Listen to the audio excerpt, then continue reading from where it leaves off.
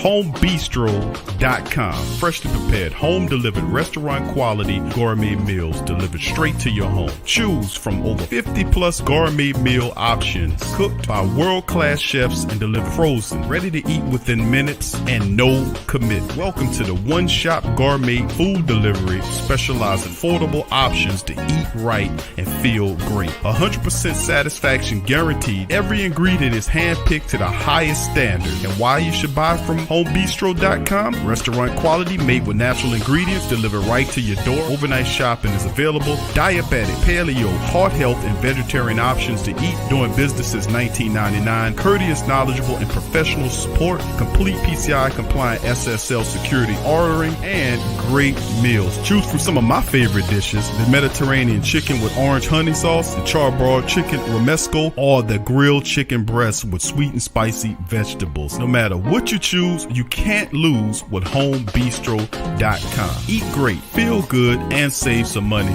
with homebistro.com. Hit the link in the description section below for more information.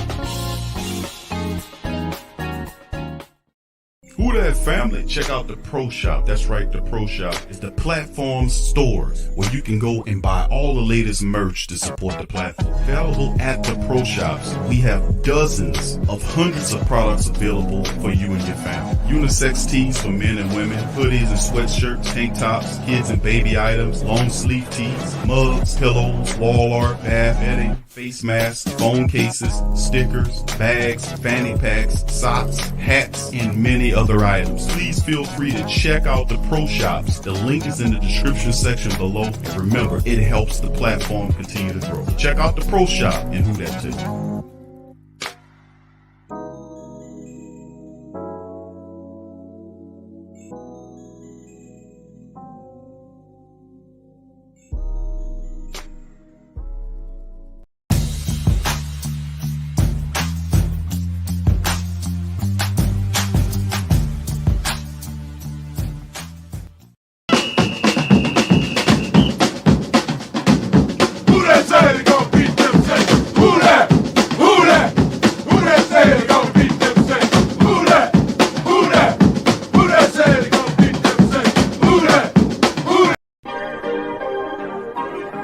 Yeah.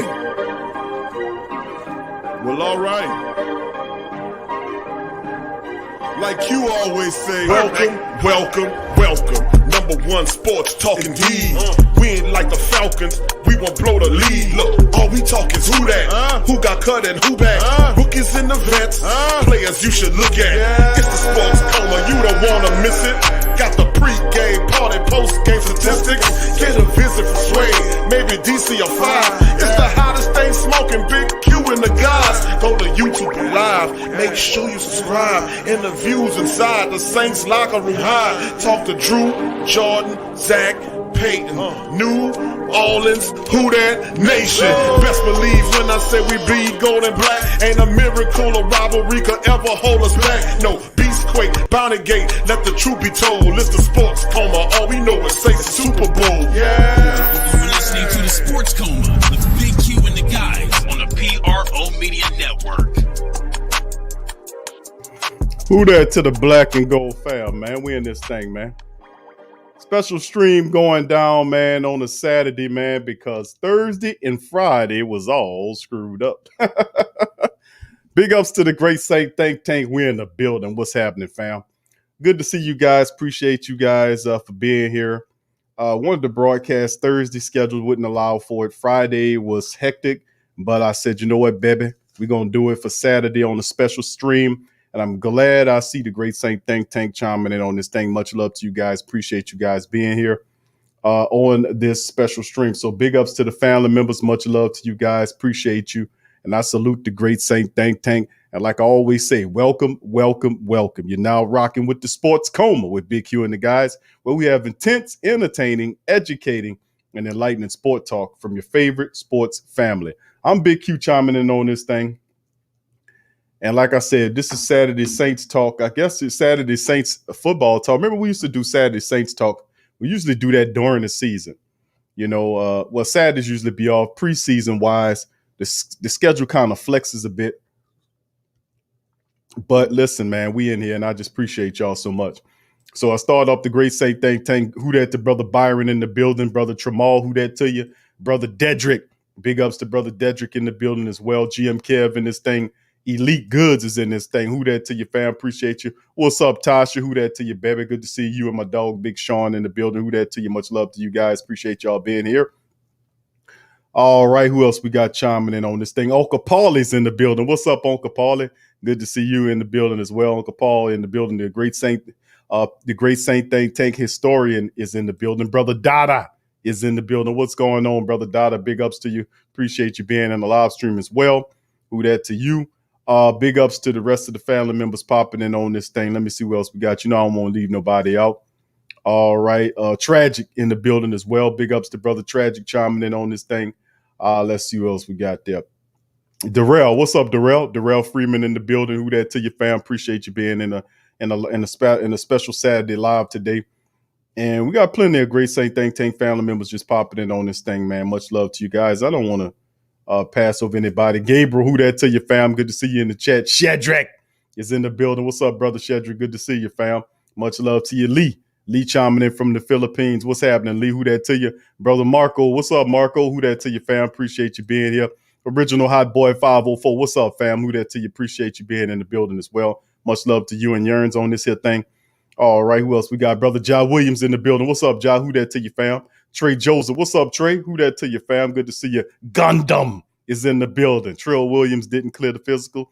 Say it ain't so. It is so, my friend. He did not clear, and he cleared the waiver. I mean, the Saints put him in the street.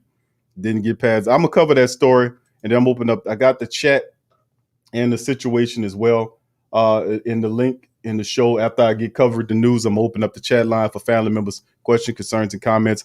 Joe Black, what's up, Joe? Who that to you, fam? Good to see you in the chat as well. Revolt Control, what's up, Revolt? Chilling in from Georgia. Troll, what's up? Troll Blewett in the building. What's up, brother Troll? Good to see you.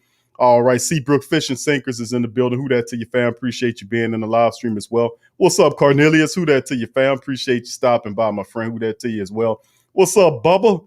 Big ups to you, brother. Good to see you. Long time, bro.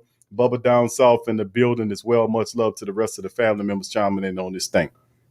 And like I said, fam, if you didn't hear your name, give me a who that, and I'll give you a who that back, baby. That's how we do it here. We recognize the great Saint Tank. Please feel free, family, to hit upon the like button if you hadn't done so already as we get going in this rendition of the Sports Coma Special Saturday Football Edition. So, I wanted to talk to the family members about some stuff that was going on last week dealing with the black and gold, man, and I think a lot of us was kind of upset by the fact that two of my favorite undrafted guys were released. And I like both of those guys. Trill Williams has so much upside. He couldn't clear his physical. I'm going to share that article with you. And then, of course, we're going to talk about who the Saints did pick up as the rookie minicamp stuff is going on. And it should be a report. About time this show is over with, I should have a report to report upon you about dealing with that anyway. And I think it's just what it is. It's the fact that it was unfortunate because Trill Williams was a guy a lot of people like. I wanted to see him on the team, man. So much upside. And then Burrell, man, was also another very good safety. The safety out of Wisconsin, man. That's unfortunate that we put them guys in the street. They couldn't beat their physical. But But in the end, the Saints are going to do their best to try to locate players that will continue to kind of move on and do some things for the team. Insofar as what's going on, in rookie minicamp. So with all that being said, the Saints get an opportunity to kind of look at guys in the first day of minicamp. And we'll go over a report by Brother Kyle T. Mosley, who filed a report 4 hours ago talking about that. We'll go over Brother Mosley, and our good friends over there at the Saints News Network will go over a report that they released today. Brother Kyle, is one of my favorite beat writers. Him and Bob Rose are two of my favorite guys, because they keep it real deal. They tell the truth. They're good people, man. Got a lot of respect and love for the Saints News Network, Mr. Kyle T. Mosley and Brother Bob Rose, honorary great Saint Tank family members. All right, so big ups to the rest of the fam. What's up, Madge? Madge Prime in the building. What's up, fam? Good to see you in the chat, man. Big ups to you, fam. Good to see you. And Brother Brian, what's up, Brian? Who that to you, fam? Good to see you chiming in as well. So with that saying, fam, please smash upon the like button. And we'll get going in some of these news. And we'll cover the Trill Williams thing, man. We'll go over it and talk about it because we got the Saints report and, of course, a few people that they signed in the end. Now, of course, no big moves are being made by the black and gold, obviously, because of there is no money there. So you see a lot of great value canned goods there being brought in, people who have upside, undrafted guys, no big name guys to speak about, like I said, because they playing a low ball game. They don't have any money. These extensions that were supposed to be done on guys like Ryan Ramczyk have failed to happen, and it's been weeks. Lattimore is another guy we can extend. Marcus Williams, we could extend these guys, but the Saints haven't done that yet, and it's hurting who they can bring in the camp right now. It definitely hurt them in the free agency wire when we could have got a guy like Casey Hayward. We're not in the conversation to name any credible veteran guy that's pushing for a starter position simply because the Saints have no money. And that's a sum total of their own doing with poor book management, with Mickey Loomis doing all these fantastical moves that got the Saints $100 million deep, and then he had to work his way back down. I'm not going to give you credit for creating Frankenstein's monster and just killing them when he was tearing up the town. I'm not going to do that. But in the end, I kept saying that, it was unsustainable for them to operate this way. Hopefully we don't do this anymore, man, because it's stupid. It's like spending other people's money. You don't give a damn if it's not your money. But that's why it's like that. I guarantee a lot of stuff would get budgeted and corrected in this country if they were spending their own money and not the people's money. They got one big ass endless credit card. So, it's ridiculous, how it operated. But in the end, we still sitting up here with no money. When it's 30 with $20+ million could be freed in extensions, and several other teams have signed players to extensions. So, think about it in reference of league wide. When you look at it from a league wide perspective, that players are re-signing contracts league wide. The Saints have not, and for whatever reason, they've waited all the way up to this point to get extensions done, which is very unusual to me. But we'll keep on maintaining it. Brian said, let's talk about the 5 quarterbacks we have on the team now, please. Well, Brian, we're going to go over it. I'm going to put up an unofficial Saints depth chart here. And the quarterbacks, obviously, Jameis. What do you want to talk about, my friend? You want to put in there exactly what you want me to talk about, these quarterbacks. You have Jameis Winston, in my opinion, is the starter. Taysom Hill is his backup simply because Taysom is going to run these Wildcat packages. And you're going to need a third activated quarterback, because if something happened to Taysom, because he's an involved player in the Saints scheme, that you need to have a third quarterback just in case something happens. And at this point, I would say it's Trevor Siemian, is not Ian Book.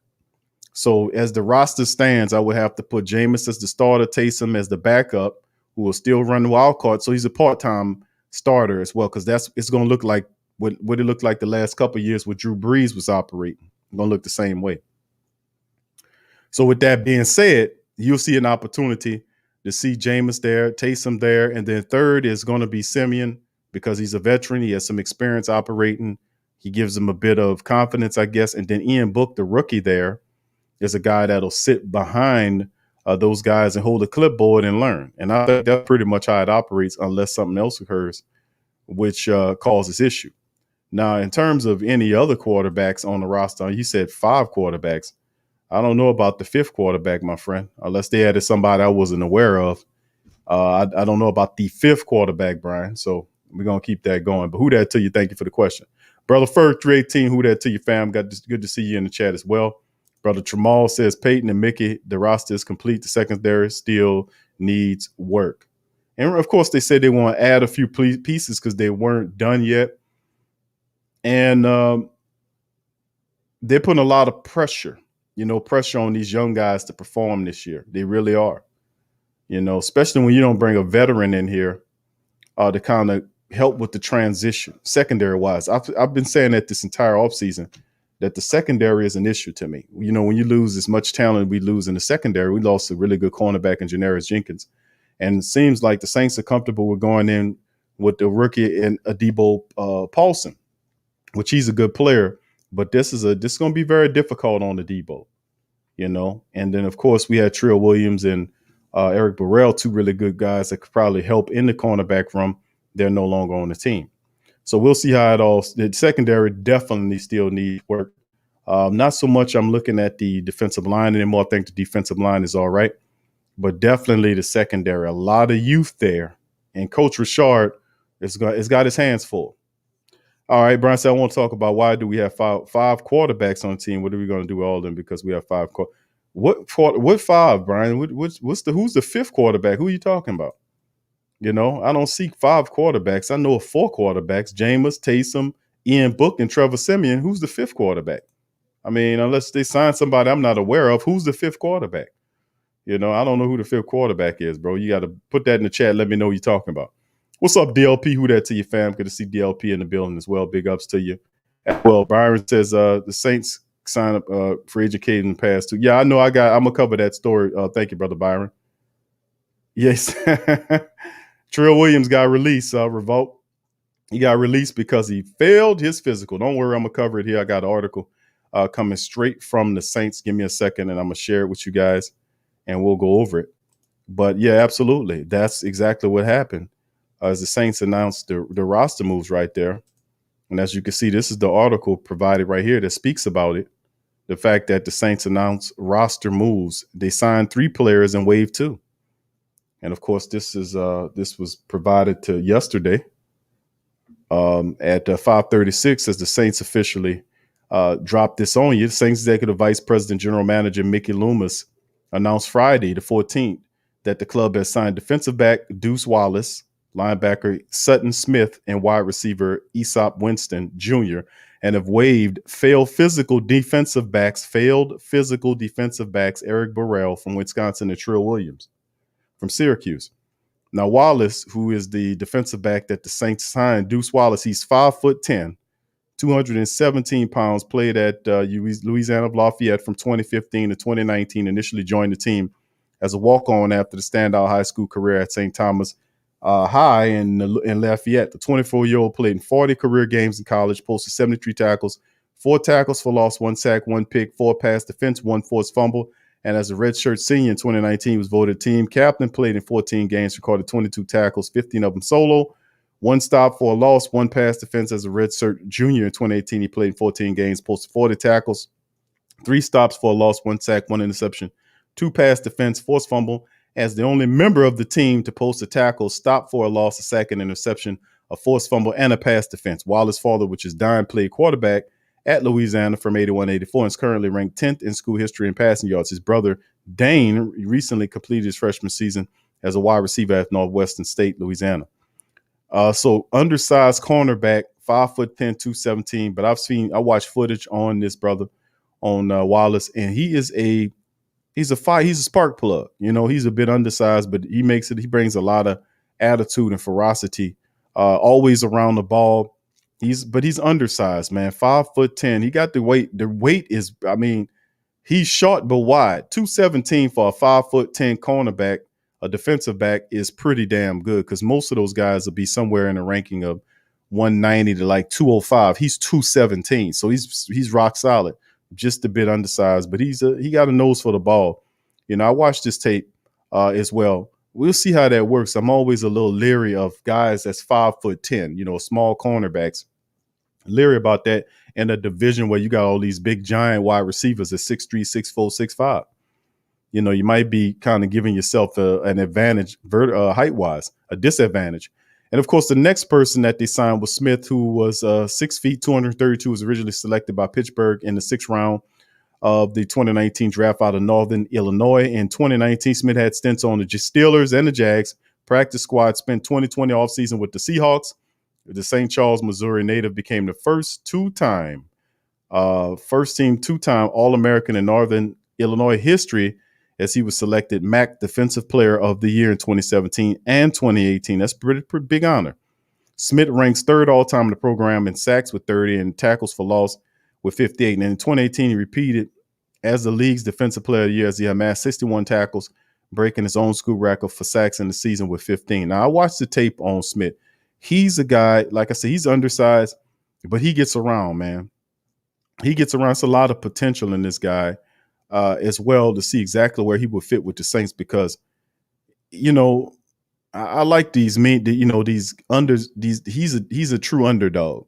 Like he had great production. If you go watch tape on Smith, he's one of these guys that find a way to get where the ball is. I mean, he is incredibly aware. It's just undersized, and a lot of people thought that he should have went higher than when he went in the draft when he went in the 6th round. A lot of people thought he should have went higher, but I did see some injury histories there, a little bit of that, but not too much to stall out the fact that I did see the kid playing football. This guy's a football player, fam. He really is. And I want to see it. This was a curious sign and would love to see what he can bring to the Saints special teams room because we need bulldogs like this guy. Remember, we had Joe Bessie from Michigan State last year. That I really like Joe Bessie.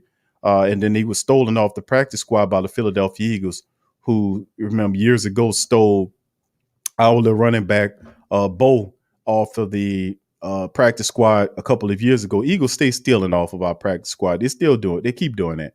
But this guy is a talent. Hopefully, we can have him to unseat some of these other linebackers that the Saints have.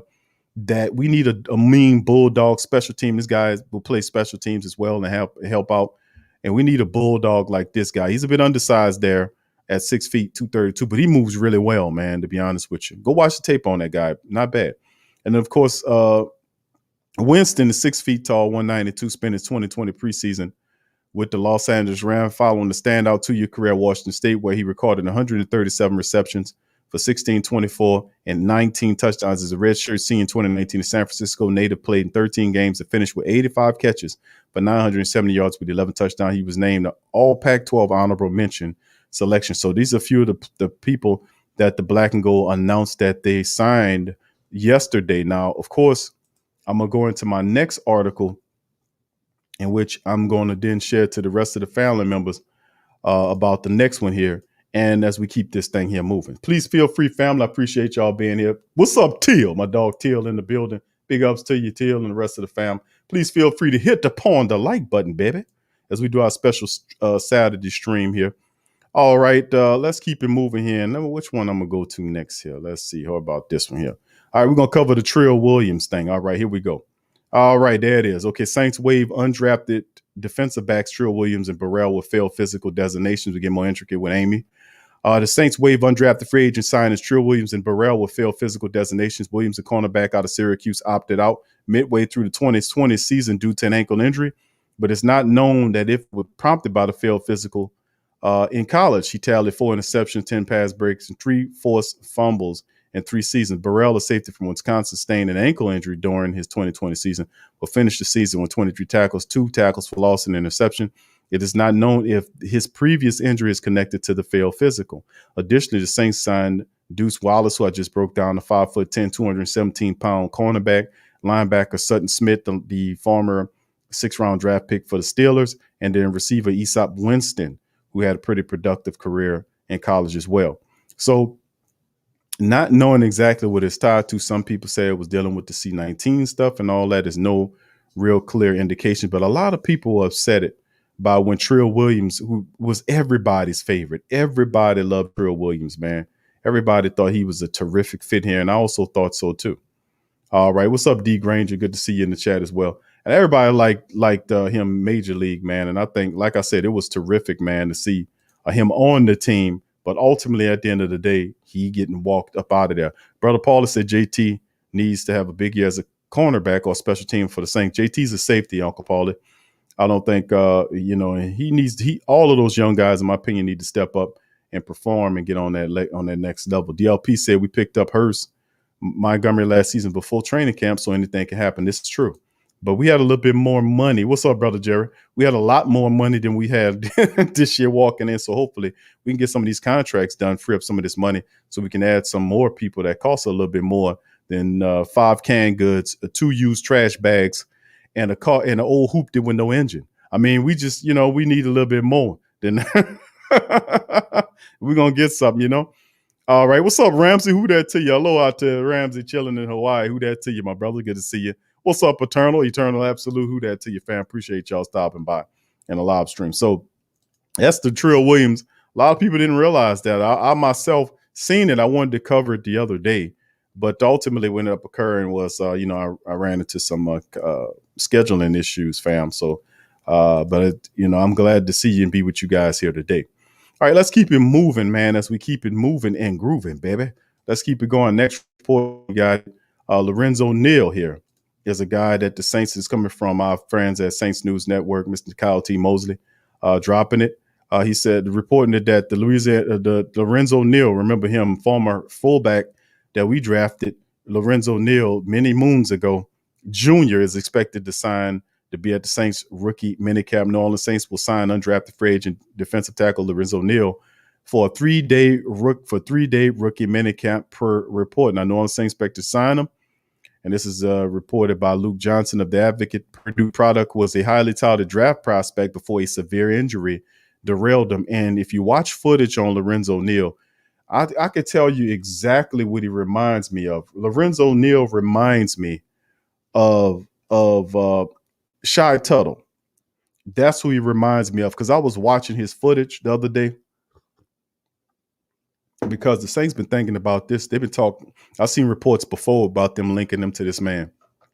And all I could see when I watched his footage was the fact that, damn, this man, he reminds me of Shy Tuttle, even down to his injury history. Remember, Shy Tuttle was a very sought after college prospect, and he went to Tennessee.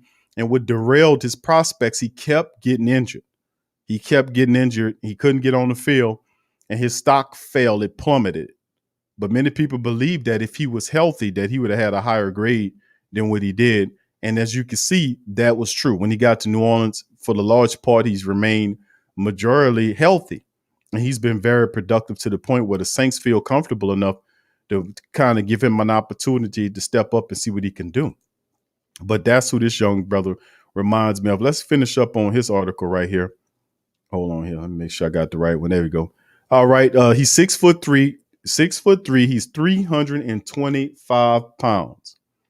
So he's big, he's heavy, but he tore his ACL in 2018, but did not fully regain his commanding role as the Boilermakers defensive lineman.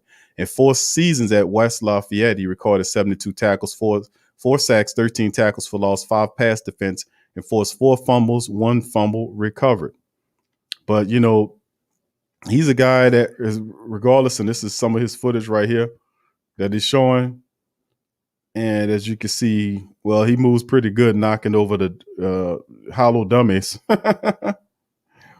But this is one of the situations, like if you put the film on and watch this brother, man, he's actually, he reminds me of Shy Tuttle. He really does. When Shy came out, aggressive, difficult, strong, and got a mean streak to him. So I think this we'll see if he can stick and stay with the black and gold nation, man. We'll see. All right, son of former Saints fullback, New Orleans drafted his father, Lorenzo Sr., in the 4th round, 89th overall in the 93 draft, many moons ago. Lorenzo played 3 years with the Saints in his 16 season and 17 in his 16 seasons and 17 career. He was a 3-time All-Pro and a member of the 2000s All-Decade team as a fullback. Yeah, and he opened up many rushing lanes for your boy, LaDainian Tomlinson.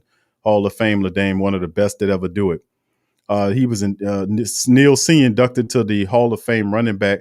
He's inducted Hall of Fame running back LaDainian Tomlinson at his induction ceremony. And he also played in block for quarterback Breeze in San Diego. So good connections there.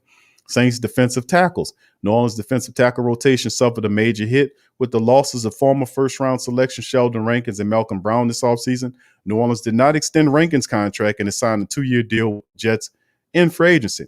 Brown was released by the Saints in a salary cap saving move in the offseason. Actually, he was traded there.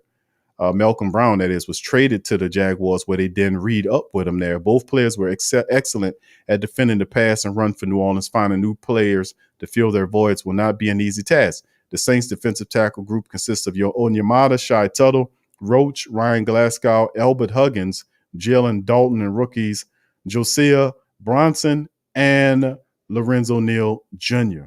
So as the Saints are trying to, they're doing their due diligence, picking up undrafted guys to fill voids, man. Let's hope that these guys remain healthy and give us production. But if anything, I know about the black and gold is that Ryan Nielsen will make sure he gets the very best out of these players. That's how with kind of confidence I got Ryan Nielsen. I think Nielsen will get the most out of the guys, whoever is actually there at the end of the day. So with that being said, we're going to go through another report here. And this is from Kyle T. Mosley as well. The Saints Saints transaction rookie mini camp May the 14th. The Saints organization made several roster moves on the first day of rookie mini camp in 2021. The Saints organization made several roster moves on the first day of rookie mini camp. So with that being said, you take a look at it, and we'll go into this article right here. Vice President General Manager Mickey Lewis announced these things, and we covered this in the previous reports with Sutton, the linebacker. Bryce Thompson from Tennessee was then announced as well. And then you look at the signing of Deuce Wallace, and Bryce Thompson is a player. He's a little bit undersized too. Wide receiver Aesop Winston, wide receiver from Washington State, and then Lawrence Woods, the defensive back from Truman State. Now, Lawrence Woods is the guy that I could not remember, and I kept talking about this guy, Lawrence Woods. I'm like, Lawrence Woods, I can't remember his name, but I was trying to figure out and tell the family members, hey, we got this smallest cornerback on the roster, Lawrence Woods. He's 5'9". He comes from Truman State. Never heard of it. But if you go back and look up the statistics and the footage on Lawrence Woods, you will find out that Lawrence Woods is a hellified special teams kick returner and punt returner. So it's almost like the Saints found a defensive version of a very young Deontay Harris. And I was like, why would you sign a 5'9" cornerback in the NFC South? Why would you do that unless you're a fool? No, the Saints ain't a fool. What they did was they went and got Lawrence Woods because they knew that he's a guy that can help them in the special teams game, because I really do think that the Saints are trying to promote Deontay Harris, the fantastic wide receiver, into more of a role as a wide receiver and strictly to the offensive side of the ball. I think they're trying to promote him there. But before he could be promoted there, they need to find somebody to take his place in that role. Now Marquez Callaway does kick return, so there's several other Saints that might help that way. But can Lawrence Woods or other players like Jalen McCleskey and a few other of these guys step up and give Deontay Harris the opportunity to become more involved steadily in the wide receiver room and on the Saints offense, as opposed to dangerous play on the special teams? We will need Deontay Harris' contributions in the wide receiver room in this upcoming season. It'll be very obvious that we most certainly will need him and what he brings with that vertical attack. Having him out there with Traquan Smith and Michael Thomas and Elvin Kamara and the rest of those guys, with Troutman and the rest of them, will give the Saints a much needed offensive push that we've been needing. He's a very explosive player. We'll love to see what he can do. Speaking of Deontay Harris and Lawrence Woods. So we'll see how it all shakes, man. But that's the guy. I was trying to figure out the man's name, and I was like, it's this guy I'm telling y'all about. He's 5'9", but he's a hellified kick return, punt return guy. The club waived undrafted defensive backs Eric Burrell and Trill Williams. Both players are a surprise move. They were projected to compete for roles in the Saints defensive backfield and special teams unit. And, of course, we covered that. Bryce Woods, wide receiver Aesop Winston, and defensive backs Lawrence Woods signings were formalities. Well, they felt that way about Deontay Harris, too. But, listen, let's see what Lawrence Woods – I'm going to keep an eye on Lawrence Woods. We're going to see, because he could have a similar move into the roster. He's a bit undersized, but like I said, he's a fantastic weapon on special teams, man. So anyway, waiver request, Burrell, as you can see, both of them listed with failed physical designations.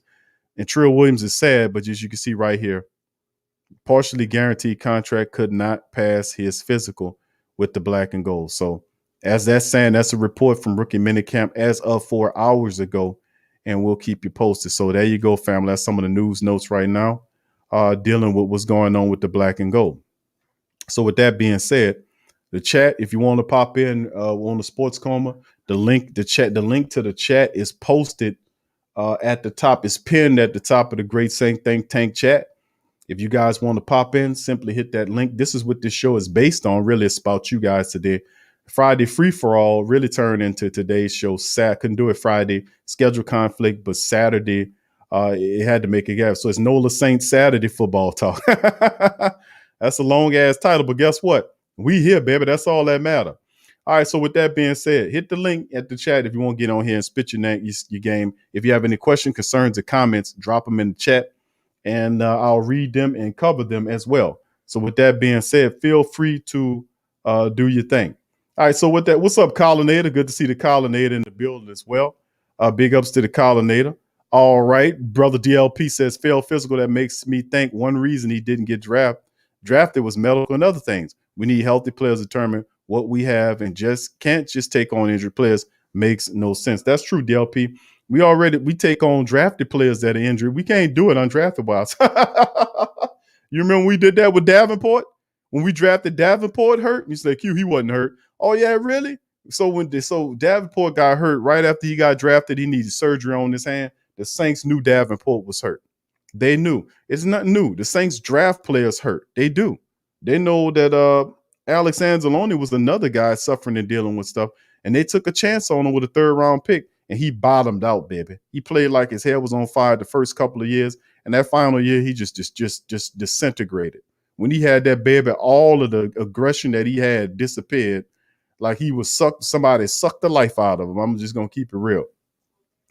But it's interesting, man, because you're absolutely right, though, DLP. Getting undrafted guys that are hurt ain't a thing. But, sometimes a guy like when the Cowboys had Jalen Smith, he fell to him, and they just couldn't pass him up. And they shelved him for a couple of years, but they were okay at the linebacker position.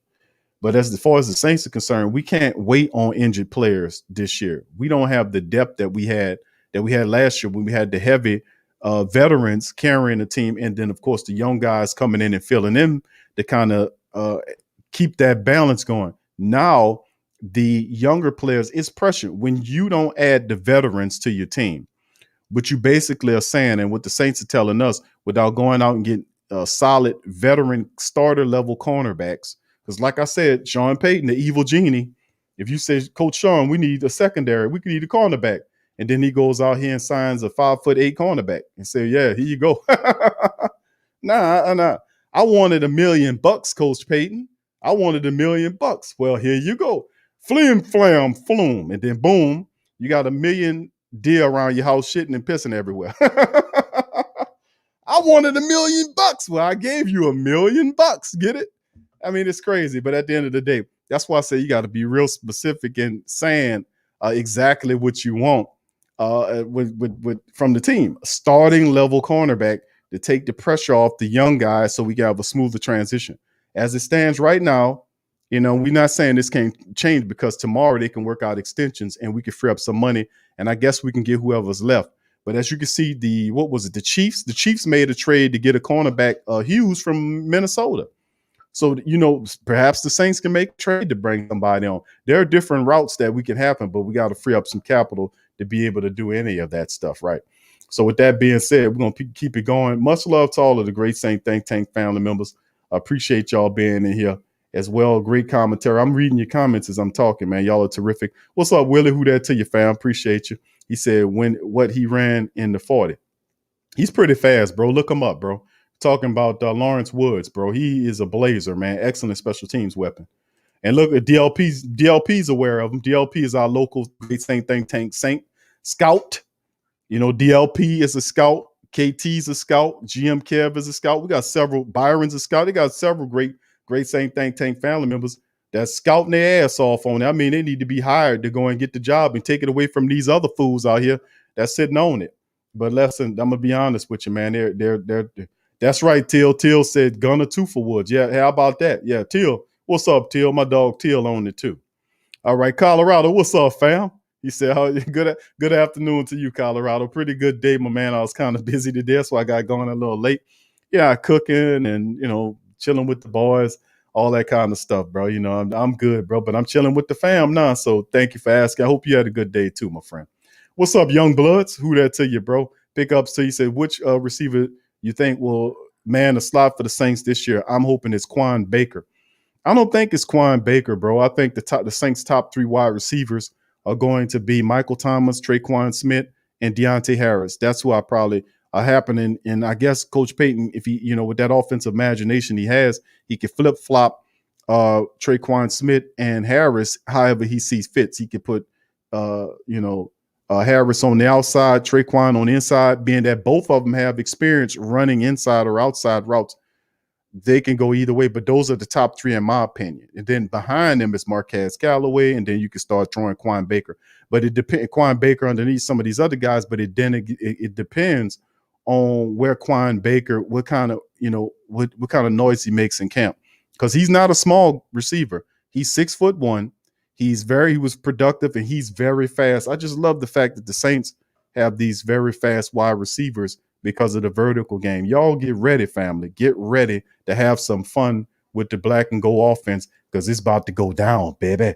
Baby is going down, baby. Baby is going down. All right, so big up. What's up, Clint? Big ups to Clint. Claude, who that to you, fam? Good to see you. I hate they got. Yeah, but he was hurt, bro, so they had to put him in the street.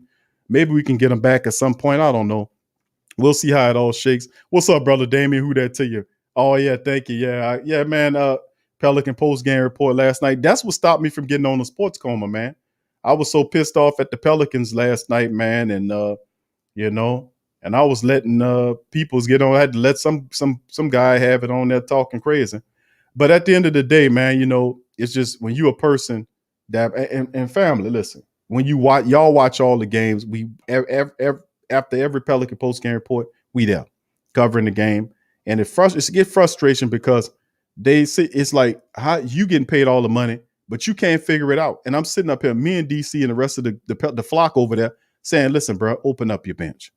If you can't communicate with the players because your breath stank or you're slobbering and spitting on them, get Coach V or Teresa Witherspoon or Corey Brewer, let them talk to them. Tell them what you want them to know, which is a problem because if you a coach, you got to talk to your own players. Then I was talking about the fact that the general manager is not really general managing anything. He's absent. He's an invisible general manager, Langdon. So I do silly shit sometimes to make fun of him, to make light of it, like I do my mom thing. I do a mom thing with Trajan Langdon. Y'all got to watch it over there. But, man, yeah, but I appreciate you being there, Damon, on that. That's what pushed me over, man. I was on there breathing fire. I was on that goddamn show too long, man. I was breathing fire. And they got people on the sports com. I was only supposed to be on that 45 minutes to an hour. I don't remember what it was, but I knew it way longer than that. I said, well, God damn it. I got off of there, man. It was 2:00 in the morning. I said, good grief, man. The family members waiting and all that. I said, man, listen, that's wrong, baby. I got to do a show on Saturday to make it up to him, baby. Baby, I got to make it up to him. So with that being said, appreciate you, damn, for being there. Willie, what's up, fam? See, all the speculation on these players, y'all ain't never going to know. Oh, here go Willie. Willie, don't drown. Don't bring the negative vibes on the Saturday show. Willie, come on, bro. It's the Saturday show. Can we get positive Willie Bibbins today? Can we get positive Willie Bibbins today? My bad.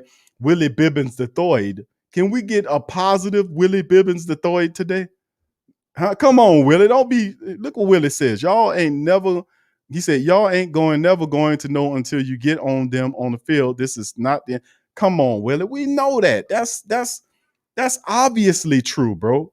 That you don't know until they get on the field. What we're talking about is what they did up to this point. For me to say, well, they ain't gonna be NFL players, I can't say that because they haven't stepped out there to show it yet. All I can do is talk to you about what I seen from a football perspective in college. And most of these players were productive and did very well at what they did. I mean, come on, Willie. Let's not drown the players, man, before they get here.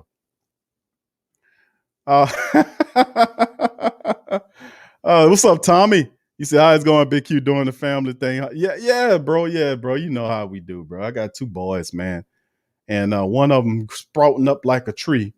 I had to go over to Pennis. Remember that? Y'all know I'm old school. I said Pennis. I had to go over to JC Pennis, baby, and go find some pants for him, baby.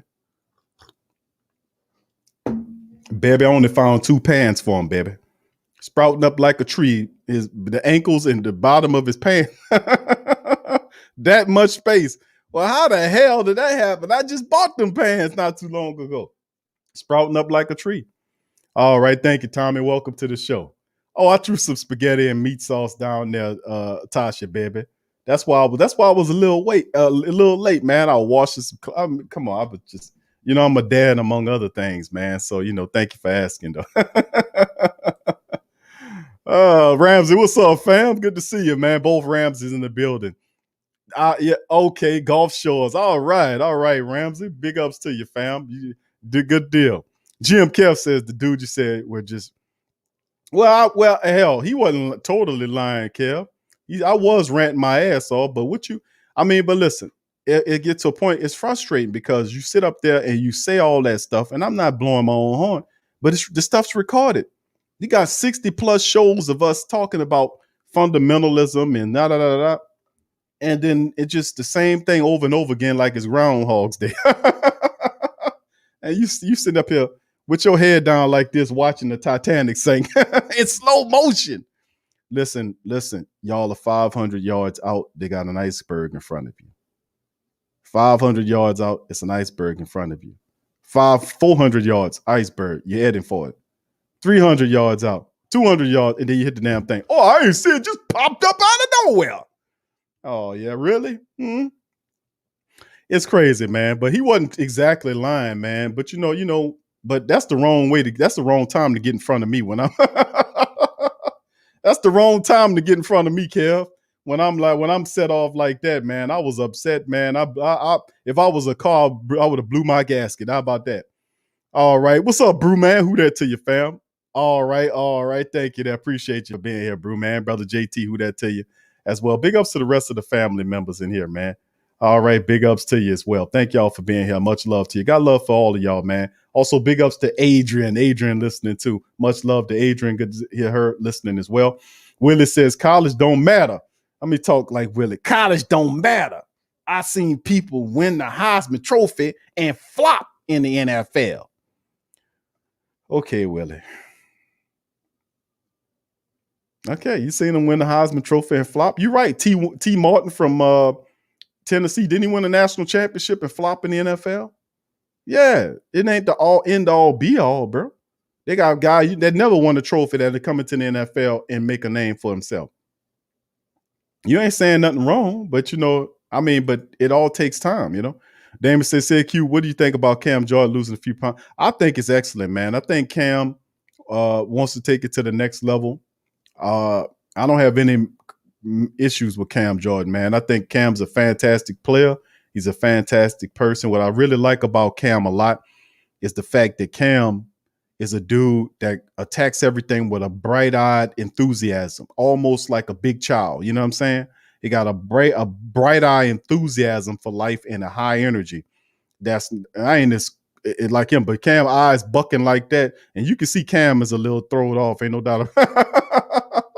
Cam is definitely thrown the hell off, but in a good way. You know what I mean? I think Cam is a great dude, man, and he does a lot of really good things, man, to try to help, even though a lot of people don't agree with the money. He gave up 120 G's to some program there, with the police officers, but at least he trying to do something, you know what I'm saying? And I realized like most of these guys, it depends, because there is, from what I just my spec, just what I see, just from my observation, the things that I've read and learned over time and my experiences of being on this planet 40 plus years, is that I realized that most of these athletes are in a control dynamic, and that's done that way to create a certain mindset or a state of mind to keep them separated from the rest of the people to a degree.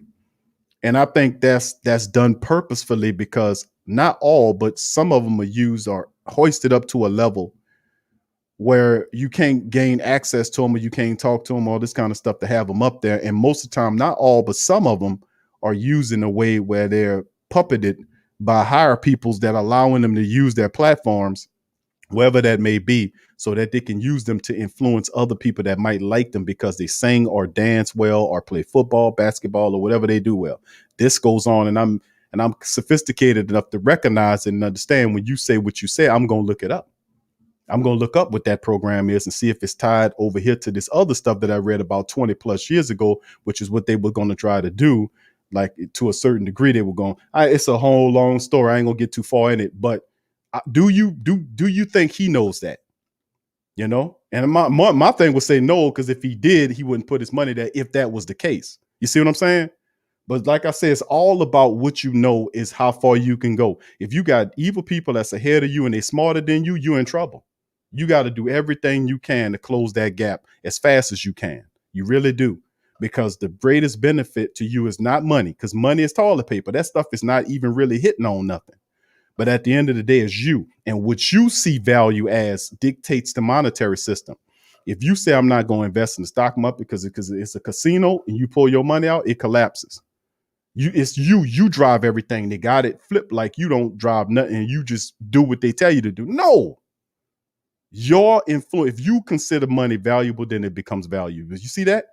It's almost like if you think a BMW, oh, that's a really great car, then you stop thinking BMW ain't shit. I won't make a Neon or whatever the greatest car. Then that car would become a top selling car simply because you decided it was that. That's how it operates. Well, if that's the case, that means that you control and run it, not them. But they do great things to make you think the opposite way around because everything is flip-flopped. You know, so I don't think a lot of these guys know that. It took me some time to figure it out. And most of these guys, they don't know that. They really don't. And some people do a good service to keep them away from learning that kind of stuff. Because if you had some of them guys, they took some of that money and sent it back to these impoverished neighborhoods and they started turning stuff around, that might mess with some gentrification plans that's on the docket. You see, it's a reason why things are where they are and what they are because of the state of the mind of the people. If the state of the mind of the people improves, ain't nothing them other people can do about that. Just keeping it real. It's about the state of your mind. Like an old wise man told me that riches or abundance comes to, it's not racial specific or genre specific. That's bullcrap. If you a mindset person with success on your mind and brain, then it'll come to you. It'll happen for you regardless, baby. If you having a hard time and dysfunctionality is occurring, it could be a number of things that can happen, but it starts with the mind. If we can fix that and investigate it, then we can understand that all things around you, either you weave your own reality or somebody or bodies is going to weave a reality for you. And you might not like how it look, baby. Let me just keep it real, but enough of that. All right, so we're going to move on. I got a couple of brothers on now. I got Uncle Paulie on the line right now. Brother Kendall, who that to you, brother? Good to see you in the chat. All right, big ups to you. Tasha says, Tasha, was you on there? Tasha, was you on there last night? You know, because I was talking, I was upset, man. I was going off. The last couple of shows I've been ranting, well, on the Pelican Post Game Report. You know, I've been pretty mellow and cool, but man, them people made me upset. You know, with all this old foolishness. Yeah, I know, Trey. Thank you, fam. Thank you, now. All right, big ups. What's up, Alex? Who that to you, fam? Good to see Alex Carlin in the building. What's up, Chris? Thoughts on the end book? We need to hit the like. Thank you, Chris.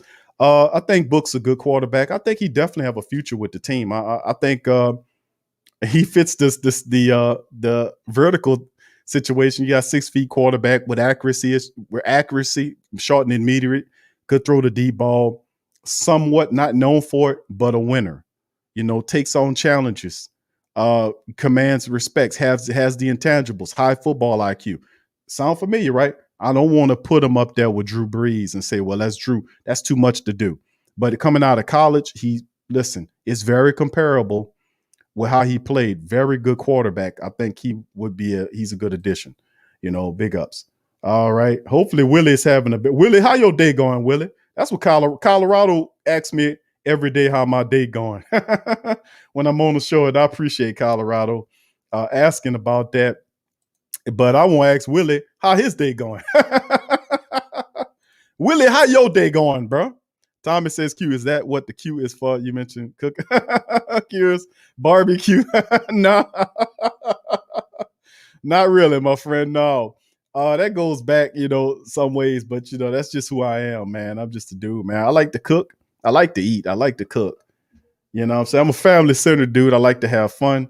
You know what I'm saying? And as you can see, who I am is who I am, man. We can go have a barbecue and I could be joking and drinking some beer and chilling with y'all and telling some jokes and laughing and having some fun, you know what I'm saying? And just enjoying life, man. That's what it's really about. All right. Thank you there, Brian. Thank you, Brian Parker. Who that to you, Brian? Good to see you. Both Brian's in the building. Brother Daniel, who that to you? He said, hit the like button. What's up, brother Daniel? How you doing, my friend? Appreciate you. My dog B Jizzle in the building. What's up, B Jizzle? Good to see you, fam. Says Cam do look like a nose tackle. Might be the next move, bro. He might switch his ass to line, but we thinking about moving Cam inside. Oh, okay. They did Wayne Martin that. Remember that, family? Brother Paul will tell you that. They moved Wayne Martin inside in the back part of his career. The great Wayne Martin, one of my all-time favorite Saints, not named Ricky Jackson. Wayne Martin. Nobody talk about Wayne Martin, but Wayne Martin was an absolute wildebeest. Loved Wayne Martin. Loved how he played the game.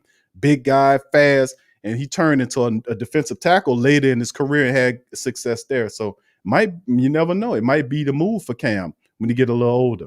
He got 3 years left in his contract? So it is what it is. All right, DLP said instead of being negative, he put his money to help. That's right. And you're right, CDLP. That's what I'm saying, because the brother, he trying to do something. He trying to change something, bro. And I can't be mad at him for that. Not everybody know everything. But sooner or later, he'll figure it out if he don't already know. We all do eventually. What's up, Swag? Appreciate you being here as well.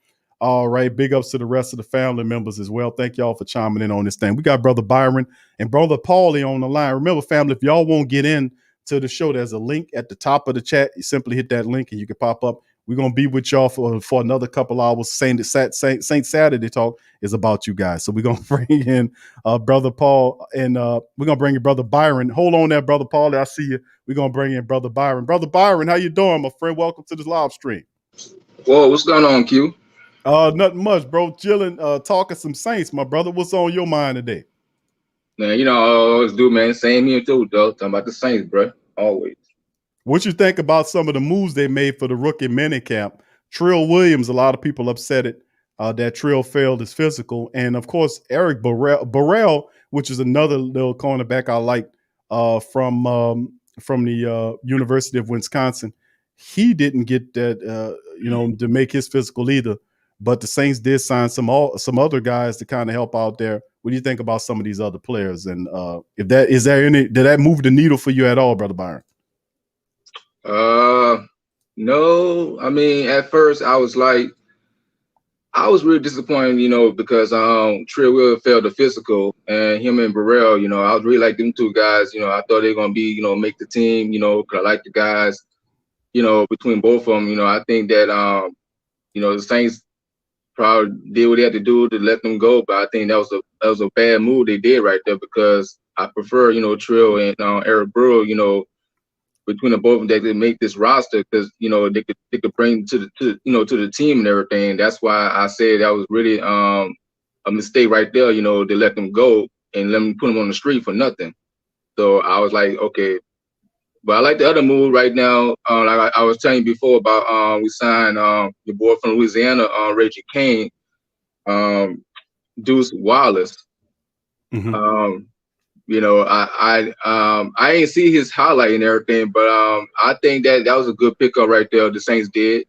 We needed, like I said, we needed to address that secondary. We needed another corner, behind Lattimore, and you got drafted on Odebo, and that's why I say that was a good idea the Saints did right there to get your boy from Louisiana, Deuce Wallace. But I was really mad about Trill Williams and Burrell got failed the physical. That was bad right there.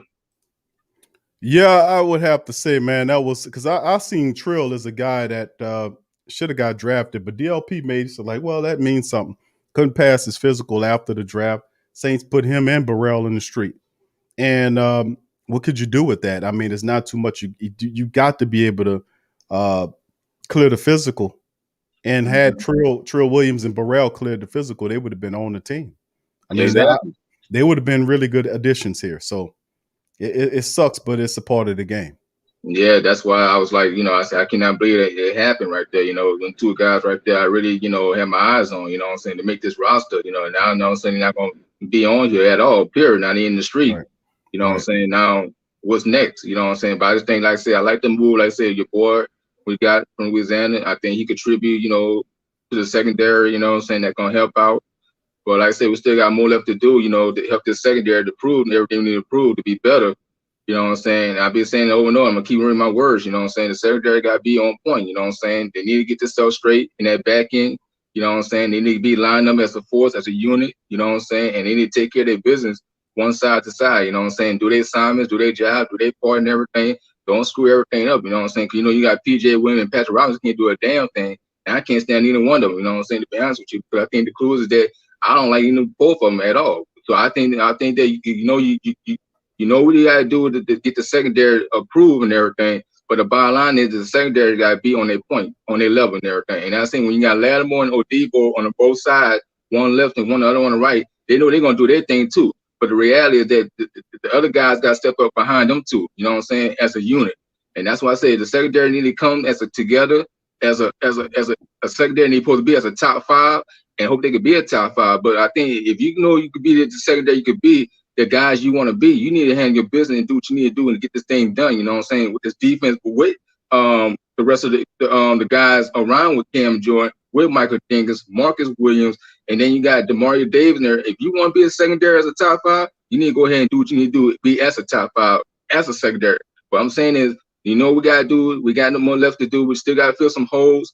We still got to address everything we need to address in this defense and everything. The back end, the front end, and everything. And I think we can need to get another free agency veteran and everything. And I think we can just go ahead and keep on what we need to do. But right now, we just got to take care of what we need to take care of first.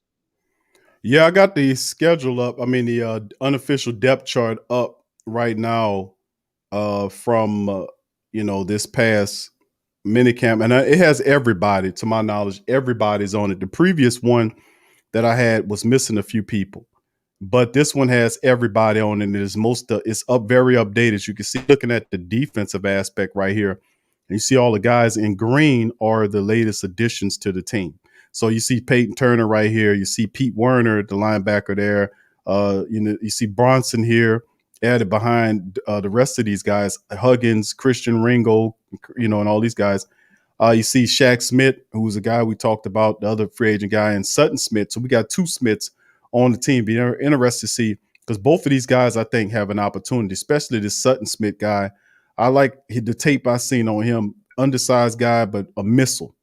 Hard-hitting guy, always around the ball. Would love to see one of these guys step up to the second tier behind guys like Zach Bowen and Demario Davis is here. And, of course, we know Caden Ellis has been on this roster as well. But we need some young, maybe two or so of these young linebackers to step up. Then when you look at the secondary, you see right here, Laddie Dad here. You see Paulson Adebo right here, a position. He should be the starter here. And you see those two against each other. Then the third guy is going to be Chauncey Gardner-Johnson position at the third. The nickel back, as it were, then the dime back is Patrick Robinson.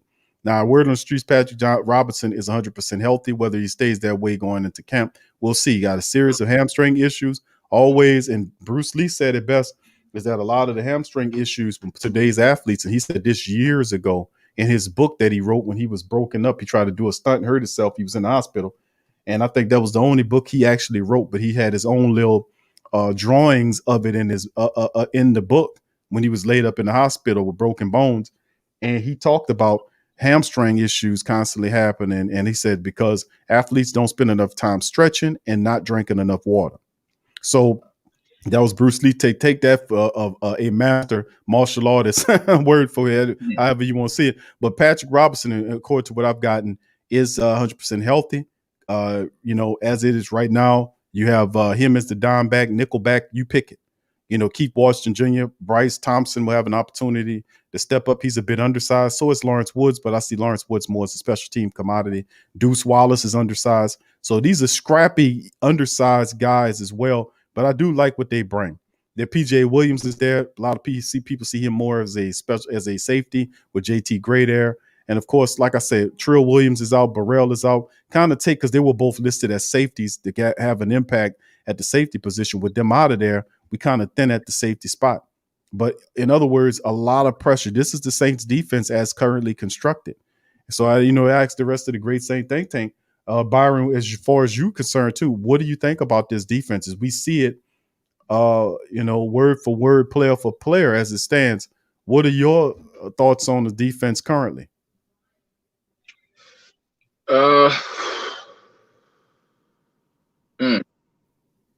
That's a tough one. I mean, they're in a tough situation though. I mean, I've been saying over and over, but they need to find a way, bro, to get this add more, this secondary, bro. I mean, I don't see so much that I'm looking at right in front of my face. You know what I'm saying? Because you say you got Patrick Robinson can play as a dime, you got Chauncey Garner play as a nickel. I mean, you got Latimer, Oladipo, like I say, on left hand side, right hand side. PJ Williams more like a safety, he not as a corner. I mean, because you don't know he get burned every time we playing the slide as a corner. So I just think that we need to get some more corners, bro, to come in, contribute to the secondary, bro. You know what I'm saying? Because like I said, you need to add more depth. You know what I'm saying? You need to add more depth. And you can go find a veteran like Richard Sherman. Richard Sherman's still out there, bro. And I'll just tell you one thing. The Saints need to feel some more money, bro. They need to feel some more money. They need to open up that money and get this signing guys they could bring to this team, bro. I don't know what's going on with Mickey Mouse. You know what I'm saying? But he need to tie his ass up, bro. He need to get himself going, bro. Because I don't know what he's doing right now, and I don't know what he's like predict. Like he's seeing where everything in this team is not going to be surround of the pieces that we need to put in hold that we need to fill. Because I'm telling you one thing: come September the 12th, when we play Green Bay at home, 3:25 p.m. I know it's gonna be packing that dome though. But I'm gonna tell you one thing, bro. I know they're gonna have Aaron Rodgers and everything, but I'm gonna tell you, if you want to get here and come out with a fast start and start at 1-0 at home, you need to go ahead and take care of this business and get this team organized. But I'm telling you, the time is ticking right now. You know what I'm saying? You ain't gotta waste no time to play around this though, bro. We gotta get serious about this stuff. You know what I'm saying? We need to get more physical to get some guys we need to bring in this damn team that we're gonna be into the season. You know what I'm saying? You can't mess around for nothing, and then you can't tell who is not gonna be on the starting lineup. And we don't know what's gonna be between Lattimore, because he might miss 2 games because he might be suspended for the open season. So it's time to get some guys that we need to sign right now, ASAP. You need to go get Richard Sherman. You know what I'm saying? He's still available. You need to open up that money right now. Mickey Mouse need to do his thing. He need to take care of himself, bro. He need to be his partner as a general manager. You know what I'm saying? And I think he need to get himself way on his head, get his mind, and get himself focused. But I'm telling you one thing, you got training camp coming up and everything, you got 20-minute camp and everything. So why also you wasting the push? Why you wasting the push? And you guys know you ain't got nobody on the damn on the roster on the secondary that know you besides Lattimore and Oladipo that's know they're gonna do. But the point is you need to get this secondary filled right on the dotted line. You know what I'm saying? You can't mess around with stuff that you say, oh yeah, okay, we got Patrick Robinson, okay, you got PJ Williams. Okay, we see that though. But who's going to be the other guys going to be behind that though? That's going to be the question. Because I'm saying is, you got Michael Jenkins, you got Marcus Williams, you got JT Gray and everything. That's a safety core right there. But what I'm saying is, who's going to be the guys going to step in this damn secondary that's going to do what they're going to do once the season begin coming in September? That's what I want to see right there. Because I'm saying, if you don't go get them guys that's in the free agency and everything, that's going to be a low blow right there. And everybody going to see and say, oh, okay, why the Saints not doing this? Why the Saints not doing that? Well, you know why? Because they don't want to do a damn thing about it. Because they don't get other guys that are going to put out the market that's still available out on the streets. This is Brother Byron is talking that real, man. And I agree with Brother Byron 100% on that, especially we talking about freeing up the money. That's why we see I want to say cheaper players the Saints are picking up as opposed to some veterans. And I ain't saying a bunch of veterans, but at least 2 veterans. Some of them. You ain't got to get a whole lot. Just be like, say, get some guys that's going to help this team, though. I'm not saying you're going to get more than 4 or 5 guys. Just get some less guys that's going to help the secondary. That's all that matters. I'm not saying you're going to get about, many players that we're going to look at, but I'm saying get the guys that we know we're going to get, that we need to put on this team as a roster so it can help the secondary be ready for the season. I'm not saying that you want to do this and not going to do something about it. You need to get this thing fixed. Because I'm saying you wasted too much going on, and we're taking all the time and the pressure's on the Saints right now. The pressure's on the Saints right now. And Sean Payne and Mickey Mouse need to get this up together and let the boots and tighten them boots up. Because I'm saying you can't take everything away from it. If you're not going to do something about it, then it's going to be a bigger problem that you're going to see in time in come 21 season. Everybody Byron talking that true talk there, man. Love it. Brother Dodd, appreciate your super chat, my friend. He says, Q, Ireland did a nice interview on Atlantic with Duncan, breaking down all the insight on the draft pick. Great read. I didn't see that one, bro. I'm going to check that one out. Thank you for putting that on our brains there, brother Dodd. And big ups to Mocha. What's up, Mocha? Thank you for the super chat. Shout out to you, Appreciate you Mocha. being a Shout out lot to you, in the live stream. So much love to both Mocha and brother Dada for your Shout super out to you, chats and Dada, contributions. everyone. Thank y'all. Appreciate y'all. All right. Big ups to the rest of the family members. Once again, Mocha and the rest of the family members. Much love to you guys as well. Kevin says, yeah, Byron, you're right. If we want Sherman, let's get him in the building. A lot of people kind of soften into the idea of Sherman being here because I had to fight through a lot of people thinking that it's a luxury. Oh, Q, he's a luxury pick. No, he ain't. We could use Sherman here. I mean, we got too many young people in the secondary, and coach, we got a new secondary coach who's coming here. He's going to need some veterans to help out, and all he has is Patrick Robinson and PJ Williams. We need somebody that actually good. Now, and I said Sherman's he was never athletic, but Sherman's gift is his intelligence and his ability to place himself in positions where he can make plays on the ball. That's what makes Richard Sherman valuable. 2 years ago, Richard Sherman was second team all NFL. He was hurt. He was hurt this last year. Like he's washed Q. No, he's not. He was hurt. What's up, Adrian, baby? Who that to you? Good to see you. Adrian? Who that to you, Big ups to you. Ken Rasa Bloodstone is in the building. What's up, Ken Rasa? Good to you, Ken Rasa. Absolutely. You're absolutely right, brother Byron. And Abraham, who that to you? Mr. 504's in the building. 504 Easy. What's up, fam? Yeah, I did. I speaked on Lorenzo Neal Jr. I think he reminds me, bro, when I watched the tape on Lorenzo Neal Jr., he reminds me of Shy Tuttle. When Shy Tuttle was in college, when he was coming out, he was making plays. He reminds me of Shy Tuttle, the way he played. Now, Shy is a lot more refined than what Lorenzo is right now.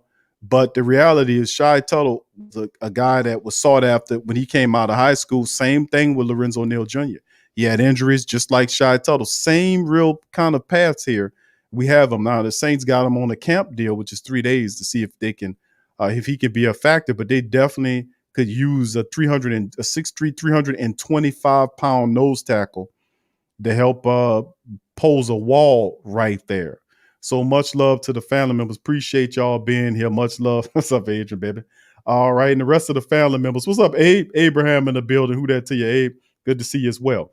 All right. Now, what we're going to do is I'm going to kind of expedite things. Brother Byron, you stay right where y'all. I'm going to bring in Brother Jerry. And bring the Jerry there. I see my dog Teal as well. I see you, Teal. Who that to you, my dog? I'm going to bring you in a few. I'll just be a little bit patient with me, my brother. Brother Jerry, welcome to the show, bro. Hey, what's going on, Big Q? Doing good, Brother Jay. How you doing today? I'm doing good. What's going on, Byron? What's going on, Jerry, bitch? All is well, man. All is well. Hey, don't worry, bro. It's all good. Go ahead, Brother Jerry. Brother Jerry, what you think about some of the moves today? We're doing the rookie mini camp today, 3 days for the Saints, and they made a few moves. They released Trill Williams and a few of these guys. What are your thoughts on these guys? Well, Big Q, that last name you just mentioned about Trill Williams, I really wanted to see what this guy is capable of, but after what I heard that he failed his physical, it kind of stunned me. Yeah. You and me both. It really kind of stunned me right there. But all the other, but the other rookies, I'm looking forward to watching them and see what they got. Yeah, we got a lot to figure on because a lot of the stuff we doing right now is working with young people because we don't have much money. Brother Byron saying we need to get extensions done so we can open up that money. Right. But other than that, after looking at this schedule, Big Q, I pretty much seeing us going 13-4. I'm not gonna do like Byron did on Friday night, predicting that we're undefeated, and I'm not gonna predict that. Look, that on Madden if you want. Hey man, hey, it's all crazy. I can make my prediction though, you know what I'm saying? I'm just trying to keep it real.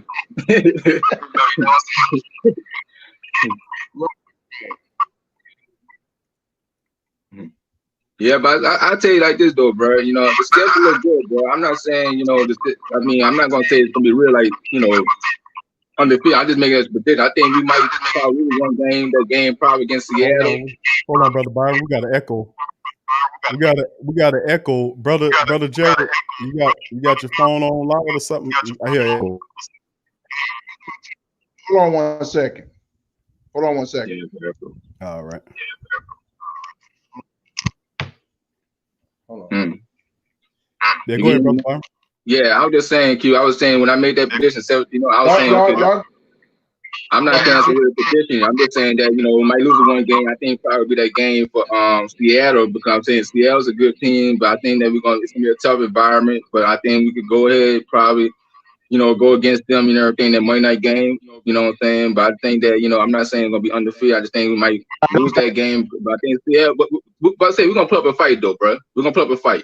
You know what I'm saying? It's gonna be a battle. You know what I'm saying? We know we like battles against teams and everything, you know what I'm saying? There's some good teams on the schedule, though, bro. No doubt. There's some good scheduled teams that we facing, though, bro. I think we're going to go ahead and do our thing, bro. We're going to handle our business, you know what I'm saying, and hope that we can come out and win. If not, then it's cool with it. We lose, you know what I'm saying, fair and square.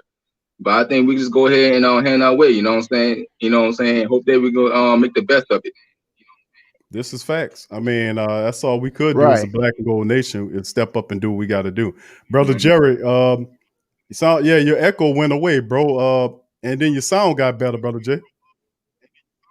Yeah, I had to go ahead and get my headset and plug up, so I hope it sound better. Yeah, way better, bro. A lot better. Go ahead, brother Jerry. What you were saying? No, I was telling bro Byron, but he already covered it up. He predicted that we were gonna go undefeated, but I said Friday night. I said it's gonna take it's gonna take a prayer. It's gonna take everything that we have to do to go undefeated. We tried that once, and look what happened. So, like I said, I'm predicting that we go like 13-4 or possible 14-3 at the least. Just throwing some speculation out there. That's all. Yeah. I think that's a sound prediction. But if we can, like I said, bro, I don't have any qualms with the offense. I really don't. The Saints offense, and like we said, we put it up on the screen here for family members who probably ain't see it. This is an unofficial depth chart right here. If you want to see the whole thing, you can go to ourlads.com, and that's a resource I use for such matters. And you guys can actually dig it up. Let me see if I can enlarge it a bit so you can see it a little bit better. But this is the Saints roster right here currently. And as you can look at the offense, we talked about it. You see Thomas and Traquan Smith as the top targets, but offensively speaking, I think the Saints will be fine because we'll be more run based. But if you look at the defensive side of it, which is where I was speculating, that's okay, we need to get better there. And really, I was pointing out prior to the draft, leading up to it, was the fact that I was saying that the secondary needed help. Well, the safeties are thin with the loss because Trill Williams and Eric Burrell were two safeties. When they failed their physicals, as it stands, the Saints just went into it with what they have. I mean, Bryce Thompson and the rest of these guys are cornerbacks, and they're not going to help you out there. So I'm thinking probably the Saints will probably add another safety or a few players. We still got a long ways to go adding players. We're not at that limit, not even close. So, right. The defense here, brother Jerry, I'm gonna go with you first. I see the depth. Go ahead, because I'm just saying. I'm just looking at the chart right here, and it's look like a pretty decent squad right there. Yeah, we got a lot of great talent on the team. I mean, really interesting. I think the biggest question mark would be is what's going on with the cornerback position. You know, what's going on with the cornerback position? Is Adebo the man, and are we going with that? It looks like the Saints might just do that. I mean, Adebo will start. Abraham said 15-1. So no, it is what it is. Q, before I go any further, I want to give a shout out to everybody that's in the chat. Who that to everybody? I hope y'all weekend is going well. Love you all so much. Who that to everybody? Let's get it done. Yep. Right. And yeah, this is a big part of it, man. I'm always good to to say hello to the great Saints think tank That's what's up. as always. Hmm. Yep. And So Byron, who you that? already know where I'm going with this. Like Big Q always say, Let's we get it. always welcome, welcome, welcome. We rocking with the sports coma with Big Q and the guys. Where we have intense, Yeah. educated, and enlightening sports family where we talk New Orleans Saints. Holla at your boy. Woo woo. What it do? But I tell you, Eric, I'll tell you, Jared get better every time, man. He got that down good, man. Got Jared, on tag, man. brother Jared get better every time he said, man. I tell you, You got it on pack, though. Yeah, he got yeah, on lock. but you the mastermind at this. I was just catching up. Been a long time there, brother Jared. Been running that for a while, bro. Been a long time, my friend. But listen, fam, I'm gonna give y'all the last. We got Till and we got brother Big Easy K Scott coming behind Yeah. y'all next. So I'm gonna give each one of you brothers the floor for your final commentaries on the Saints at this point. Go ahead and start with you, brother Jerry, then brother Byron. Okay. Well, Big Q, after looking at the schedule earlier this week, I explained this on Friday night with the Who That Nation Chatline podcast, and you were right there too, Byron. That I like this. I like the schedule. What I'm seeing right there. I don't have a problem with the bye week in week 6, but it would have been a lot better if our bye week was in week 9. Now follow me. From weeks 1 to 8, that's your first 8 games right there. Plus you got the bye week in the middle.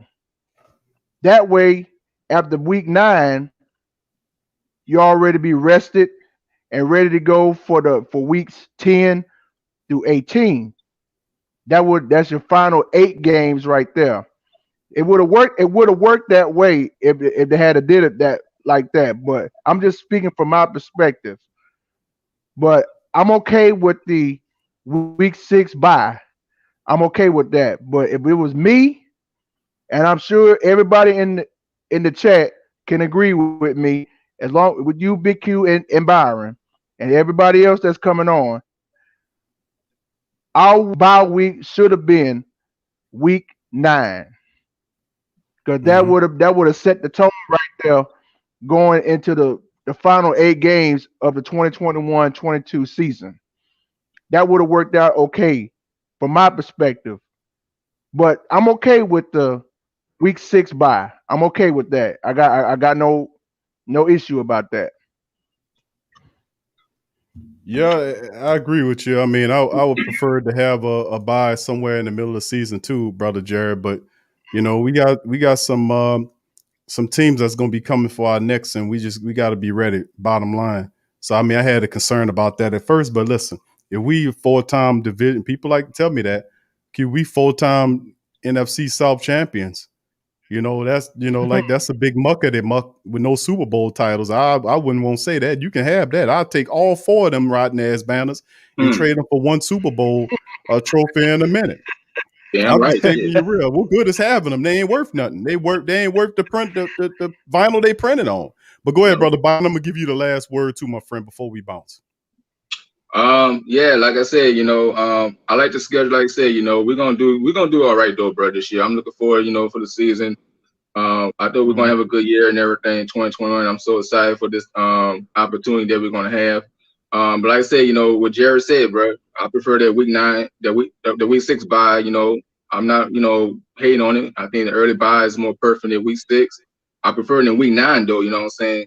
Same go like that also. But I think the week 6 is more better for us though. You know what I'm saying? But I think we could get, down the stretch, these 8 games into the other 10 games, you know what I'm saying, into the season. I think we just go ahead and do what we need to do and hope that we can have a good, fantastic 2021 season and everything, you know what I'm saying? But the bottom line is I think we just gotta take care of our business though, bro, in each games, you know what I'm saying? There's some very important games that we need to do And by look at the teams that we got on our schedule, man, hey, bro, you can't sleep on these teams, though, bro. You cannot sleep on these No, teams.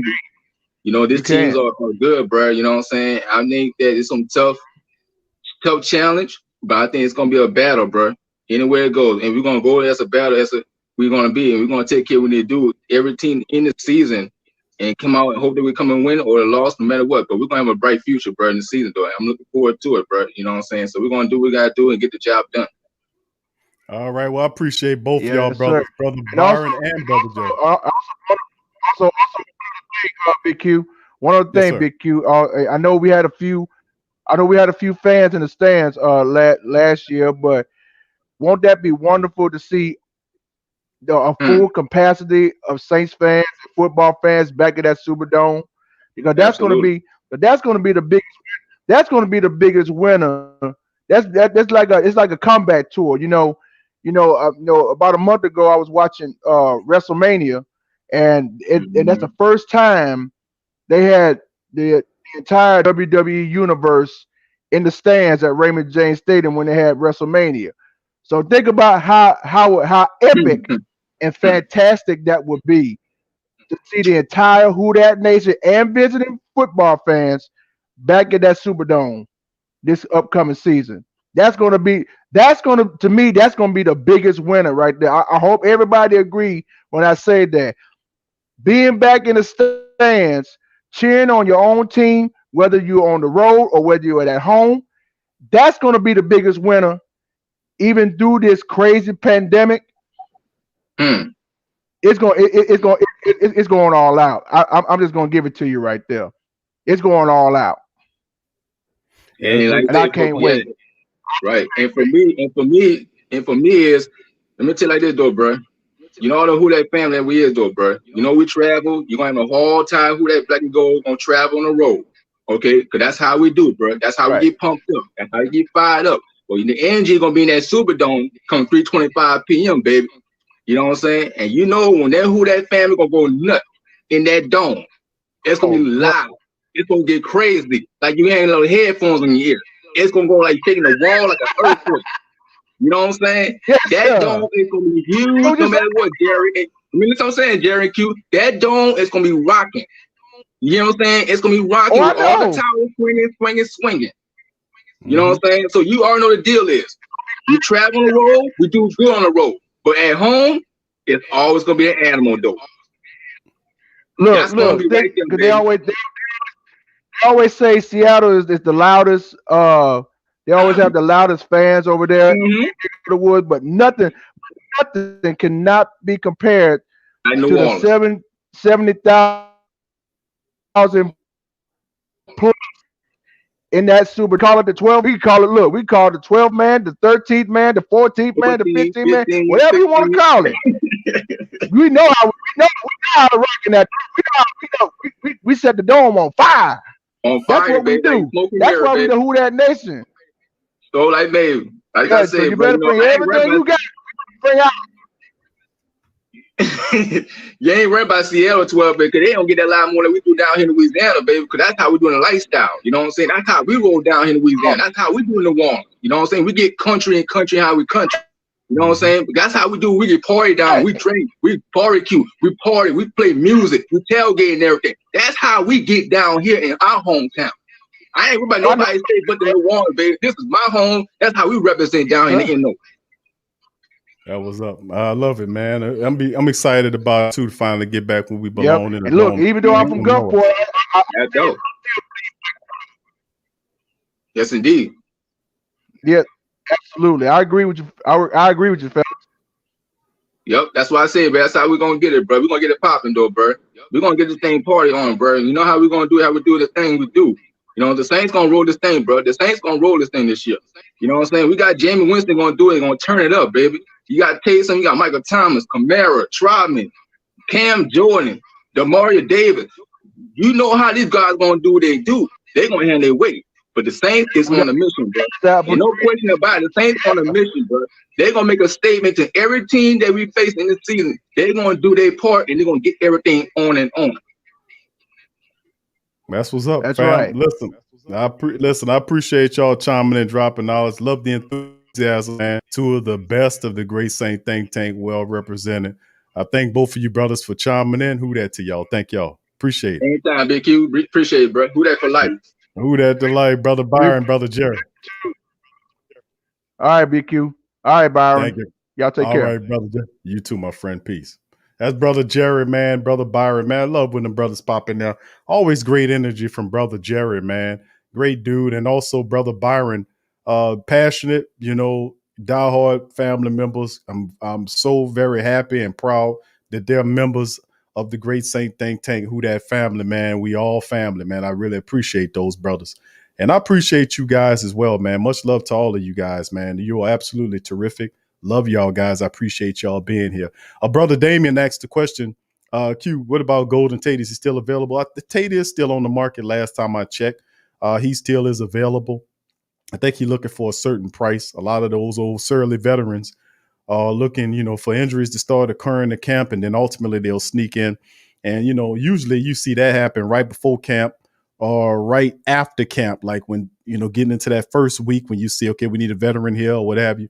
Then you start seeing them kind of sneaking in there due to injuries start popping up. So Golden Tate is still available. He would be a nice addition to the Saints insofar as helping them out as a veteran wide receiver. But if you bring Golden Tate in, Tate's not going to be less than a third wide receiver from you. And then people say, well, Q, he might stunt the development of a guy like Marquez Callaway or something like that. He's a guy that is an excellent slot man. He can even do a little outside work for you.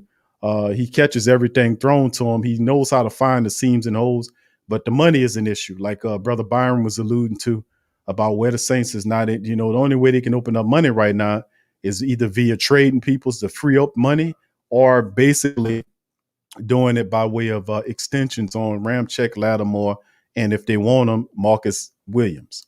So we'll see how that goes. But yes, he is available there.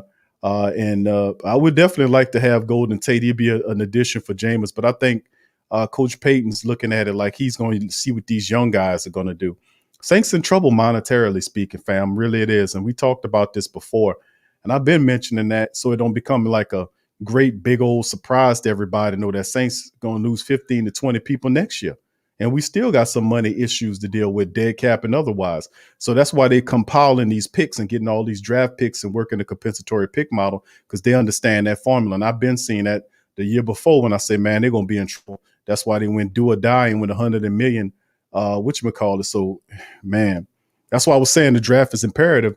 And the Saints really got 3 starters, future starters, 4, maybe 3 or 4, depending on how you look at it, out of this draft right here that we just had, because a lot of people are not looking at Ryan Landon, what's his name, Young, looking at Young, as the receiver, as the offensive lineman replacement for when Ramczyk get paid. When Armstead leaves next year, due to his contract being over with, they're going to pay Ramczyk and slide him over to left tackle, which was his natural position out of college. And then ultimately move Young. I think Young competes at that role opposite of that tackle position if they don't move Andrews Pete there. So, it'll be a cheaper version of having 2 guys that's making supreme money, Andrews Pete and Ramczyk, as opposed to 3 guys with Armstead, Ramczyk, and Pete. So, in the end, the Saints they have a few starters in this draft that they pick. A lot of people are not talking about the offensive lineman out of Kentucky. He's very good, just to let you know. And, of course, Ian Book, who's a guy that has of promise as well. So big ups. Thank you for that. Chris, who that to you? What's up, Chris? Good to see you, fam. Who that to you? Appreciate you being here. What's up, Big Sean? My dog said Tom Brady moved to a new team, so they added 1 more playoff spot. Tom Brady's Bucks lost the division title by a game, so now they added 1 more. See where I see what you're saying. So yeah, I got you. I agree with you, brother. We talked about that before, and I agree with you, brother. I really do. I think that's remember when the Saints couldn't win a division and it had to beat Carolina that was always already eliminated? How the hell you going to beat somebody for the division and they was already eliminated? That's what I was saying. That don't make any sense. The Carolina don't have nothing to do with it. They're eliminated. They ain't a part of it. So it's just crazy. But let's bring in Brother Till and we got Brother K. Scott. We're going to bring both them brothers in at the same time. Okay. I see you, Uncle Paul, in the building as well. Till, what's up, baby? I had to come in and match the energy. What's up, family? What's up, brother? Ain't nothing, dog. Ain't nothing. What's up, K. Scott? How you doing, bro? What's happening, baby? What's going on with you? What's going on with you? Ain't nothing, man. What you say, man? Shoot, man, I am so excited about this, about our season, bro. I'm kind of glad that everybody's against us because we play our best ball when we underrated. I like that. Me We too. play our best ball when we're underrated. When we got people like this, we got some nasty dogs on our team, and when you shun us, like put us in the corner, K. Scott, we ain't got regular dogs. We got nasty dogs. nasty dogs like D Davis and Cam. You know, once they get rolling, brother, this will get nasty. Some nasty dogs, bro. Some nasty ones. yeah.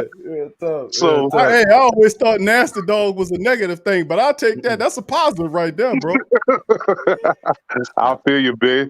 But let me tell you something, bro. I am too looking forward to it. I'm tired of hearing about Ola Shannon Sharp. You know, I love him as a player, but he's so What far do from you LeBron. But yeah, you know, I don't even want to hear about that. Jesus. Then you got Tom Brady's mistress as Skip Bayless. That's his mistress right there. You know, Puppets like in the media. Puppets in the media, huh? in the media always. Then you got stupid, dumbass Nick Wright. He all over his Kansas City Chiefs. He talking about them. Then we got the Benedict Arnolds, such as Ryan Clark, and who from Big guy. here, who from our city, bro. You gonna talk about it, really? And I love the way they're not giving that boy James Winston no respect. They Love don't it. realize how many. I just want to say this, and we all probably play ball. Every game is won and lost is between them 9 players. That's the offensive, defensive line. If the offensive line do not protect the quarterback, he is not going to do his job. Facts. So all the times that Tom Brady was protected, look at his offensive line, bunch of Hall of Famers and great starters and all-star. He was protected. That's why he was able to do the damn things that he did. And then he had a defensive genius come from the Bill Parcells era and Belichick. So you ought to say, all he basically told you, look, he probably told Tom Brady in the beginning, you don't F up, we're going to win most of these games. I got as long as you don't do nothing stupid, we're going to win these games. And look, and that's what he did. Back to back your point, how many, they talk about this GOAT thing, how many times that Tom Brady went to the Super Bowl with a top 10 defense? Who you telling? Only one time. I mean, only one time.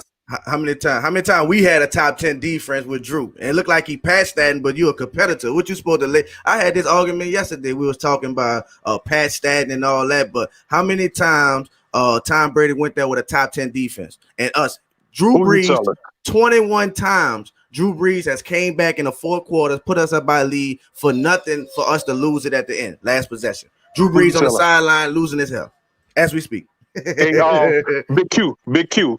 Yes, sir. My phone about to cut off for a second. And when I come back on, put me back in, please. I got you, K. Scott. He ain't done yet. Charge it up, man. Charge it up. What you charge at, man? You gotta get laced up, man. You gotta get laced up. And I'm with him though, Big Q, man. I just feel like everybody just doubting us right here. I said I didn't get a chance to check your prediction, bro. I don't know if you did it. I didn't get a chance to check it out yet, bro. But I don't know what people saying. I don't see the drop off like that. Like any other team, we got holes we got to fill and things like that. But I think for sure, man, I don't see the drop off. I predicted us, and you know, people call me a homer, Q. I predicted us to go 15-2. That's it. I said 15-2. I predicted to go 15-2. I don't know what you had said, Q. If you gave it up yet, did you speak on it? What you believe we go? I didn't. I ain't said nothing to it yet, Till. Yeah. Man, I'm still waiting on a few more moves to make. But I don't think 15-2 is a bad prediction, bro. I think that's actually a pretty solid prediction. And one of those losses that you picked, is that one of the losses to Atlanta? Is those divisional losses? Hell no. I ain't got no divisional. I don't. I know it was supposed. We was looking at it. I ain't have no divisional losses. I know that can be where it come from, and that's one of always. But I did sneaky teams. I think one was the Jets. No, the Jets. You know why? Tennessee primetime. You know what I'm saying? I'm a big, you know, we're gonna see how this legacy go. We might be talking about it different, like, oh, Drew was clutching primetime or the Saints clutching primetime. What up, DJ? Shout out to DJ, man. DJ always come support. He come to every Pelican game I stream, man. Shout out DJ, man. Much love to DJ, man. Appreciate you, bro. But I think primetime, man. I think primetime. I'm a homer too, Q. I go in there every season. I'm a realistic too, but like I say, I don't see nobody that's because Tampa Bay bringing everybody back. Okay, fuck. We was whooping their ass in the fucking playoffs. Hey, bring them back. I want them. Bring them back. Shout out to Emmanuel Sanders. Shout out to what's my guy name, man? Jenkins. Shout out to him. I would have loved to bring him back, but I don't feel like this is Kai. Another one. Shout out to Kai too. Q. I'm sorry. Bring it up. But no, go Kai ahead, always come through too. Shout out my we fly high Kai, my guy. Kai in the building. Yeah, Q. Always show love, and I know how you feel when we come in here and do that thing. You know what I'm saying? So, man, much love. But I don't feel like Manuel Sanders or Jenkins is like, oh, let's start tanking. Oh, we ain't got that. I know one of my concerns is, like everybody else, what's the number 2 cornerback gonna be? You know what I'm saying? I'm excited by Debo. I like what I seen. Double move. I seen him. I seen the UFC game. I seen it. I watched him. I seen a double move, and I seen another one in the end zone where it was an overthrow, but he'd got cooked. But that's something that he definitely can work on. 2 seasons, 8 picks. I'm impressed by that. You know what I'm saying? He loved that man coverage. So he could be the guy. I wouldn't have a problem if he started Q. I also wouldn't have a problem if we get a veteran like everybody, Richard Sherman, or like that, and who could come and teach him the ropes. But I don't have a problem with him get thrown in that water either. You know what I'm saying? Or him battling out with Patrick River either or. I don't have no problem with that. I'm just thinking about everything. I ain't talked to you in a minute, Q. You know what I'm saying? I've been grinding, man. But I see you, bro. I see you cutting up. Hey, I promise you, look, I do the live stream, and by the time I finish, eat my food or whatever the case is, I'm in the bed, I'm watching you. You know what I'm saying? You in DC. You know what I'm saying? On the in the bed and shit, dog. So much love. And that's my son right there who coming. You know what I'm saying? But yeah, man, Trill Wills, I was surprised about that, man. That kind of caught me.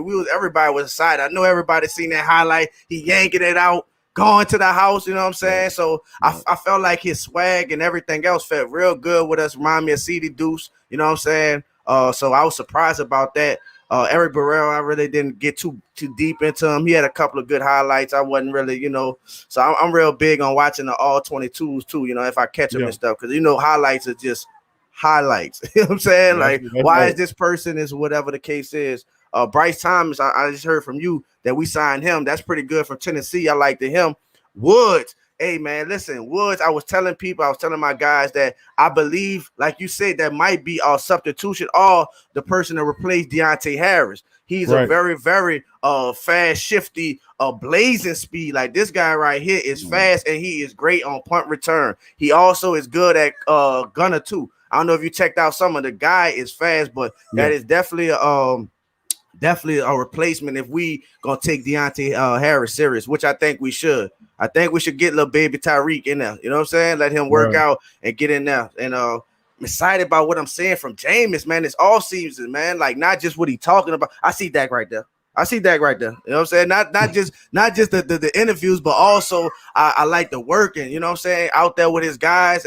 He's telling me where's Taysom Hill? Like, who you working with? Who you working with? Because it looked like the whole receiving core over here with the route guide and everything else. So I just like to see what James is doing. He really taking ownership off the field through his actions, putting in that work. And I'm just excited, man. I'm Drew Brees, my number one, saint of all time. But, I'm excited to see what James is going to do, man. I think we about to see this 2011 Saints offense open up. Robert Meach and Devery Henderson streaking out the field. Man, I'm just excited. I think people like really, really underestimating us. This man, Jameis Winston, you say 30 for 30, but if we look at the stats, the man next highest interception was 18, 19. Like, don't get it twisted. Don't forget, we got 5 picks off of Bruce Arians, Tom Brady in one season. So a quarterback that's established, that's way on he on a different level than Jameis, just experience and what he been through. Tom Brady is a hell of a quarterback. Drew's the GOAT. But he on a quarterback like that that's getting picked off in that same system. Imagine Jameis didn't stand a chance. He ain't stand a chance. So I think people forget this is the number 1 overall pick. The guy 2016 was in a run for MVP. You know what I'm saying? I just think people don't realize what we getting here. I think the same thing happened. Drew came here 26-27, Jameis 26-27. might repeat history, man. So I'm excited about James. I think everybody is like really gonna be real surprised. Don't be surprised if he mentioned an MVP candidate or talking. I'm just gonna say that. I'm just gonna say that before we go crazy. Another thing I wanted to talk, and I ain't say if they got people waiting, Q. Another thing I wanted to talk about that I'm excited about. Now I heard it was from the route guard, James Johnson. No, Jawan Johnson, that tight end. I like that. I like that move. I think that'll fit nice for him. A big body, not too much of Graham. I see Graham was 6'7". I was like, damn, he was tall. Graham was a tall man. I thought he was nice, but he's 6'4". I think Jawan Johnson 6'4", big frame. I like him. I think that'd be great. That'd be a nice hybrid. We can have them 2-3 tight end sets out there, man. I would like that, man. So I like, hey, that's my rundown on everything, Q, dog. How I feel about everything. I'm excited about it. I know who that nation. Please hold your head up. This is another contending year. I don't see too much. Carolina, they're not even practicing 2-minute drills. They're not prepared. Some people not prepared over there, man. Tampa Bay, man, they drunk off of they drunk off apple juice. Tom Brady still ain't coming from the boat yet. He's still trying to find his way home, man. We good, man. I'm telling y'all. Don't feel like it's rebuilding or anything like that. I feel like we still have a chance for sure, King of the South, but we still have a chance to make an impact and be contenders. This is not rebuilding yet. Yeah, we have holes. We still have a chance. We can sign Quan. Quan looking good out there. We can get a chance cheap. We come on. Richard Sherman, I like to see that, but Peyton Turner was a good pick. You know what made Peyton Turner was a good pick for me? Surprised me. Petey. Petey is gonna be a good, solid pick. People not gonna appreciate this pick, but when we got a Debo, I felt great about all the rest of them. I felt great about Pete and Peyton Turner. More depth at D-line, insurance for Davenport, like which we need a guy who could get in his hands in the dirt right now. If we compare to Davenport, Peyton Turner, where Davenport was at his rookie year, is already ahead of him. If we call him a project player. This man could put his hands in the ground and line up on the toughness. He played with a lot of injuries. You know what I'm saying? Brother is good. So we got depth on that. Not to mention already Carl Granderson, who we seen working his ass off. You know what I'm saying? Cam Jordan. We got big old, and we got depth on that line. And we got to be honest. Tyler Davidson was kind of productive in our system. You plug and play, and you getting your type of guys, these athletes. Don't be surprised if we not number one in rushing, we still top 5, at least top 10. You know what I'm saying? So we get better at the back end. Son, stop. Sorry, y'all. I gotta stop. He unplugged. Man, I muted. I don't know if I had to, use a bad word. Sit your ass down. He do this all this. Much like, hey Q, I be seeing you with the little ones, and I be like, boy, that boy Q. I got so much respect by just doing this stuff, bro. Like I'll tell you all the time, the grind and all that stuff, bro. It's a lot that go into this shit, dog. And people don't know, man. So, man, much love, dog. It's a lot, dog. I respect your grind, your hustle. I be like, dog, this dude Q and this man go from PRO and then straight to the Pelican. Man, I'm tired, whatever the case is right now, man. For sure, man. Much love to Q, man. But yeah, man, I'm excited about this year, Q. I ain't gonna lie to you, man. I got my head up. I ain't tripping on nobody. I think we did good in the draft. I like what I seen. Look what I said. See what I'm saying? See what I gotta do? See what I gotta do? I envision that happening. That my son was gonna play with the light, let it come down. Whatever the case is, live on air. All these people, I don't know how many people in here. Thank you, son. I love you so much. Cutting out with the light and everything. I usually when I'm potting, you had that fine though, bro. That was pretty damn good. The show gotta go on, baby. The show gotta go on. I can't let it. Listen, usually when I'm potting, I have my. I saw it. I'm telling you, I was telling him to stop. I said, this dude, he gonna do something, and the worst thing that could happen is that light falling down. And it came down. I caught it one hand like Michael Thomas, and we good. So y'all know I'm on with it. I'm on Q with Big Q for sure. Nah, man, but I'm happy, man. I usually when I be potting, my wife have them, but shout out to my wife. She's on a vacation with her girls. They have a nice girl trip, so I hope you're having a good time, Queen. Enjoy yourself. We over here doing boys things, knocking over lamps and potting. So, yeah, man. But I'm excited, Q, man. I love this, man. I'm our Pelicans ain't, ain't panning out how I heard you went hard last night. Q, I already know. Trust me, I tell you all the time. I'm watching this shit live, and I want to jump through my TV, but I'm happy, and I feel good about next season also. Huh? I feel good about next season. We good, Big Q. I'm giving. I want Stan to come back, but I'm giving his ass to halfway. If we don't look like we in the 4th to 6th season, Stan, you might gotta go. You might gotta go. So, anyways, yeah.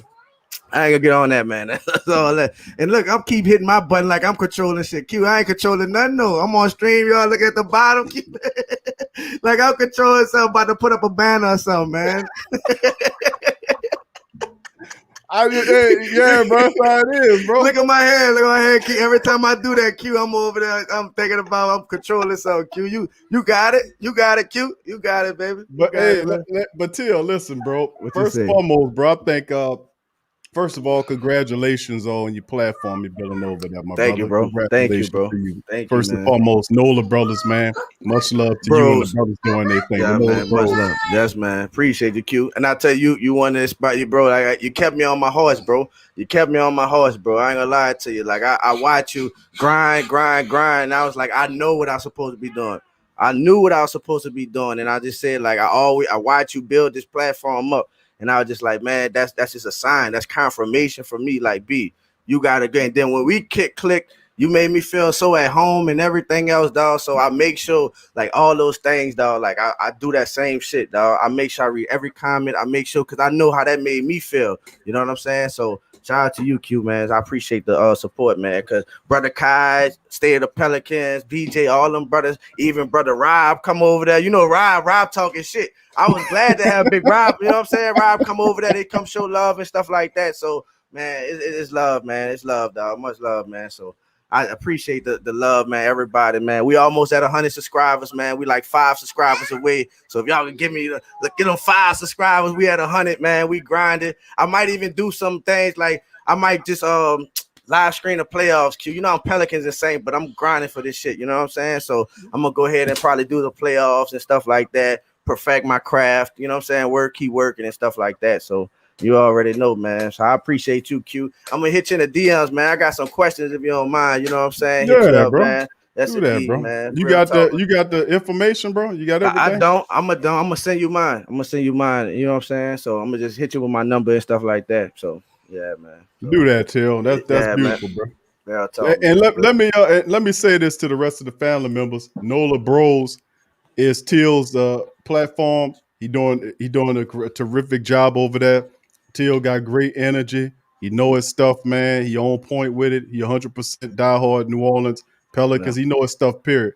NOLA Bros is his platform. So feel free to join Till over there and subscribe. Till is a member of the Great Saint Think Tank. He family. So I subscribe to Till's platform, and I want everybody else to subscribe to Till's platform as well. And do that. But that's just all love. Yeah, man, facts for sure. I can't say that enough, fam. You Q all the time. From shouting out all my stuff from my mom, my wife, my brother, everything, man. I appreciate all that. Trust me, dog. Like my wife knows. I'm telling you, I'm cool right now. But like I said, a lot of shit Q doing, like I knew I was already supposed to be doing, and my wife knew that. So, and she knew, she always tell me, she used to get aggravated. Sometimes she told me, who you listen to? Why you listen to that? Like I walk in the room with my phone and we talk, you know what I'm saying? Or whatever the case is. She always said it. But when I told her that, you know what I'm saying? Like, yo, Big Q, man, he shot at me, whatever with the platform, she just loved it. And she, you know what I'm saying? So it meant a lot. Son, stop, please. It meant a lot. It meant a lot, man. I appreciate it, man, for real, dog. Like, because people don't have to do that. You understand? Like, I look at this YouTube. I know YouTube. People don't read your comments off the screen. Like, people don't care about that. They don't care about the person. They just looking at views. But once you connect with the people, like, that's what it is. So I learned that. I learned that from just even doing my private endeavors, you know what I'm saying? Like just customer service and things like that. Like once them people, man, the people make you who you are. If y'all see that flash, that's my son. That's keep cutting the light on and off, cutting it on and off, cutting it on and off. That's my son. He's 3 years old, so I did, whatever. It's always so much I can do and I can tell him. You know what I'm saying? I know it's so much I can do. I can tell him. So that's what it is, y'all. You feel my pain, Q. You know I you thought want you- to cut up. I You thought you had a live. strobe light over there, bro. I thought you had a strobe light. That's what he like. That's what he like to do. going on here. You had special effects going on over there, Till. He think he's That's smart, what's going but I'm on his ass. I'm smart. I did unplug the whole light and I have fun. That's my guy. One time for legend in the building, man. So yeah, man. He make it. It be I don't know how hard it is doing it with him. I do this sometimes. My wife be at work. He in there cutting up. I'm over there pumped up for the game. I got 2 dogs right here. Got a Rottweiler. Got a palm. What is a Labradoodle right now? My little niece has got a Labradoodle. You know what I'm saying? So, I took out the wrong one. He still got. He still got the lighter. There you go, sir. He still got the light on. I'll tell you, he got to stick to it in this too. That's still, he got to stick to it in this, bro. He ain't gonna quit.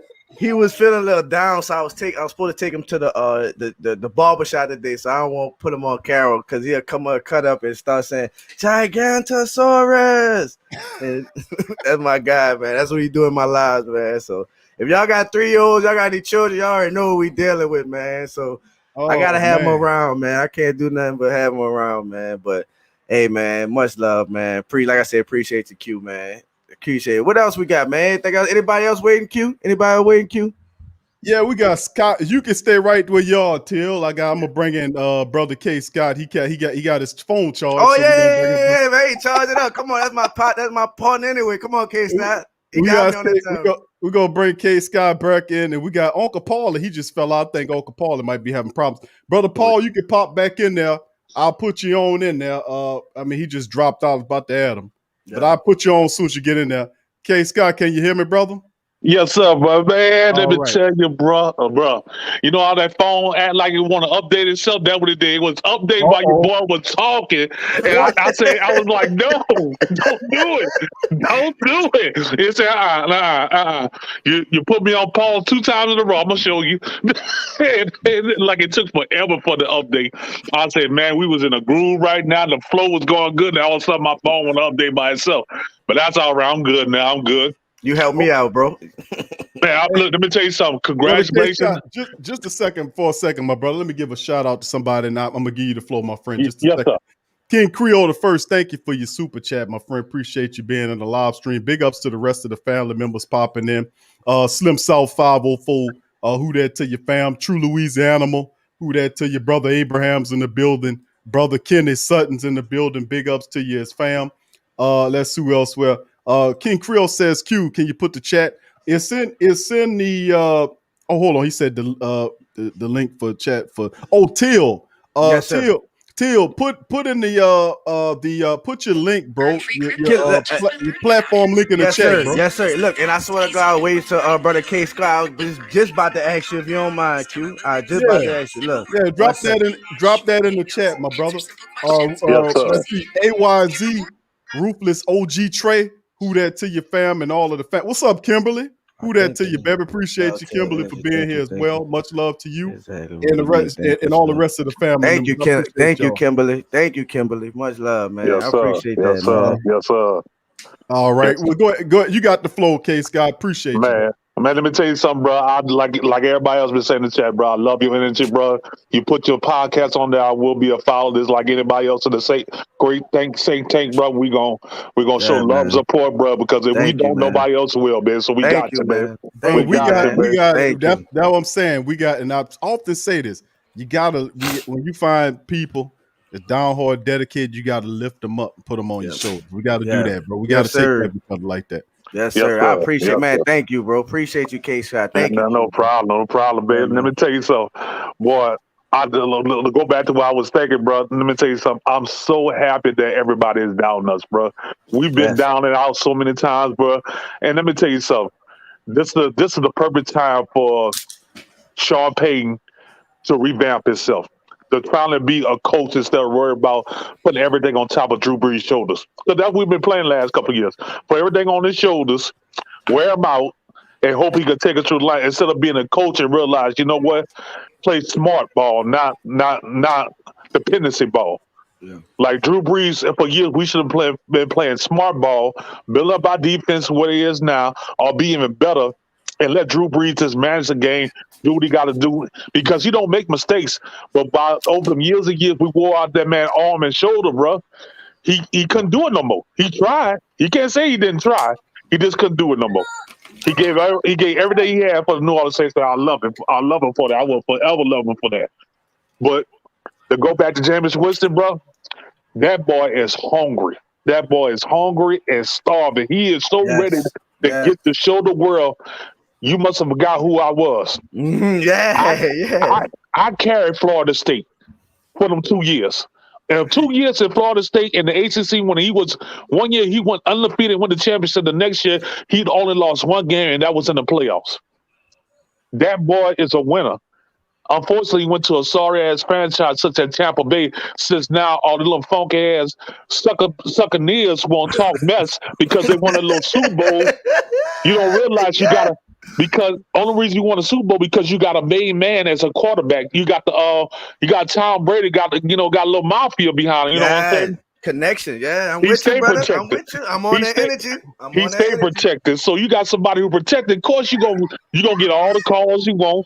You gonna get all the skills you want. You know, you sweeten that. You think you running things. Well, let me tell you something. Like I told you earlier, one of them nasty dogs gonna put a hit on them this year. Yes, indeed. Especially on Halloween night. You know, a lot of crazy things on Halloween. And you're gonna be in New Orleans on Halloween, boy. That boy gonna be scared. He don't want to come to New Orleans. That boy gonna be scared. Now they know they built that they built a dome on a cemetery. Now why they gonna do a Halloween night like that? Why they gonna cut up like that? Hey, bro, I didn't see what you said about the mafia. This dude Tom Brady, excuse my friend. I didn't watch Tom Brady say to the ref, "What the fuck are you doing?" That's what he said to the man in his face, and the man looked at him. I'm sorry, Tom. I'm sorry, Tom. It's that Michael Jordan. Hey, Jordan, you sure he fouled you? You sure he fouled you? I didn't see it, but. Have I seen it? Have I seen it? Yeah, boy, if half of a black quarterback did what Tom Brady did in his career, he would be talked down, spit on, everything. They'd be trying to trade him. But because he's Tom Brady, he's a competitor. He's a competitor. I love his energy. That's what he is. Yeah. But if anybody else would have did that, screamed and cursed out his offensive lineman, he's hard to work with. You're 100% right, bro. 100%. He protected. 100% right, bro. 100%. Well, that's all right. That's all right. He got something for him. Let me tell you something. We got something for him. Yes, sir. I believe to this day, the only reason that they won like they did, honestly, because Quan got hurt. If Quan would never got hurt and played that playoff game, those runs that your boy was making, such as Leonard Fournette, he wouldn't have been making them runs and stuff like that. Like our defense was weakened at the wrong time. And unfortunately, that would happen. Our defense got weakened at the wrong time, and they took advantage of it. They took an absolute advantage of it. I can't give nothing else. They took advantage of it. They did a cheap shot. They did a cheap shot on our boy, Lil Lewis. Took him out the game. Took him out the game. This after the second play, after the first play, said, "Bro, he gonna be a problem. We gotta get him out of here." After he broke the touchdown that they called back, after that one. Bro, let me tell you something. If we would have had them 2 touchdowns right there, the game was blown. Over. It was over with. It was over with. Over. And Tom knew it. Tom knew it. It's gonna look just like what week that was. I'm sorry, what week? 8 or whatever, 38-3. That was gonna look just like that. That was exactly what gonna look. They saw what about to happen. They saw exactly what about to happen, bro. See, Deontay took my dog out of the game, and Jared Cook, soft hands ass. Boy, he caught boy out of here. He Bledsoe, get him out of here. Get him out of here, boy. But that's what it is, though. I don't see why nobody doubting, bro. Like we was clearly winning that game, but we all felt as Saints fans when Jared Cook fumbled. Oh shit! That was it. Shit! That's it. And we was up. How can you say we was up by 7 points and we said, "Oh shit," because we knew it was coming. We knew it was coming. We knew it was coming. It was almost that same feeling when the refs did us against the Rams. When he saw him from that fall, I said, like my heart dropped. I was in unbelief. I said, "Really? You gonna really do this right now? Right now? At a 3rd and 5." First down, you just caught a first down. If you just would have caught the ball and it slid down. Lay your ass down. Lay your fragile ass down. That's what you had to do. You got the first down. Beautiful slant. And the narrative's gonna be about oh, we played with Drew Brees and his arm. That didn't have nothing to do with this That had fucking nothing to do with fumble. his arm. That had That nothing was- to do with nothing. That was Shout nothing out to to do Drew with his arm. Brees. They call him whatever. That didn't have nothing. We was up by 20. It was 2013. So Yes. did his arm help us with that? That didn't have nothing to do with it. That had Exactly. everything to do with Jared Cook fumbling, and he knew it. And then games before that, not right, running the right route, all that. Go ahead, Q. I'm sorry.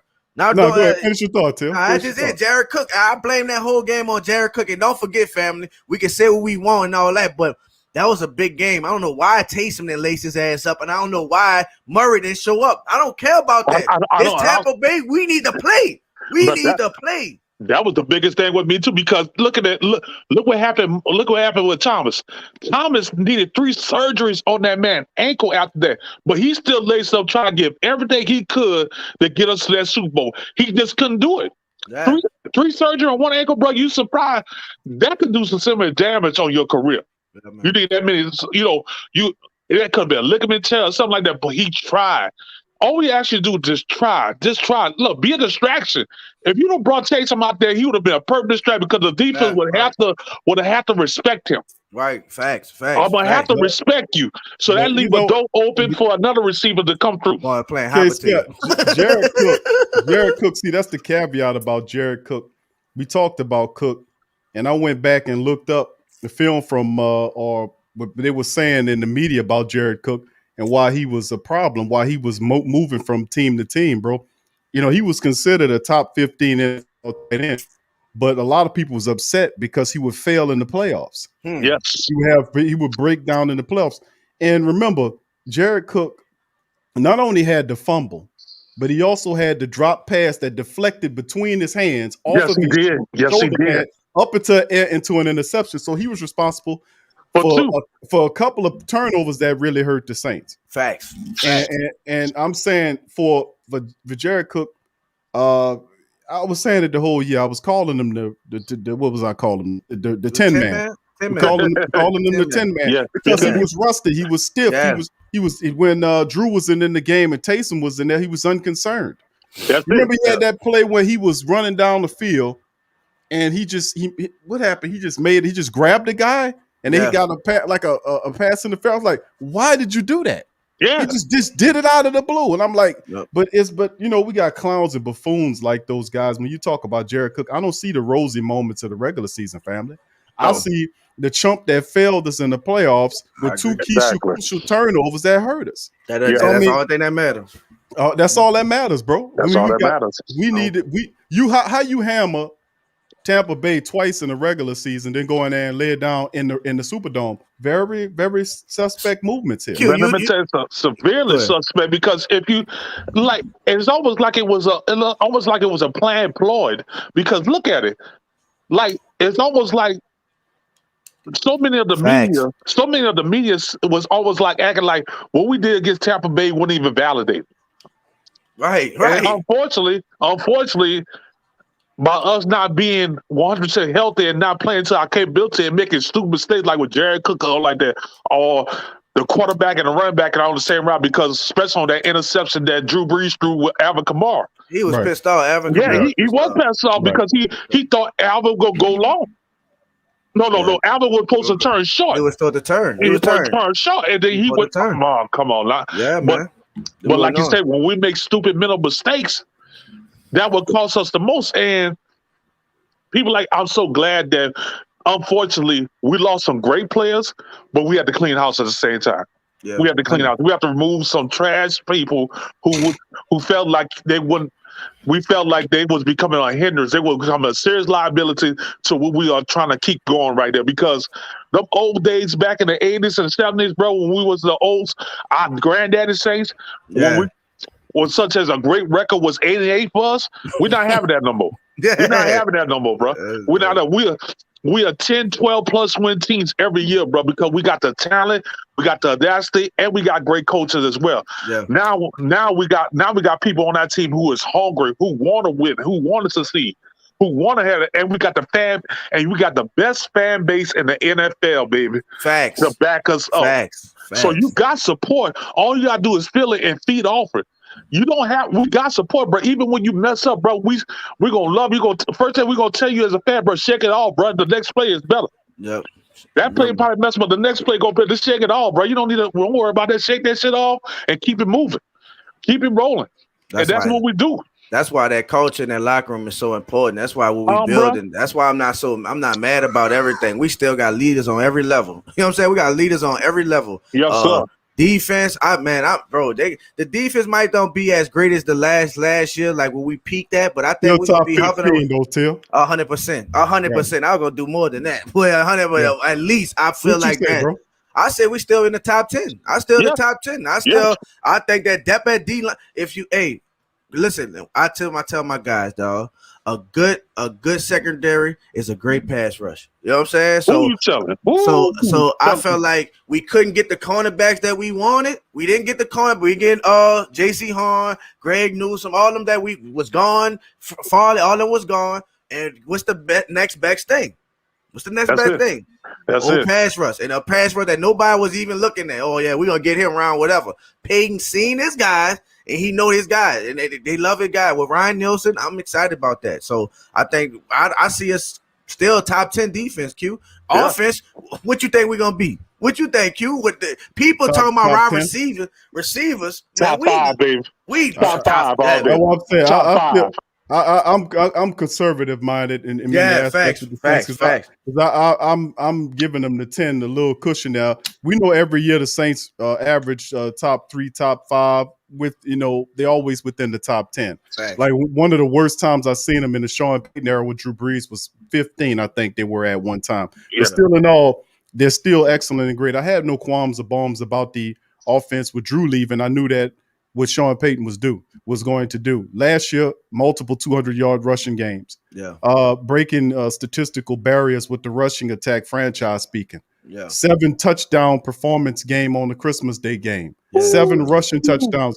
That created a groove in Payton's mind. And then, of course, my thing about one of the only things I would like to mention about that I didn't like about Payton and Drew Brees' relationship is the over-reliance on Drew to a fault. Facts. Which hurt us in several contests in the playoffs, over-relying on Drew when it should have been more of a balanced affair. I believe. Absolutely. Q, do you believe he's like the coach at Waterboy who found his playbook now? Do you think he out there? Do you think he's ready? Do you think he's like that? I'm 100% with you. Yeah, I love Drew, and I felt like you just like, okay, Drew got this. You know what I'm saying? I know he came up with the game plans and all that, but 100%. Drew, just light on Drew, and you correct. Definitely should have that balance attack, but I feel like that. I don't think he's gonna just unleash Jameis, but like I said, I think he's definitely rubbing his hands like the coach of Waterboy that found his playbook. I think we're gonna see some real good stuff from Jameis. And man, Q, we got appreciate you, Kai. Big Q, we got like 3-4 receivers that's running 4-2, 4-3s out there. You know what I'm saying? Running 4-2, 4-3s out there. I agree with you, Ramsey. I agree with you totally, Ramsey, bro. We got a winning culture, baby. That's a winning culture. We definitely do. Let me tell you something. I bet you, I feel like this. Any money, put a poll out there, True. After week 4, I'm putting this out there. I'm putting this on the board. After week 4, watch everybody's tone gonna change about Jameis Winston. Facts. After week 4. That boy gonna be comeback player of the year. He gonna definitely be within that top 3 or have a chance to win that MVP. He going for it. I said that, Big Easy. I said that, bro. I think when you left, I said don't be surprised if Jameis MVP candidate talking. I said that. I believe that, bro. Real talk. Because it got put like this. I'm tired of us being disrespected. Like people talking about, people, they have the nerve to try to call our fan base noise. Like we annoying. We are not annoying, bro. We know what we got, and we know what the Cowboys is annoying. They the one who ain't realistic. There you go. That's the one who ain't realistic. The Cowboys have been this shit since I was a teenager. I'm in my mid-damn 40s. Come on now, what we annoying?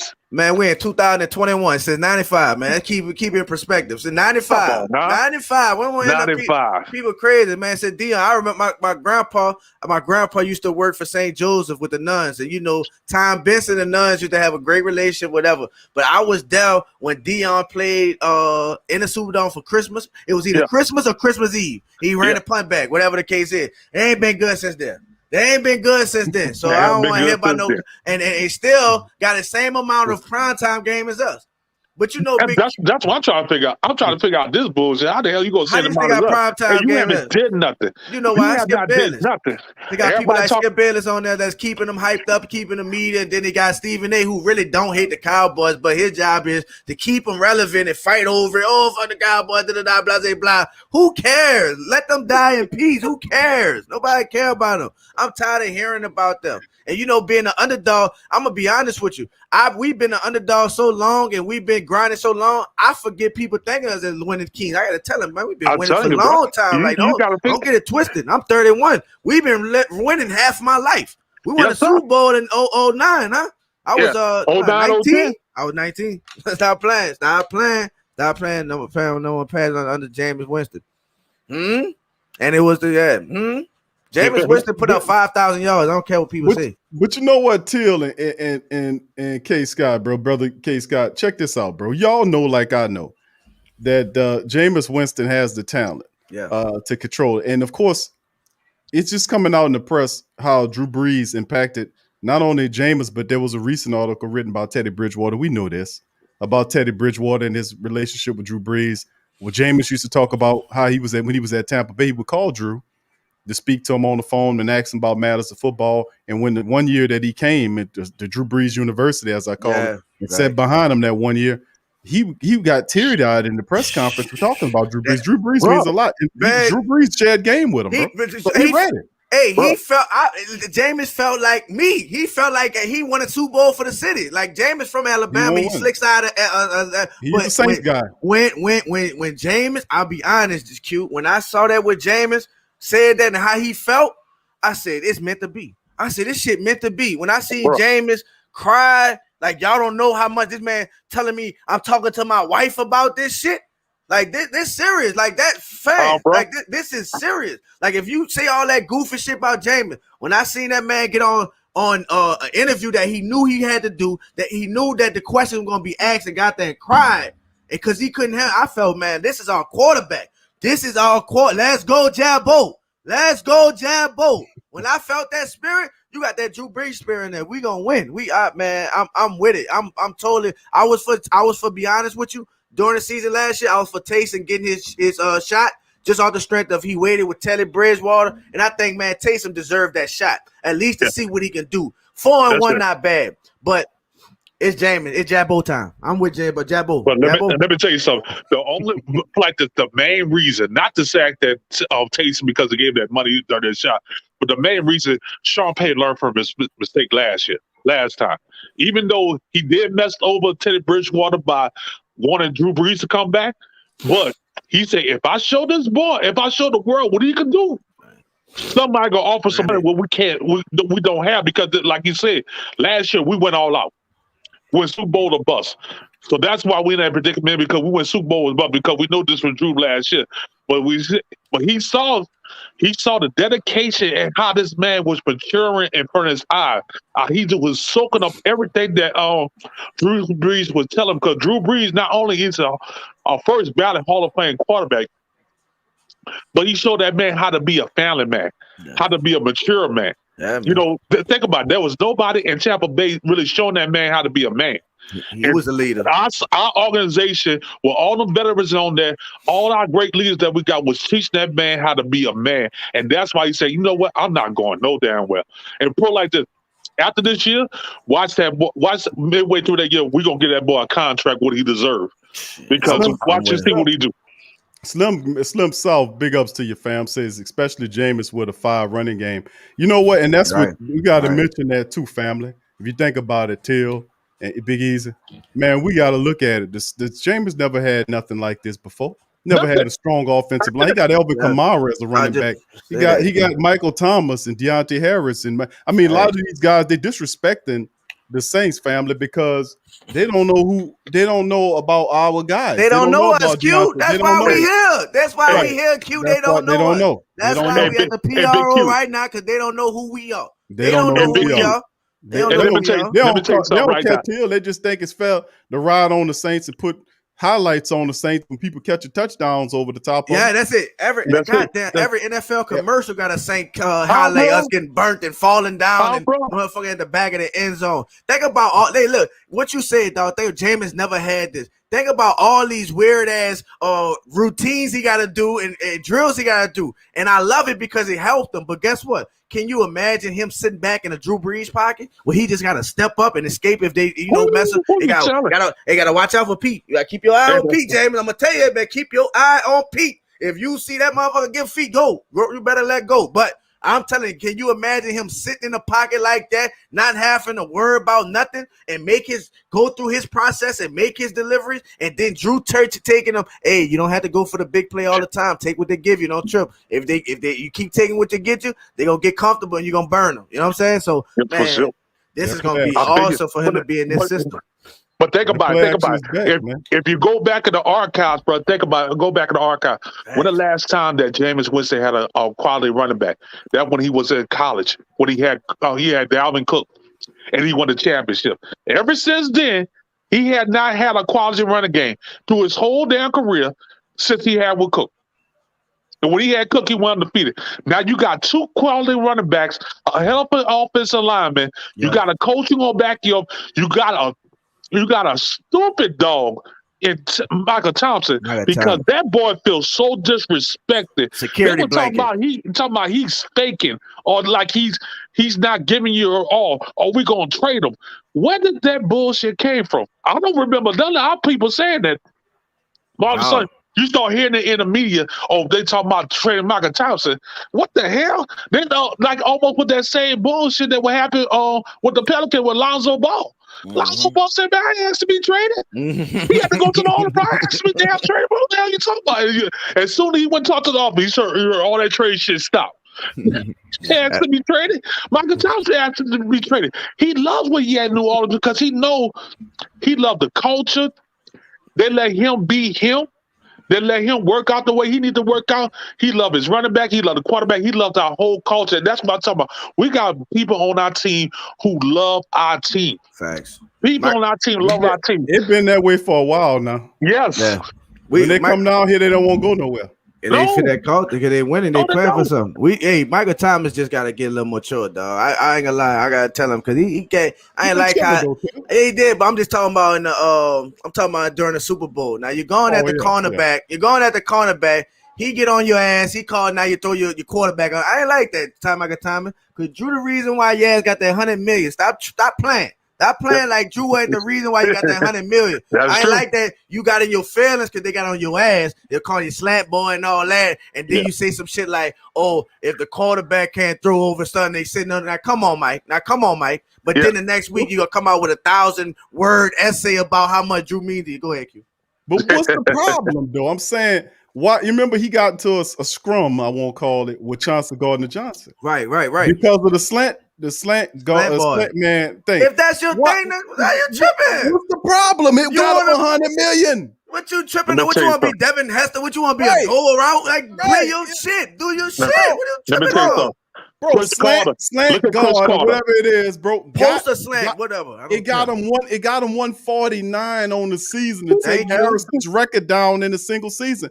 DeAndre Hopkins, Julio Jones, and all these other guys never got close to that. Never. And this is slant stuff. So slant, you just doing slants. Slants. So if Chauncey's saying slant boy or whatever it is, I'm telling Chauncey $100 million. I'm paid. $100 million. That's a $100 million slant. You see right? Hey, that's $100 million slant. You see right there. Yes, sir. That's $100 million slant. So what's the problem? So you're right though, bro. You gotta mature. You gotta mature. You let him get out your box. You know, because imagine they could do that if Trump and then I think I hated that they came out because that when people hear that and see that they say, oh, I can get him out of this game. So you let somebody get you out your character just because they talking about you. Chauncey mud, boy. I ain't gonna lie. I don't know what he told. He had to tell us something else too. Yeah, he gotta be talking about people mama, bro. That boy is bad like that. Listen, he's saying stuff about your mama or something, bro. Hey, Chauncey. He playing with people mama, bro. Hey, listen to me. Let me tell you something. He a different brother. Hey, Q, I had to sit next to him by a basketball game. Like, people, they don't know players. I know players. And I seen when he had a cast, he had a little splint on. And I looked at him. I said, Chauncey? Chauncey Gardner Johnson? Yeah, what's up? Yeah, I know who he is. I know he's trying to be low key. I seen his brother. I said, yeah, I know you, bro. I know you, bro. So I see where he at with it. He can get underneath your skin. He one of them brothers. I'm a ball. I can say what you want and I can back it up. Huh? Bro, he is a trash talker, bro. He's that old school trash talker. He is that old school trash talker. They don't have it like that no more. I love him. He had Tom Brady tell him, "Fuck you, 20, you bitch." He thought that we thought Tony Gardner. Old smooth Tom got on him. Yeah, I loved it. He said, "You a grown ass man crying to referees like that." And we told Tom. I love it. And look, I know you heard Big Q. I know you heard Big Q. Just think about that time when you talk about Tom Brady. This made think about. You heard about what happened with Antonio Brown, huh? He got another charge that popped up on him. Huh? I'm trying to see if they go. I'm trying to see if they're gonna protect him. They're gonna sweep him under the table. If they're protected, they better protect your boy Lattimore. If they're gonna protect him for all the shit that he did, they better protect Lattimore. He should. And it is speaking on that, Q. I don't know if you say anything, but I think he should be straight though, huh? Because I heard he had his gun, he had his warrant, or whatever the case is. They can't test for no lien. Who cares about that? I ain't mine or whatever. He didn't get charged with that. But as long as he had his CCW and he was good, I know the other one, the dude who was behind him, try to play the whole I'm gonna kick it underneath the seat game. I know what type of game.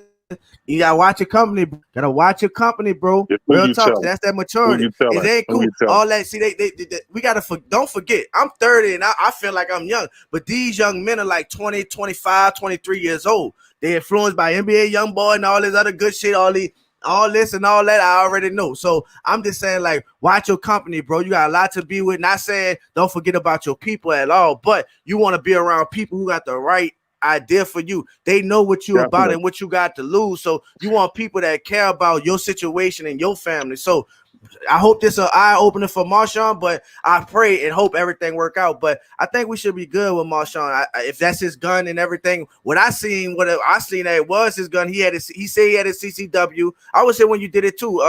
But I think he should be straight. I think we should be straight with him though. You know what I'm saying? Hopefully everything go right. Yeah, T, I don't think he's doing any time, but I think the issue is Goodell. That's the issue. What I'm saying. Remember what can they say about him? Well, I mean, remember what they did on Yamada. When Onyemata had that weed box, he got a 1-game suspension for that. PJ under the influence got caught up. He lost 2 games on that. And I'm saying that he do the Saints heavy-handed when they come out. I agree. I agree with that. That's what I just say. As long as I felt, and I 100% the Big O situation. That's crazy. Shout out to Big O. Legalized worldwide one time, and PJ, he down bad. Now PJ down bad. You know what I'm saying? And that's my guy, playmaker PJ Williams. That's my guy. No people, everybody hate PJ. Shout out to PJ. Shout out to PJ Williams, man. Shout out to PJ Williams, man. He showed love, man. I tell you one thing, PJ cut your ass. He'll run up on her. I bet PJ will cut them legs off your ass so fast. You know what I mean? Baby, I'll cut you. I'll cut you. Baby, you run the phone, baby. He'll cut your ass. Baby, I'll cut you, baby. I think the fact that if he don't get no charges against him, I think Goodell should be straight. He ain't say nothing yet. You know what I'm saying? I see him. I see Lattimore come out and clown Peyton Turner about them boots. Though, man, that shit ain't welcome in the facility. Hey, what's wrong, Peyton Turner? And we got a swag culture too, Peyton. Now come on.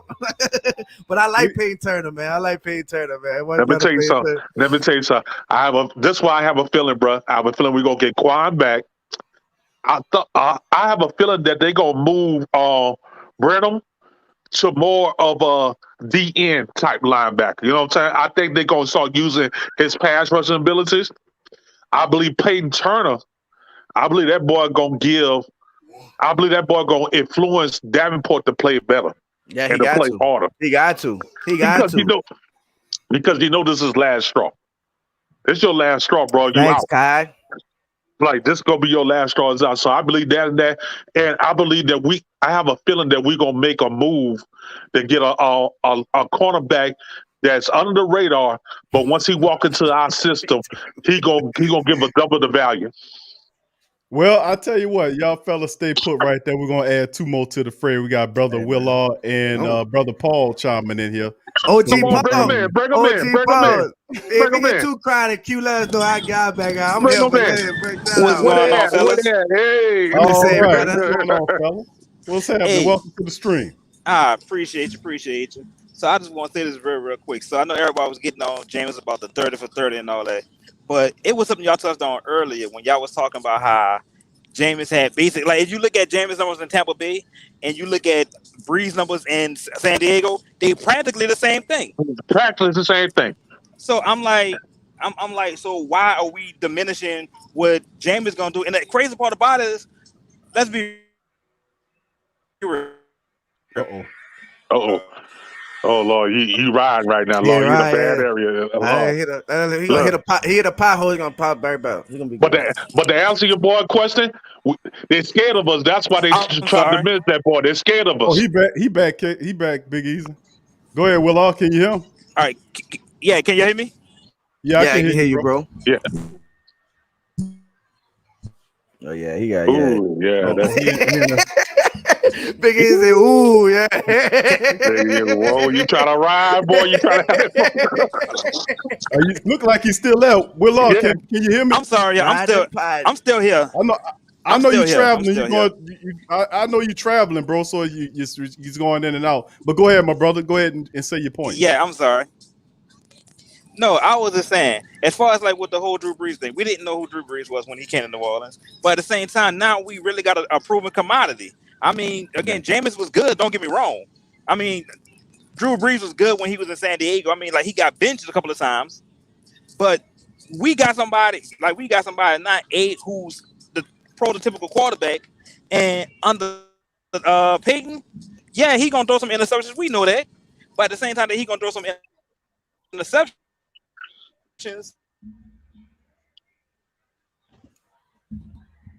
I know we heading there. I feel him. I know we heading there. I feel him too. I already know where he heading at. I'm on that same boat. I'm on that same, what we had with Drew Brees, it's just testament. Oh, that's cold.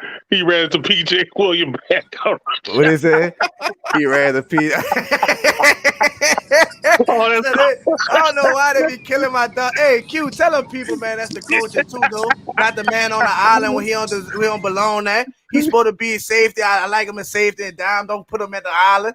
But guess what? Family, real talk. Not family, real talk. Against Detroit, PJ didn't handle his own. Him and Patrick Robinson. He did his thing. He did his thing. I can't say nothing about that. We gotta stop. We gotta start judging our people by our past, man. We gotta change, man. Some people change, man. What they say about that leper? Huh? Set them straight, huh?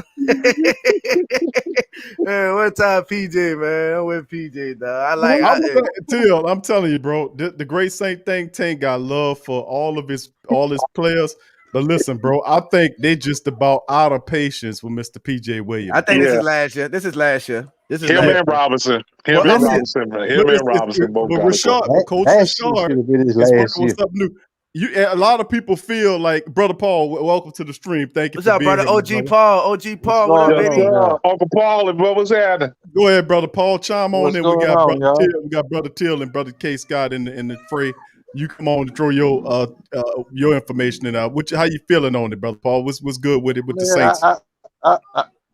I'm doing good. You know, y'all just got through talking about Drew, but isn't it something how Phillip Rivers came in and supposed to have been taking Drew place, and he put up some big numbers too. But look at it now, both of them retired. Ain't that something? Yeah, right. Mm-hmm. Right. And it might go. You think Phillip going in the Hall of Fame? Think Phillip going to Hall of Fame? OG or Pick you? Y'all think he going? Okay, Scott. You think Phillip really? I think he might go in after about the 5th or 6th try. They when they ain't got that much of people. Oh yeah, he gonna go about the 5th, 6th try. I think he gonna make it in. He gonna make it in about the 5th or 6th try, because like this at one time he had like a shot at one time in like the prime of his career that they was the best team in the AFC West, and he couldn't get past the second round.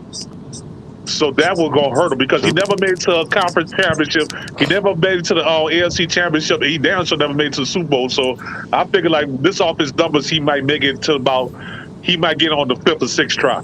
real quick, y'all. Real quick, if y'all can see this, damn, y'all probably can't see this. I can't see this. But that's Keenan Lewis, Damian Swine, and old PJ all the way in the back. That's since 2015. He an OG Saint player. PJ been here since 2015. You talking about Captain Handshake. The captain of the handshakes. Hey, look, hey, listen. I do the handshake. I do too. I love it. That's why I do. Look, and when I comment on these pictures, I put this up there. I put this emoji. PJ is he's the team hype man. He's the mascot. We need that. We need that, y'all. We need that. That's part of culture. That's part. We put him in a culture budget. He's part of culture. He's a part of an expensive culture expense. I'm with PJ, dog. Much love, PJ, man. But this your last year. You gotta get out of here. You know. But you got to go, Tim. Come on, bro. But real quick, go ahead, Willow. I mean, like I said, real quick. Like, I really think that our offense is gonna be dynamic. Like people, like they trying to shit on our offense and everything. Man, but watch what's about to happen. And the crazy thing is that we always have a knack as far as like really, like with our wide receivers, we have a knack for like finding like that underrated person. My dog, the handshake coordinator. That's what people call it. The handshake coordinator. But look, that's part of our swag, though. Team swag. Like, what else DBs do that though? Till, you know, and I know, bro. He be making deflections by mistake. And did he do it? Yeah.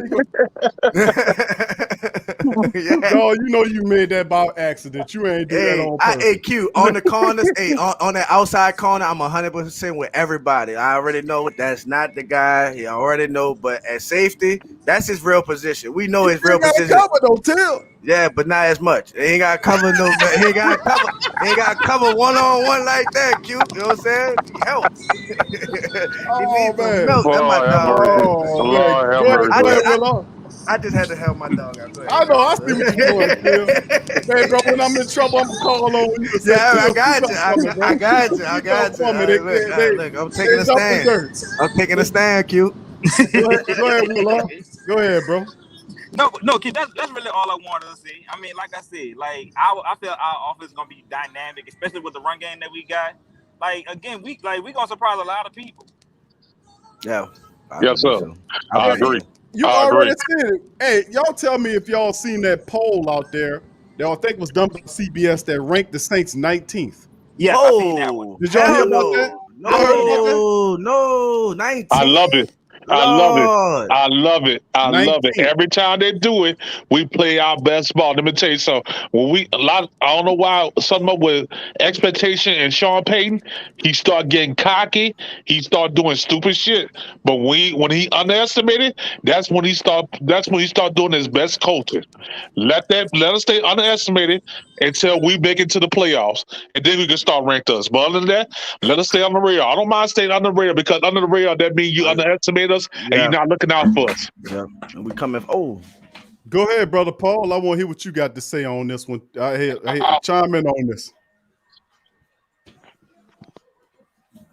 Look, and I tell you what, I'd be glad if the Saints stop screwing up that first round bye in the playoff. Huh? Now, Green Bay get to win the first round by this time. I just don't know what I'm gonna do. You can't keep screwing that up. This year, 17 games, fella. That's a lot of games they have to play. I hope the Saints gonna be getting ready.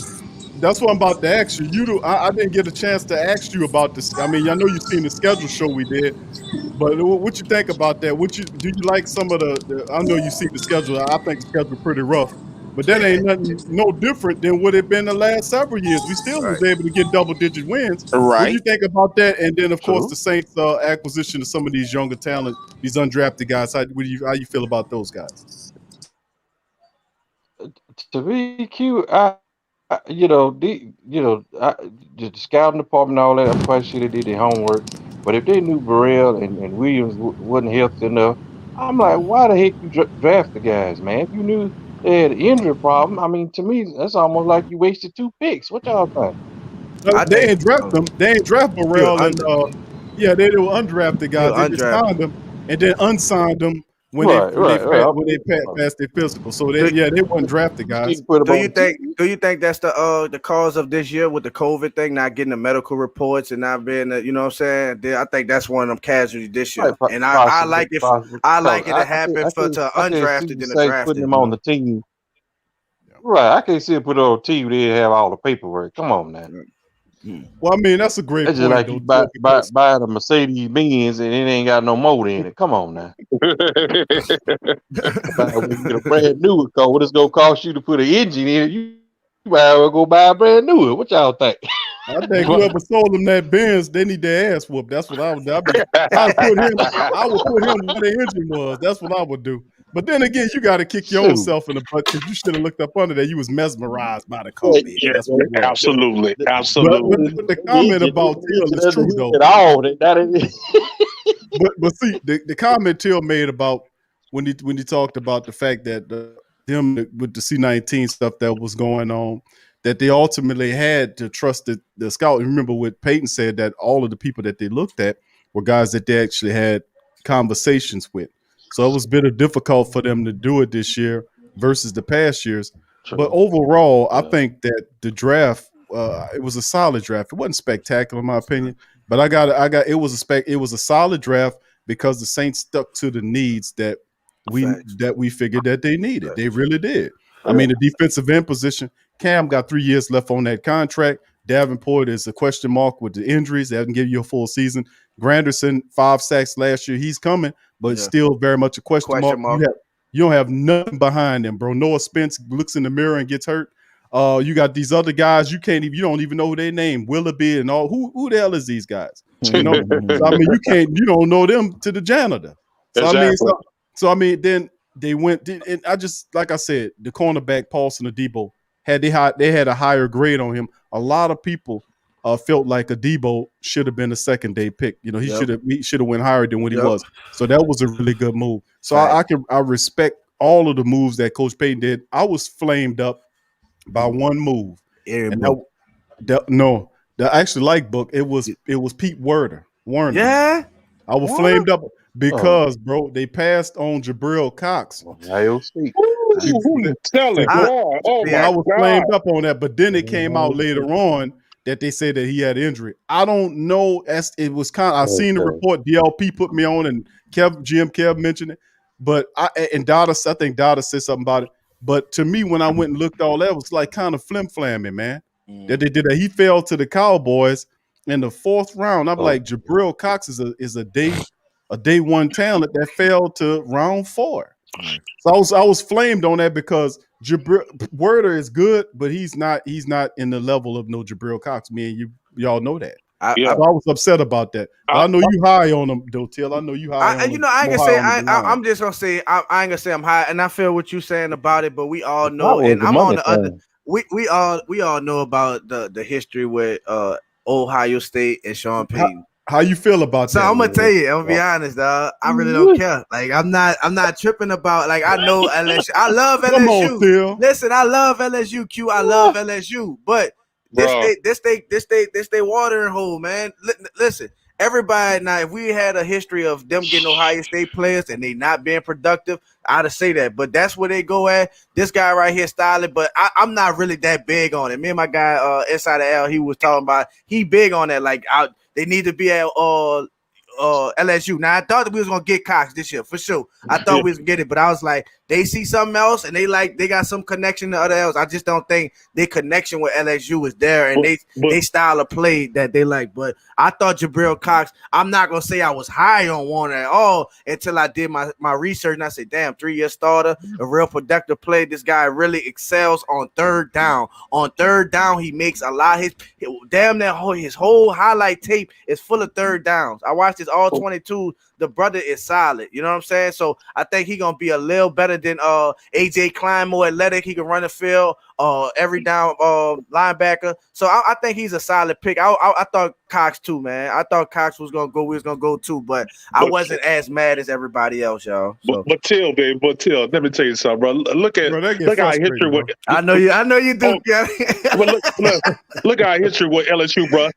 Look, if you go back to last 5 years, most people who bust our ass, It's especially on LSU defense. players. It's Cover LSU LSU. players. You look at White. You look at Jones, Bill. White. Come I already on. know. I know y'all got a hell of a points. I know that. Like that's Kamara killers. Kamara killers. They Kamara, but you know they all that because our division draft defense to stop Kamara. So that's what I'm saying. That right there. But then you look at I feel it. I feel like with y'all. When we finally got one,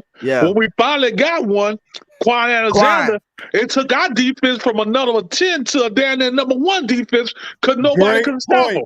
Great point. I like Quan. Great point. All right, so that was a great point. But Quan has also took us from number 1 in the conference to number 2 or 3 with that damn banger bust. You instead of hitting your gap, you want to run around the Eagles game. That man had a 72-yard thing, and you hitting your damn gap. So while he was tradable, why did he let go of Quan? Oh, I know why, because he do plays like this and he stay hurt.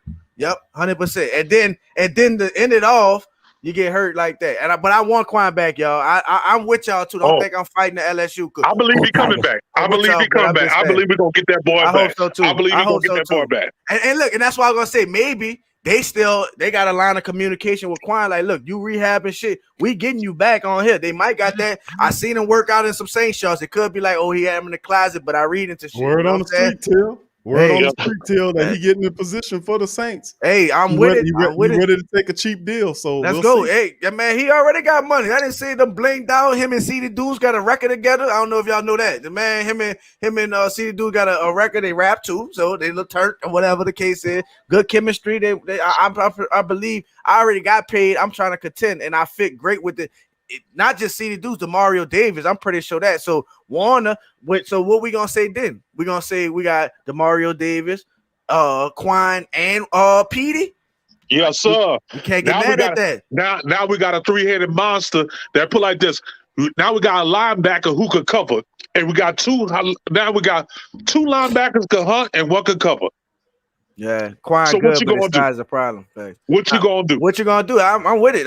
Listen. I love Quan. Listen, don't act like two. Like, get back on Quan. Cool. Let's not act like Quan wasn't missing no tackles too. I seen a couple of ones. He looking at his hand, looking at his hands and slapping his head and do all that. But I love that energy he brought to us for sure. They put him in the frying pan. Yeah. There was no training or none of that. That's true. They dropped him right on in there. And he fit in like a glove. He fit in. You ain't lying, Q. Hey, I'm with. Hey, look, I love him, but I just gotta point that out too. I hold him responsible for that Philly game though, for sure. Q. Right. Like he gambled on that hole and it cost us because the guy came out with that 70. That motherfucker broke that bitch 72. And that ruined our that broke the streak. Yeah, the Russian streak. Yeah, right. That's it. Because he just took a gamble. If he would have stayed in his spot, they would never got it. But you know what? Every now and then, every great player gonna take a gamble. Brother K. Scott, but that's all right, brother. Quan Alexander did that, bro. He did that, but the rest of the day, baby, he was shining, bro. He was. He was shining, baby. I heard. You know what I'm saying? But PJ Williams, baby, let me tell you. Don't do that. Nah, come on, man. I didn't kill that Let the pastor preach. No, because get what? Now, just like I'm going to say this, that man, PJ, the one thing PJ been for us, he always been reliable, step in when we need. Now, Quan, your best. He step in when you need him. What he do? But listen, Q, Quan, your best ability is what? Availability. Now, come on. The man. If you put the man up here and he see his injuries on his body, goddamn, every body part ain't damn that covered. Yeah. Come on. Yeah, like the medical thing that they show on TV. Yeah. And this is red, this is red. You got it torn this all that. This red. I'm like, goddamn, man. Arm coming all lit. Yeah. Nigga look like a peppermint stick. Like this nigga red all over. What's going on? Right. But I like Quan. His upside, he made our defense like great. So but you know what though? But see, my dog, I got, like I said, man, and when they start try to throw some dirt on me, I'm gonna call Till and say, Till, bro, I need your help, bro. I need your help with some problem. They're trying to throw dirt over here, Till. Because listen, I'm gonna tell you something. See, we like PJ Williams a lot, bro. Yeah. But see, like with you like, man, listen, you know, PJ is your guy. Yeah, I respect that. You know what I'm saying? I know his. I know. Listen to me. I know he's not our number one. Like PJ, like walking out the field, stepping in the cow patty. I know. Listen. Hey, listen. He ain't Till like, you walking, there's landmines around here, bro. I already know, but listen to me. We can't get mad PJ Hip Williams and shit, not get mad with fucking Roman Harper who's still walking around this bitch. Devin Hester. He got What's number 85 for the Seahawks? That is Malcolm Jenkins ain't too far from that. For the 49ers. Roman Harper had a built-in right up there with Roman Harper. He gets slow every year, y'all. But Roman Harper had a built-in excuse. He hated. Where's his excuse? Where's his excuse? He hated gray hair when he was 25. The linebacker was struggling. Malcolm Jenkins hated coming up, hipping out on that run last year. I mean, he just be sweating and huffing and puffing and looking around. He hated that run support. He ain't like doing that at all last year. Shit, I thought he liked that more than covering them young tight ends. Shit, young tight end, especially one from Vegas, you put it on his ass. You don't want to go tackle somebody. You don't want to go tackle somebody. Get your ass up, man. Get that. But man, he turned it up in the end of the season. Let me ask y'all this: how much pressure y'all think is putting on Zach Bond and Malcolm Roach to step up this year? You know, they've been kind of quiet too. It's time for them to have a breakout. What y'all think? I think more Zach Bond than Roach. I think Roach gonna do better, but Zach Bond, I think it's time for you because you drafted. Then they drafted another linebacker. The clock is ticking. We talking about Davenport. Shit, we talking about edge rushers. We got Kansas City. I forgot your boy Taylor, something like that. Messing the name. I'm sorry about from Kansas City. All these defensive rushers and linebacker, and we just drafted you. You supposed to be some of that. So what can you do? So that's true. But I think Zach Bonds. I think they need to change. I think they need to change the position. I think he need to go to more of a DN. I believe he have a more DN build, and I think he played better as a DN. Because if you go back and look at his college tapes, he does good as a linebacker from covering the field. But I saw a whole bunch of plays where he could get to that quarterback and get to that backfield very well. He has good techniques, so I would like to see him play more in that. Just with this Aladez, another player playing out of position. Jamal saying PJ can't even catch COVID. Oh, that's cool. Why they cutting up on my guy like that, man? That's PJ, man. He ain't lying. Look, Till, look what DeWine said. DeWine says, I got PJ Williams catching 3 or 4 interceptions. Yeah, man. Look, hey, one time, he catch them and drop them all at the same time. What about my guy? It was the first game we played Minnesota after the Minnesota Miracle. I think it was regular season. My dog caught that, you know what I'm saying, pick 6, took it back to the house. Y'all want to have it? Come on, man. Give him some credit. Give him some credit, y'all. Now, come on, man. Give him some credit. You know, you got to give PJ credit when he do right. He not like, listen, y'all, and I don't want to say this too. I don't want to say this at all. Like, this my number one, like this Lattimore and PJ. Hell no, I'm not saying that at all. I just feel like a lot of times all that he was played out of position. I felt like he should have been more in the slot and more of a safety than playing on the island cornerback. But what I seen from him last year against the Lions, who they said by mistake too. What Jared calls him. Jared says PJ stands for pathetic jackass. Damn. They don't like that, baby.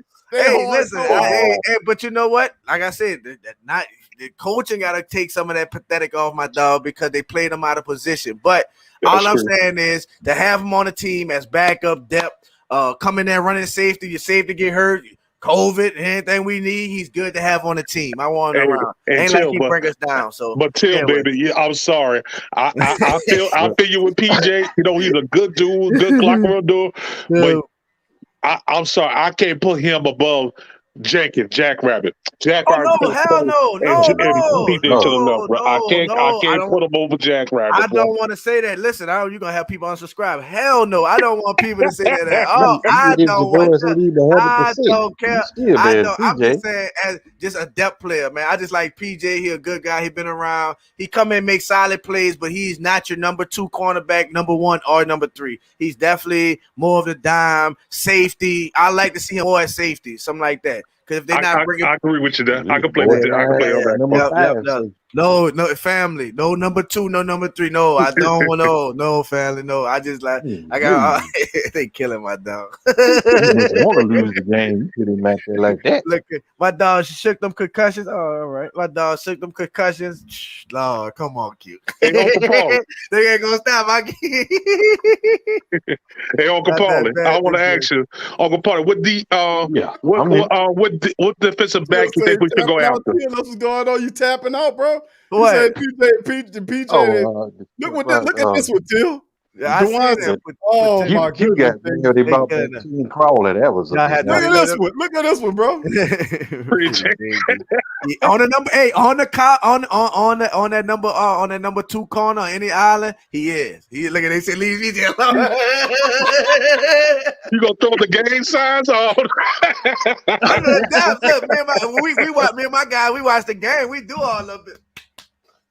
We do all that. I'm back in the video. Yeah. That's that quantity CD dude. I like that. Yeah. I'm with all that now, but that bring an element to it, man. Look, they cutting up on my dog. Oh my dog! I tell you, man, it's all love though, Till, bro. For sure, man. Yeah, man, for sure, man. I like PJ, man, but definitely I don't want him at number 2 corner, nothing like that, y'all. I did definitely depth player. If emergency only, break that glass. Break that glass. But you know what though, bro? I'm holding off for PJ. But Brother Paul, look, I'm holding off for PJ because we do have a new secondary coach, and I think he's an upgrade. Yes, we do. So I'm thinking, and I know Chris Richard is pretty damn good at what he does, and I'm saying that he gets something out of PJ more than what Aaron Glenn could get out of him. I think he gets out of several of these players, these secondary members, PJ Williams and Marcus Williams. The Williams boys, I often call them, I joke, call them the rotisserie boys. But listen, I'm saying at the end of the day, them guys could be guys that can help out. Yeah. He can help them out, develop their game. Because listen, Marcus Williams should have been a Pro Bowler at least last year, the year before that. The last 2 years, by my count, Marcus Williams should have been a Pro Bowler. He should have been a Pro Bowler. That is true.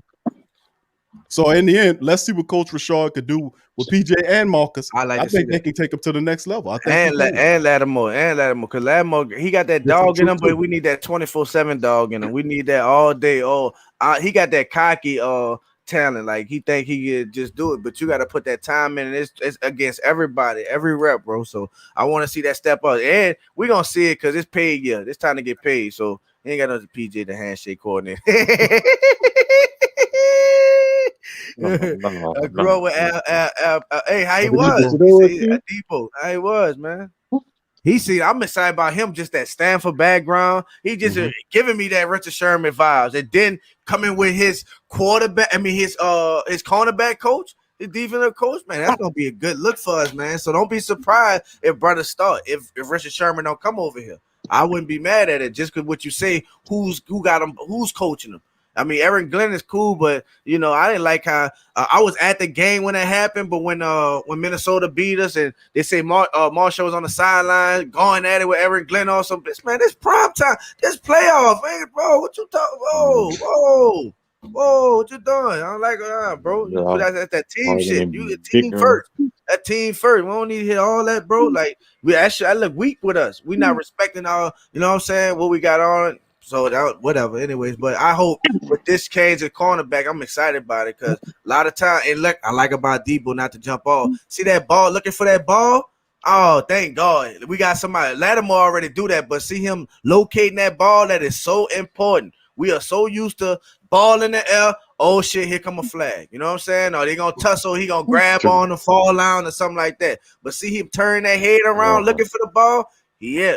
But that double move, that boy from UCF punished him twice with a double move. You gotta learn that one, bro. But I think he should be straight. I think he'll be straight though, man. I think he'll be straight. I think COVID helped him out, helped us with him by him not returning.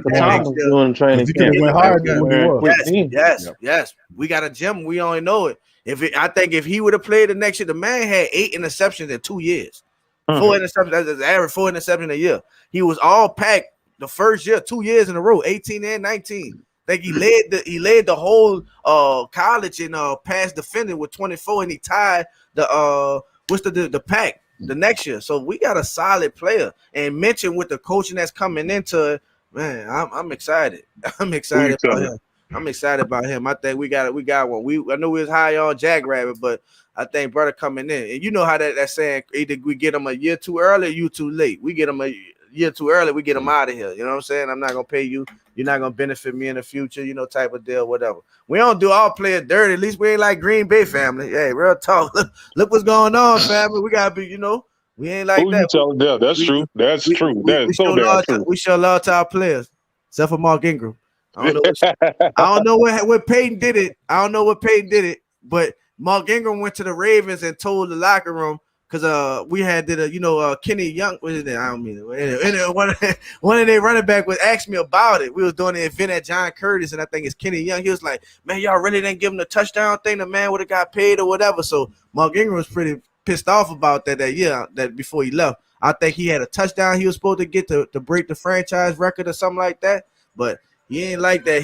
We ain't giving the ball. You know what I'm saying? But they sure did pay Emmanuel Sanders. He came up doing this, you know what I'm saying? And he gone, and they ain't, So I guess that was they saying, like, we ain't bringing your ass back, so here, take this. You know what I'm saying? Take it like that. That's all that I can see. That's the only way I can see it. It's strange because the Latavius Murray deal wasn't but $1 million off of what Ingram wanted. Right. And Sean Payton got involved with the negotiations, which was very weird because he got involved out of that. He was in that. He got involved in the negotiations for whatever reason. That sounds personal. That sounds personal right there. He wasn't even supposed to be involved. I was like, that's what kind of drew me out. Then they were negotiating back and forth. And they said prior to all that happening that we want him on the team and we got to talk to him, all that kind of stuff. Then it came down to it. Notice how fast when they fell off of Ingram. Yeah, and then they were right, and Latavius Murray had the deal instantaneously, so he had him behind Ingram as leverage right then and there. Yeah, we already got somebody coming back there. Yeah, that's some shit. You know what? I be reading into stuff like that, even with Kamara. Sometimes when they wanted to be more featured back anyway. That's right. You know what they be saying? They be calling like Ingram be saying Sean and stuff. You know what I'm saying? Like, I know his respect and stuff, too, but like, that's an older man. You like, I know coach, you know what I'm saying? I don't know. That might be that relationship, but I just and none of my coaches I call by their first name. They're like Paula right here. The first thing I call Paula because I know he's older than me. I'm gonna show you respect. You Uncle Paula to me, bro. Uncle Paula, bro. It's not a fact that I'm calling you old. No, I'm honoring and respecting your wisdom and your age and you being on this world. So Coach Payton is coach. You're not gonna be Sean Payton. I don't know your name. He be killing me when he be saying, y'all know Sean. I'm like, what, Sean? But that's what Kamara got that from. Probably, is that what Kamara got it from? Ingram? I don't know. That's what I'm trying to think. That's what I don't know. Because Kamara. I'm sorry, go ahead, y'all. I know Kamara was on the show and they were just talking about how they was saying about plays, and he was like, man, run the ball or whatever, how they be talking to Sean or whatever the case is. I don't know. I just found that weird. I just like, I don't know if that was like, Sean probably seen it like as a fault. Let me call him Sean. Because probably see him as a part, like, man, I gotta get him out of here, whatever the case is, or it could have been more they won't pay him what they want or whatever. I don't know, but that was interesting. I didn't know Sean got involved with that contract. That's crazy. I didn't know that. No, we don't want this, that, or whatever. I didn't know that. Might have didn't. He might have did. He might have didn't like Ingram. Might have been some personal getting Ingram. I don't know. Because bro, they had an opportunity. They had an opportunity to get him. Eager to go to Atlanta. That's crazy. I'm surprised he didn't do that. I'm really surprised he didn't go to Atlanta. Think about when he left, though. I mean, he was banged up. He had some good games with Baltimore, but brother Paul, right? He was looking at. He wanted more of a centralized, more of a role in the Saints' running attack, and he was basically a shared back with Alvin Kamara emerging ahead of him. So if it was a 50-50 system, sooner or later it would have moved to time with Kamara. He was. He felt like he had more experience, Right. He wanted to be the man, and he went to Baltimore. He couldn't carry the team with him. Then they picked up backs, got him off of there, and now he with the Titans. The Texans now. And that's 100%. I mean, balance out over there. he saw what happened to AP. AP had to got his ass out of here. Like, yo, this dude Kamara is for real. Like, we know like Kamara is for real. So I felt like he Sure. did. But I think because I mean, if I remember right, he did start out with a crazy high number. It's like 9 million that he started out with, huh? Was it like 9 a year or something like that? I don't know. It was a crazy with Mark Ingram. He started out with a high number. So I don't know if I think he would like about. I think anywhere between like 7 and 8, almost 9 million. Yeah, he was around the area. Yeah, like it was crazy. I know we was talking about like good 5. You know what I'm saying? Maybe 5, something like that. But he ended up signing that around that area. But I don't know if he thought that he was better without Ingram. I mean, I don't know, man. I don't know. But I think he definitely did want to have his own running back coach. But you know, the Saints have never been like that. We have never been like that since Deuce Pierre, Reggie Bush, all that. Now we've been sharing backs. That's how we won a Super Bowl. That's what we need to do. We don't need to have it's all for that dominant every down back. How? Zeke trying to do that, you know he can. Look at him. He stay hurt. They can't do that, man. But let me tell you something. I believe this year Alvin Kamara gonna go for that 2,000, man. He gonna be a 2K guy, 1,000. 2 years in a row, he been close. And now last year if he would have played that last game, he would have had 1,000 yards rushing.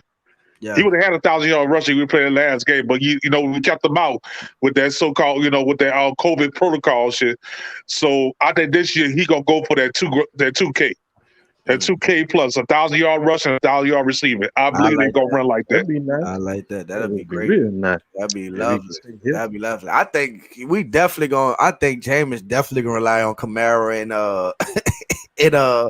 Michael Thomas. That kind of thing. When Kamara came out in that interview was saying about he kind of felt a way about Taysom not throwing the ball. I said, yeah. He not about to, yeah, it's over with for that. Yeah, like he felt some kind of way that and I don't know what Taysom, I don't know why Taysom don't throw it about. Y'all think about that, dog? Like this man Alvin Kamara just like cut up on just dump downs. You know what I'm saying? Like this man was just cutting up on dump downs, dog. Like it was just, I don't know, man. So I think James is gonna be in heaven, dog. Like I think Brother Scott said, Q, you said he ain't never had no good running back. Now you got a great running back. You got not just a running back, you got like a great weapon. Like this guy's like a weapon. That Green Bay stat will forever be. That highlight will forever be in his highlight, his career highlight. That Green Bay game. I see you pull it up, Q. Okay, yeah, that sounds like something personal. That sounds like something personal having something happen in the locker room. More. That's what I want to see. It happened pretty quick. Put him on a full screen. This bad boy. He said he happened pretty quickly. Peyton told reporters Tuesday in Phoenix via the Saints official Facebook page. Look, I'm excited for Mark opportunity. He's been a tremendous player for us and a leader for us. It was frustrating because I felt there was a little dialogue. At least usually I'm able to visit with the player, and I wasn't able to. See? Why is he trying to visit with him? Why are you getting involved with that? That's Mickey Loomis's deal. You don't have nothing to do with that. And he said, at least usually I'm able to visit with the player, and I wasn't able to. So the ins and outs specifically to how that unfolded still, to me, are a little bit cloudy. Tried texting him, tried calling him, direct message. He texted me back, and then the next day we weren't able to speak. Now Ingram signed a 3-year deal worth $15 million with the Raiders early this month, and figures to be the lead running back in the league's run heavy offense. The Saints addressed his absence by signing Latavius Murray to a 4-year deal. The 29-year-old hinted that he had interest in returning to the Saints before free agency, saying, I'm not looking just to leave New Orleans he said that to NOLA.com, Tom's Picayune, but that doesn't appear to be how it went down. Why is Sean Payton trying to call him? Why is he trying to talk to him during negotiation? Why are you trying to get a hold of him? That's not your role, coach. That's true. So, that's true. As I was saying, he got involved when he wasn't supposed to, and that ultimately, kind of hurt everything in the back end. Yeah, they don't like I said, well, you see, but that's what from time to time, we been, man, I got this stuff swimming in my head, so I remember these little intricate details is just what I do. Like if I remember Peyton saying this or that, like when y'all brought up the thing about like the thing what Till was saying about the respect to the coach, right? the coach, respecting and calling the coach's name. How many times we had that conversation here when we said that Elvin Kamara shouldn't be calling Coach Payton Sean? Right.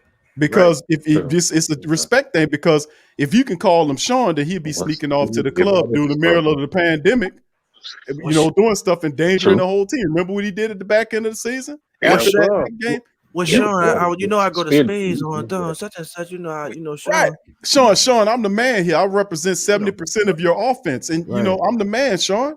No, don't call me Sean. And you 100%. And Alvin Kamara need to be answered for that. He need to owe us an apology for cutting up. Even though I know we can say what we want about COVID and the pandemic, or everybody got their own thing. But my dog, what the risk was. You know what I'm saying? What we was fighting for, and that kind of let us down, bro. Like, especially one of our leaders, bro. Like, we expect more out of you, not you being in a club. You know what I'm saying? Like, come on, bro.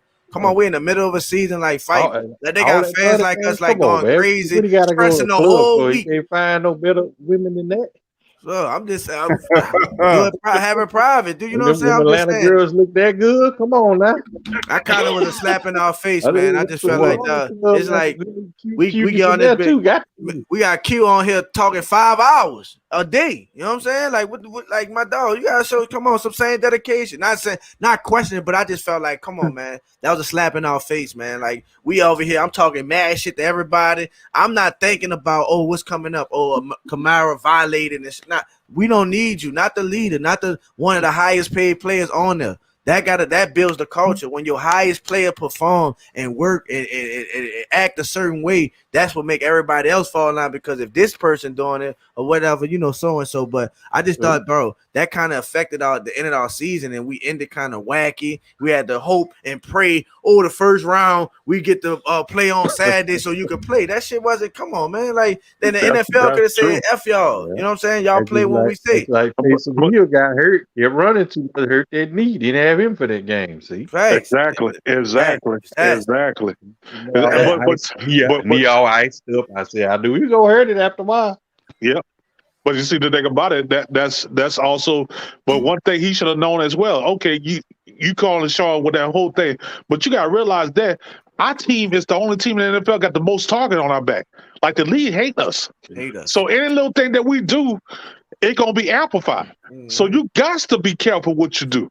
You can't be doing it like that. Stay your ass at home. If you want to see some strippers, you got enough money. Bring them. Come here. You got enough money. Bring your ass up. Bring your ass up. You got being smart. It's about being smart. It's about being smart. That's it. Hey, God, hey, look. Come on, man. Free Deshaun Watson, man. You see what's going on. You got to be careful, bro. Real talk. You got to be on your P's and Q's, bro. Shout out from Kamara. He opened up a business in New Orleans. The big squeeze, man. Shout out for that. I love to see that, bro. But you got to handle yourself, man. You got to, be smart. And hopefully he did learn from that. But I ain't never say nothing about it. So I think we should. I just touched on and say damn, bro, that was a slap in our face, bro. We expect better out of you, and I know we will. I defend you in too many arguments. People calling you a wide receiver. I'm telling you, he the back running back. No, you're a wide receiver. People telling me, you're not a running back. I got to say so. He got a bunch of hats too. Let me tell you something. He's whatever that we need him to be. And the thing about it, if Sean Payton was honestly a more run-based coach, he will have better yards running. But Sean Payton loves throwing the ball, and he find his guy who gives the best mess out. I'm talking about some quarterbacks can't even guard Alvin Kamara sometimes when you get him in the route. He was that good of a route runner. So he is what he is. Yeah. But he one of a kind, though, dog. I think he one of a kind, man. I ain't gonna lie to you. I think he definitely one of a kind. I can't wait to see him. I can't believe they even, not to say nothing, because I love what brother doing. Ain't no way they gonna tell me Christian McCaffrey better than this guy. And then you're not telling me that. Not telling me his stiff running ass better. He nice, he good, but nah, man. Hey, appreciate you, Jared, baby. Appreciate you, brother. Much love, man. Much love. I laughing at your mom, but Kamara like. Who Kamara like? They like they didn't want to pay him. Oh, come on now. That man don't like no damn vanilla snow on his best. Jamel wrong with that, bro. Boy, I tell y'all, boy. Y'all or something Q, else. but you don't gotta say shit. You can just let these comments roll, Q. You ain't gotta say nothing. Let the same thing. Had a whole show. Hey, I'll be in the comment. They got a whole show in the comment. Hey Q, where your two assassins at? Your two ladies in the crazy same thing who be cutting people off. Where your two assassins at? Oh, I'm pretty sure they're lurking around with Your two assassins, boy. He got two ladies, bro, two snipers, bro. As soon as they say something stupid, click, you off.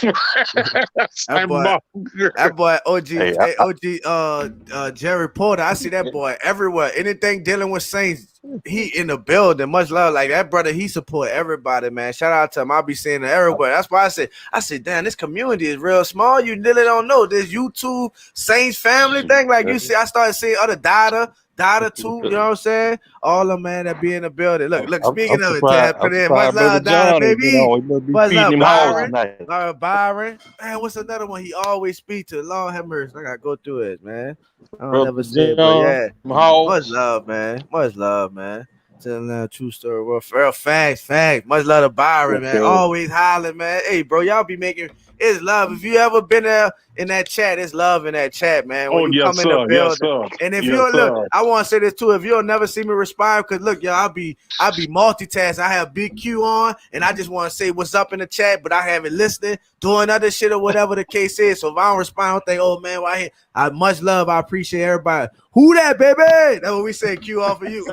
I put my I put my one of my friends on you. And one of you, shout me out. You say, "Who that, baby?" So every time they see that's Big Q, who that, baby? One time, Big Q, man, Big Q, dog. For sure. One time, Big Q. As always, dog. But yeah, man, the chat be love, man. That chat, dog, man. It be number love. All the women out there. I shout out to all the women. They remind me of my mama. My mama, the reason why. My grandpa, my mama, the reason why I'm so hype, the energy I have. Every Sunday, my mama called me. Every Sunday after we went, like soon as I answer the phone, she screamed. That's her thing. Who that? Shout out my mama. My mama don't miss an episode on my show. She come to every episode, all my live, everything. So shout out my mama, man. One time for my mama. I love you, mama. Appreciate that, Bryce. Appreciate that, baby. Appreciate that. Let me tell you something. Off the real, bro, I would like to see us to go back on the thing. I would like to see us go back for old Larry Walker, bro. I like to go to see him bring him back onto the offensive line, bro. I hated that we got rid of him and kept Nick Easton. I wanted Nick Easton going. I want to keep Larry. I thought Nick Easton was solid. K. Scott, I thought he felt he was solid. He was solid, but he was not better than Larry Wolf. I'm sorry, he was not better than Larry. Larry was way better. He had a bad. I think Larry had a bad playoff run. He had a bad playoff run, and I think something happened with Sean Payton because Sean Q, you know, he throwed his ass underneath the bus. Yeah, if we had a better play, what the God? What the man won absolutely. It was the cold-blooded part about it, though, Till. And family, all them linemen was stinking. Teron Armstrong was getting beat like a drum. Ryan Ramczyk was struggling. Yeah, the whole lot, they were all struggling. And then, you know, had an injury. All of them was stinking. He played pretty bad, but they all was funky. He probably was the most vocal. Q, man, we trying. He probably said some shit like that. Man, would you get off on your seals out there without this man got to hurt? He probably was winding up. You know what I'm saying? And oh yeah. Got his ass out of there. Get him up out of here. Get him out of here. Get him out of here. Put him on the streets. Who else he did that with, family? It was the linebacker. What's the name of that linebacker? That was your I think Burnell, huh? It was Burnell or something like that. What's that linebacker name? He came from Philly. From Philly. Oh, shit. Well, Vic, no. Beezy, no. What he started with a B. It was a B. He got a B in his name. Bradham. Yeah. Bradham. Nigel Bradham. Yep. Yeah, he looked like he had the nerve to ask Sean Payton for some more reps. Yeah. In the conference, huh? Was it in the interview? Was it an interview? Like Alexander Lowry was setting the world on fire at the time, you know. Yeah. That was that. Look I at thought the he was gonna do opportunities good he for us got. too. How many chances he got? Shoot. That's what I don't. That's what I don't understand. How many chances that you watching this boy's decline year after year? You watch him decline. This Nigel Bradley come in. He came off a championship team. He know how to play the ball. Why you mad because he asked for some more reps? Much love, Byron. So he could show you what he could do. He trying to show you what he could do. He just need more reps to show it. Come on now, you can, come on. All right. You start to be a dictator, and dictatorship, they fall quick. You can't tell, you know the stance. Y'all know that you can't tell Sean Payton how to run his team. You can't do that. Look how he got you notice how he got them reporters on tap. The reporters wouldn't dare ask Sean Payton why he offensive coordinator instead of head coaching. And Pete Carmichael sitting there for a decade next to him, and he came sniff to call the plays. I mean, the last time, one time they did that 2+ years ago, they asked him that they never asked the questions because he gets on them. He got on Amy. Oh, hell, he smashed her. Oh, he smashed Amy. And nobody came to Amy's aid. Like, none of them. Hold on, Peyton. I'm the only one, bro. I'm not saying, hold on, Peyton. Hold on. You can't talk to Amy. Like, y'all remember that? Yeah, I remember that. I like that. Wasn't that bad, Sean. Not that bad, Sean. He'll give a fuck.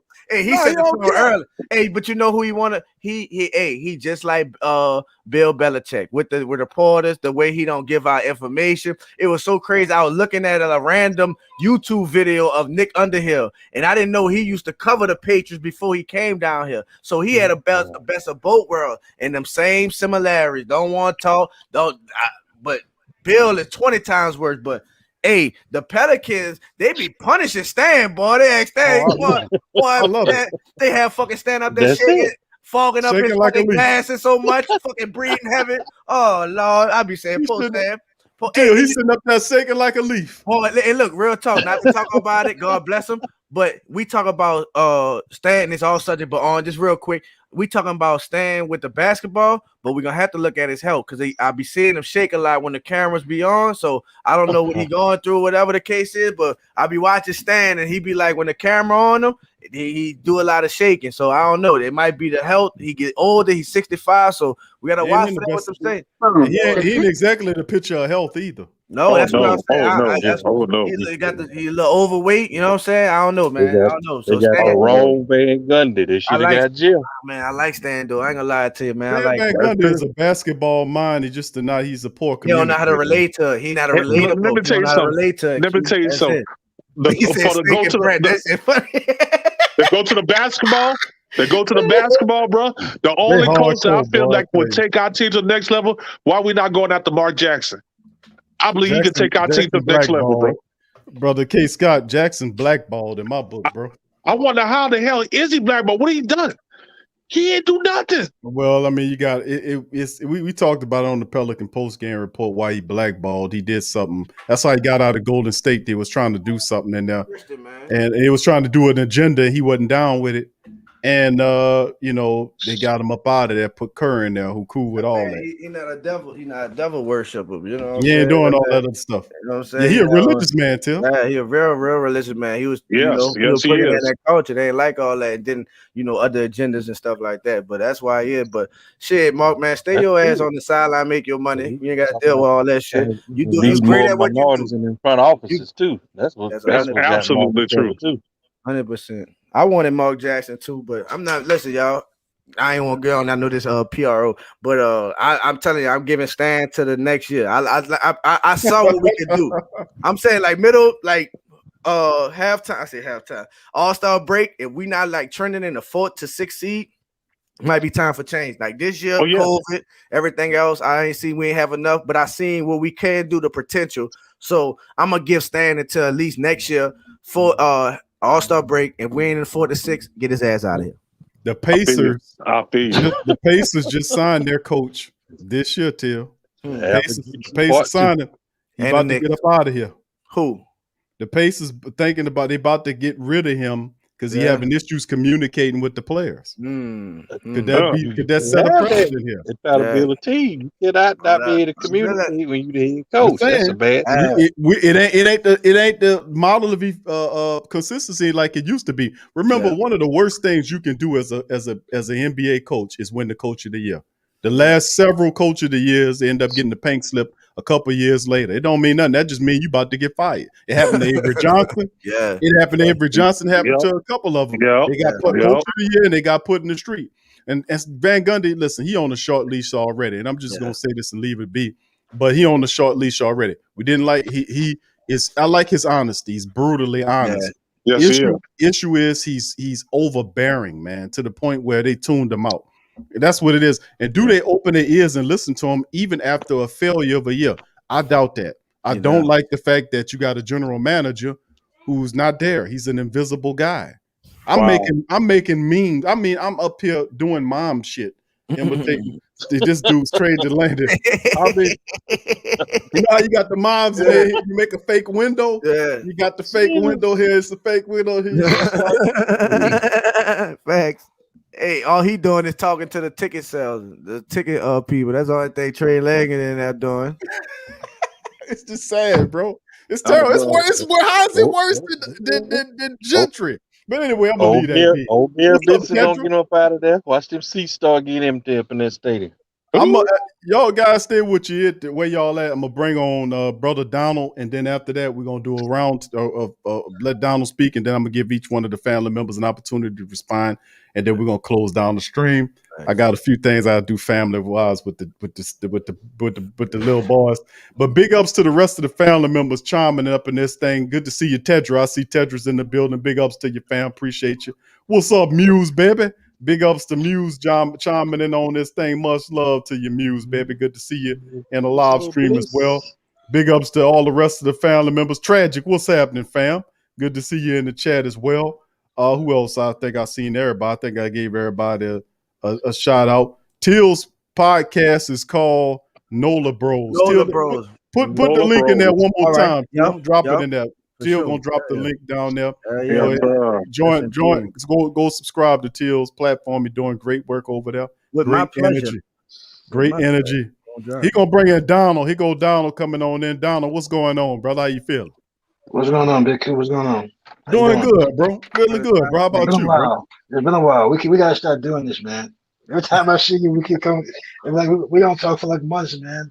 Yeah, bro. It's been a while, bro, since you popped on. What been going on? What you think about the Saints, bro? What's been happening? We're talking about the draft overall. Yeah.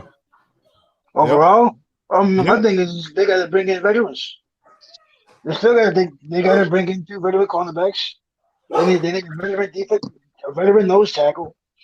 I wouldn't be surprised if they bring back Quan. My thing is they just need veterans. That's it. Pretty much. I agree with you. You good with the secondary like it is, or what you think? Well, I like the draft pick they got because the dude was a former receiver. And my thing is today, you need guys like that. Then he got a good technique. So how you say it? Good footwork, technique, smart, instinctive. I mean, tackle, cover. I mean, he just versatile. I like the dude. He cool with me. I'm cool with the guy. Okay, good. Yeah, a lot of people still feel like we need a few pieces there, and I know they're not done yet. Like I just said, you need 2 veterans, cornerbacks. Go out there, just gotta go get them. Yeah. Don't worry, they will. I'll tell you, Aaron, this roster is incomplete. It's not even done yet, so they'll make it the most. Well, that's good to know. I won't be surprised if they make trades. They're known for that too. So. Well, I mean, Kansas City just did one where they got Mike Hughes from Minnesota. They gave up a pick to bring him in. So, I mean, they still improving via trade, signing, whatever they got to do. Yeah. Well, the teams are aggressive. They're just like us. They're aggressive. And Andy Reid, he's aggressive. It's him. He just give me some guys that can play, that can be coachable. That can say, look, we all can communicate and we good. That's how Andy Reid been. That's why he always was. You know, he communicates, he cooperates, he adjusts. The coaches that don't adjust don't do good.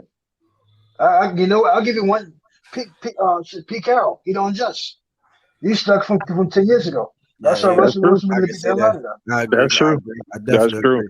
True. Good He's stuck from defense. Defense good.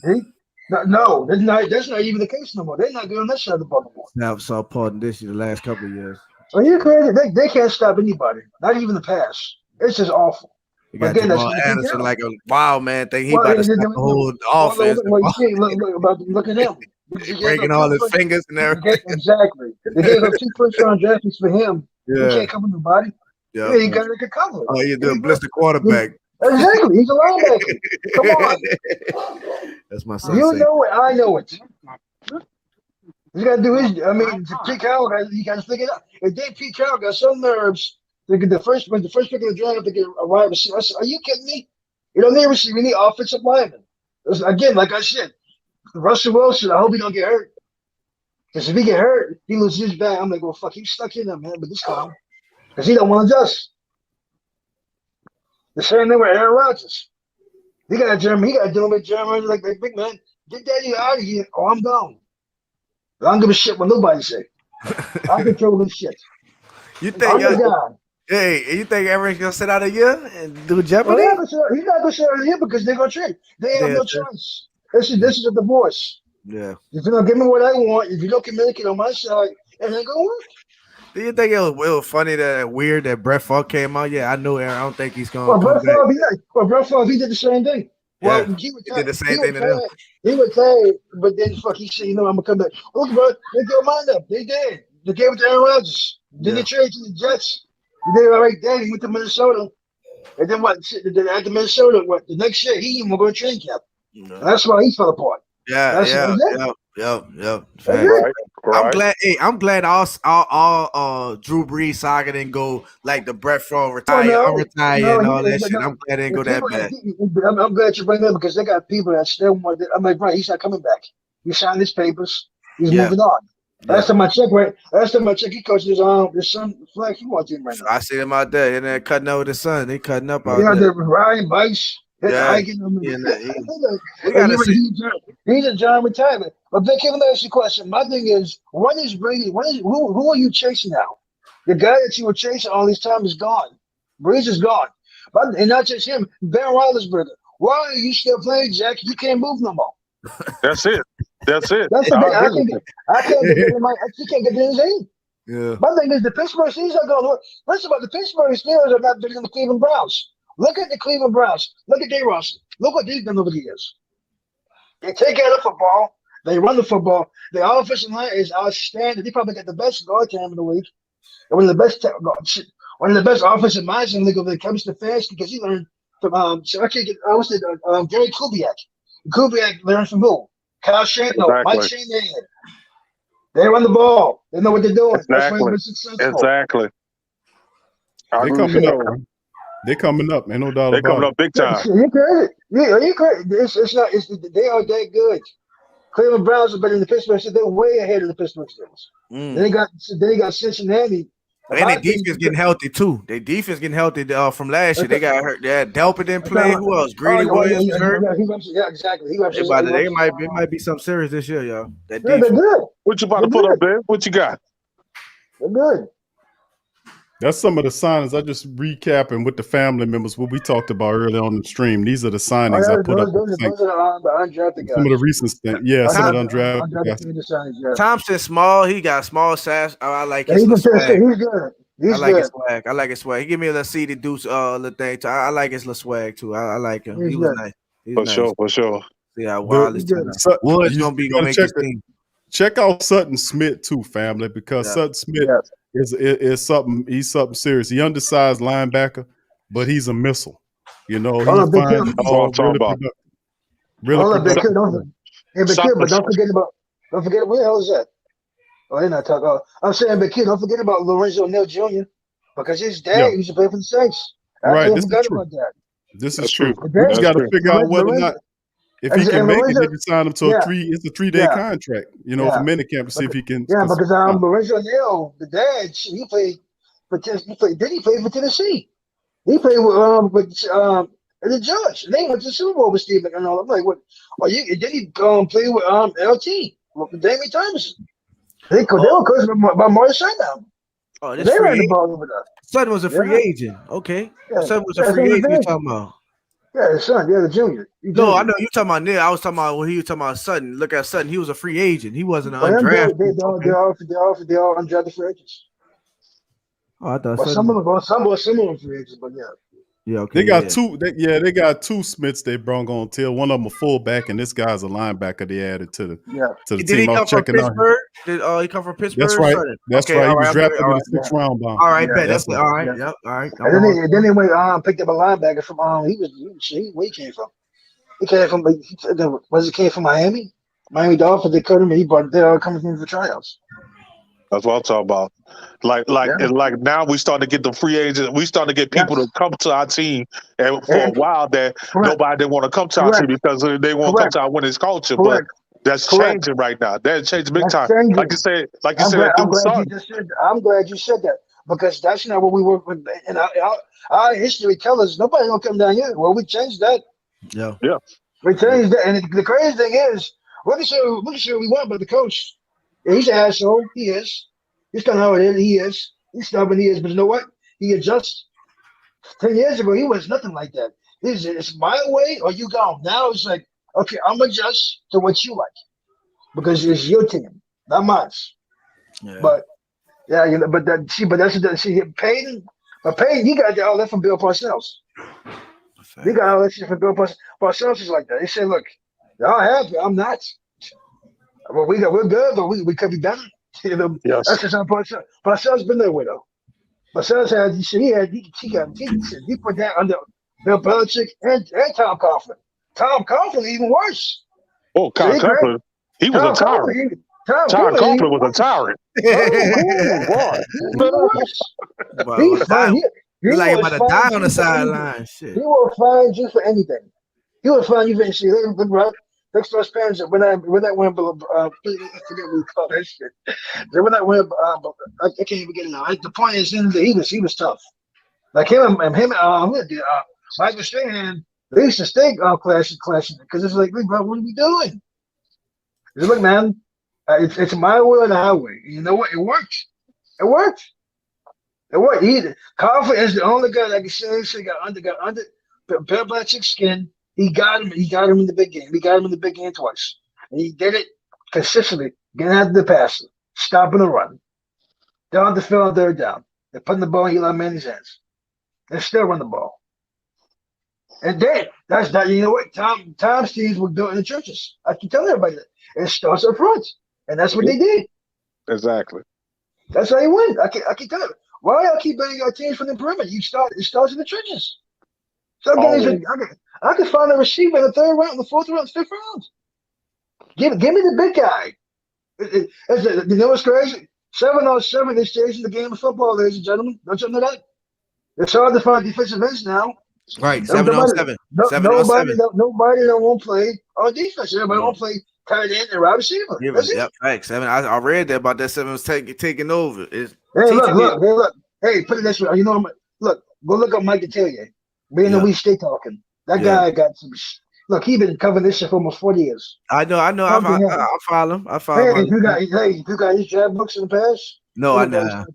Go get his draft books, man. Okay. I know he predicted Ian Book. I know he predicted Ian Book. But he told me the same shit. He said, Mike, I just get the same thing, but he said, I had to interrupt you, but I'm married. I listen well. They got a lot on here. They got a lot on here, motherfuckers. When we stay at a hard head, they don't want to listen.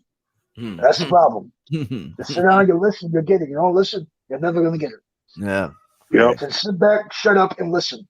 And that's what he did. He said that's the easiest draft to get in 36 years, 37 years.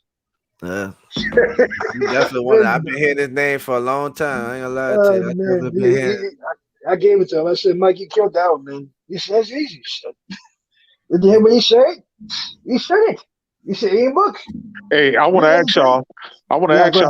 How many years you think Sean Payton got left? You know what? Look, as long as he wants to.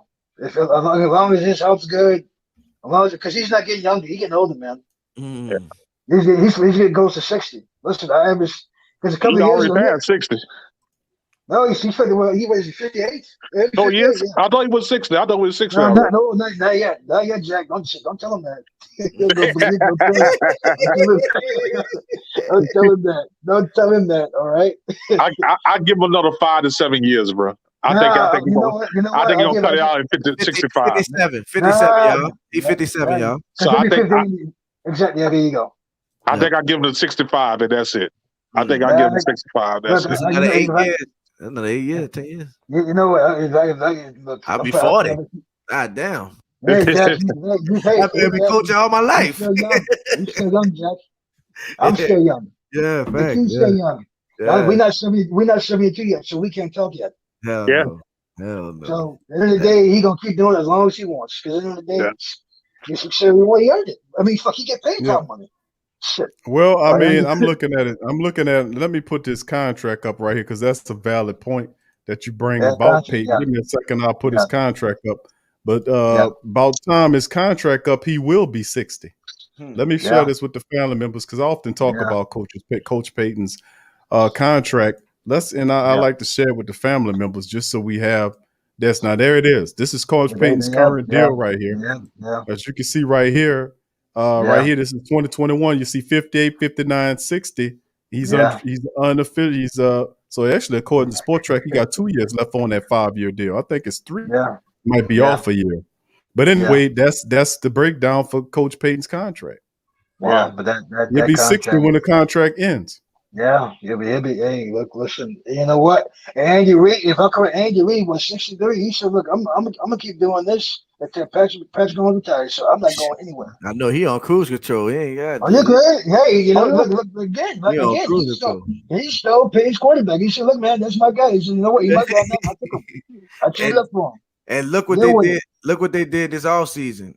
They got offensive linemen. Number offensive linemen. Because Andy Reid not stupid. He better carry him. He protected his whole profit, everything. The offensive lineman dictate your whole game. But now not only got dogs on my team who could go ahead and protect my quarterback, but he gonna open the lanes for my running back. Exactly. Now I can control the game even better. Clyde Edwards-Helaire. Yeah. Clyde Edwards-Helaire. That's all you need to know. My thing with the Chiefs is they can't stop the run. They need a linebacker to stop the run. Don't let them get a linebacker. We need some weakness on there. Let them run on there. They got enough. Listen, look. I'm gonna tell you like this. They're gonna own the league for the next 10 years because they got the guy. That's just what it is to it. At least the AFC. I mean, shit, Andy Reid, he did this years ago. He did when he had McNabb. It worked. Yeah. You know what happened? He had to get rid of T.O. Yeah. He never wanted to do that. Yeah. Let me tell you something. But just like they say, he got the guy. I believe we got the guy this year. Think about it. If you go back, look last year or the year before last, when Jameis threw all them interceptions, bro. Yeah. I could count out at least 10 of them wasn't his fault. Yeah. 10 of them wasn't his fault. 10 of them, I'm talking about, came out the receiver hands, ran the wrong route, unfortunately, the quarterback do get blamed for the interception, but a lot of interceptions not their fault. Yeah. If it bounce off, if I hit you right in your face mask in your hand, it bounce up and right in the front of the hand. How is that an interception? I got the ball right to you. How is that an interception? Let me ask you a question. Who does he remind you of? Who? I don't see Aaron. Jameis. No, he's not Aaron Brooks. I'm gonna tell you that right now. Way better than Aaron Brooks. No. Who he remind me of? Something was athletics and stuff. Honestly. I mean, his overall play from high school, college, overall. Let me see. Yeah. Who got the potential to be great? Yeah.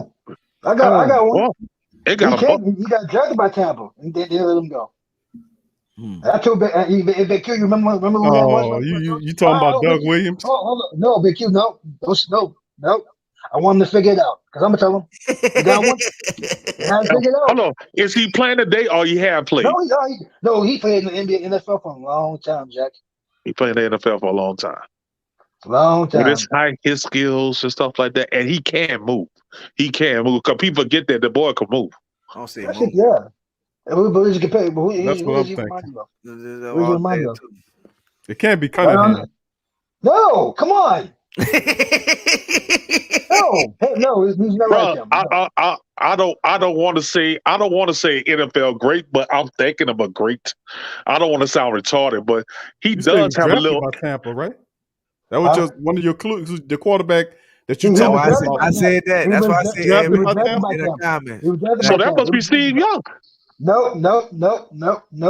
Nope, wrong.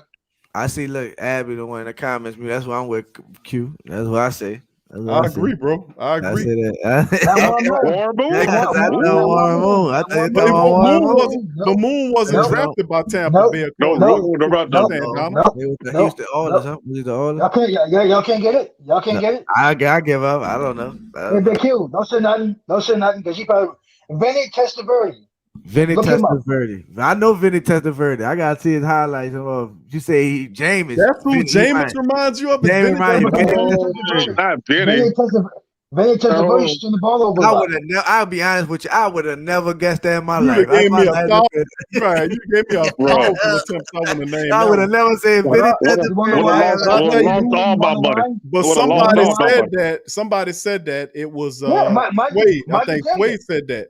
Sway Mike can said tell you. that. Me and Mike can tell you. We talked about it. He said Vinny Testaverde, bro. They said he had the turnover problems just like James. And he went to start after he left Tampa. He started with 600 teams. But bro, do you think Jameis have a turnover problem or he had a bad season? Because if you look at his No, stats, you know what I'm saying? I don't think he. You know what I'm saying? You know why? You know why I said it? Because everybody keeps talking about James with the interception more fun. Well, Yeah. look, Vinny Testaverde had the same problem. I'll guarantee you. I think it's just more that number 30 for 30. Because if he'd have threw Well, 29 they interceptions, will I don't think never get nobody over said it. nothing. I think he might They will still never be in get over Tampa it. Bay if he'd have threw 29 interceptions. But that 30 for 30, I think everybody can't get out their head. Like that shit. I'll never get over it. Exactly. Yeah. Exactly. I'll Because never get over it. 30 for 30. honestly, if you No take doubt. if you take No out a doubt third about of the that. damn interceptions, you take out a third of the damn interceptions. Yeah. You talk about you looking at that man probably going 30 for 20. I mean Yeah. 40 for 20. That man could be easily throw 40 touchdowns for 20 interceptions, and that's still a damn pretty good, almost great season. It still is. You give me 40 touchdowns for 20 interceptions, I take that all day. But look, easy. Look, he's most after before the 30 was 18, 19. Yes.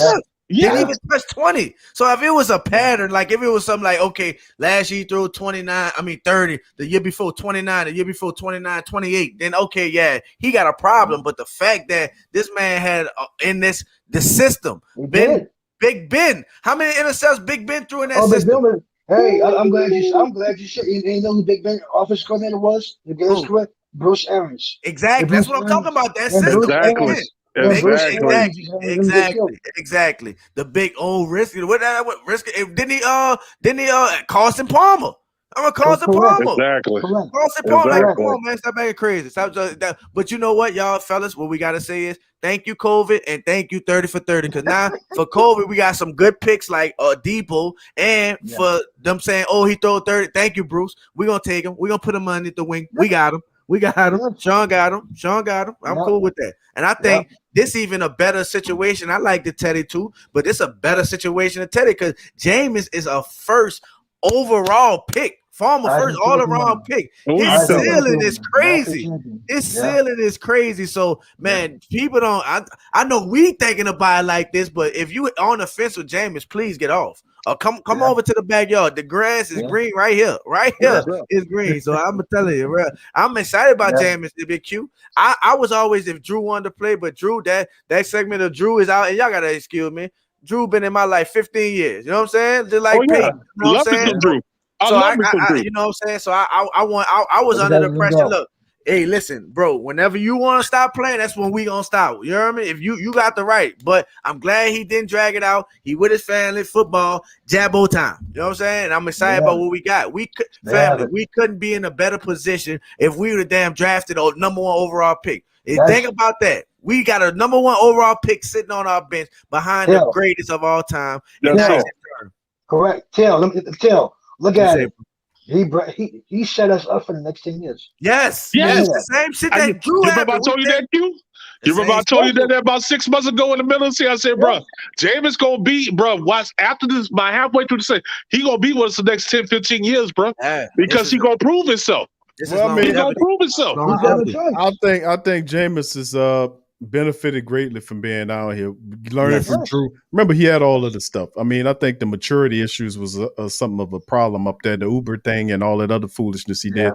It's a couple of suspect plays I didn't like that he did with the Saints, like when he grabbed Cam's face mask when Cam sacked him and then pulled it when he had him on the ground. Remember that to get up, Jameis pulled Cam's face back on the ground. Yeah, facts. I almost smacked him for the Lattimore shit. I ain't gonna lie. I got jumped on the TV. I don't play with, I get, I ain't like that. That was some I was like, shit. you know what? We don't want Jameis over here with all that. Now Right, I was facts. first one on that, but he changed it. Yeah. But he changed though. He grew up. He grew up. He grew up.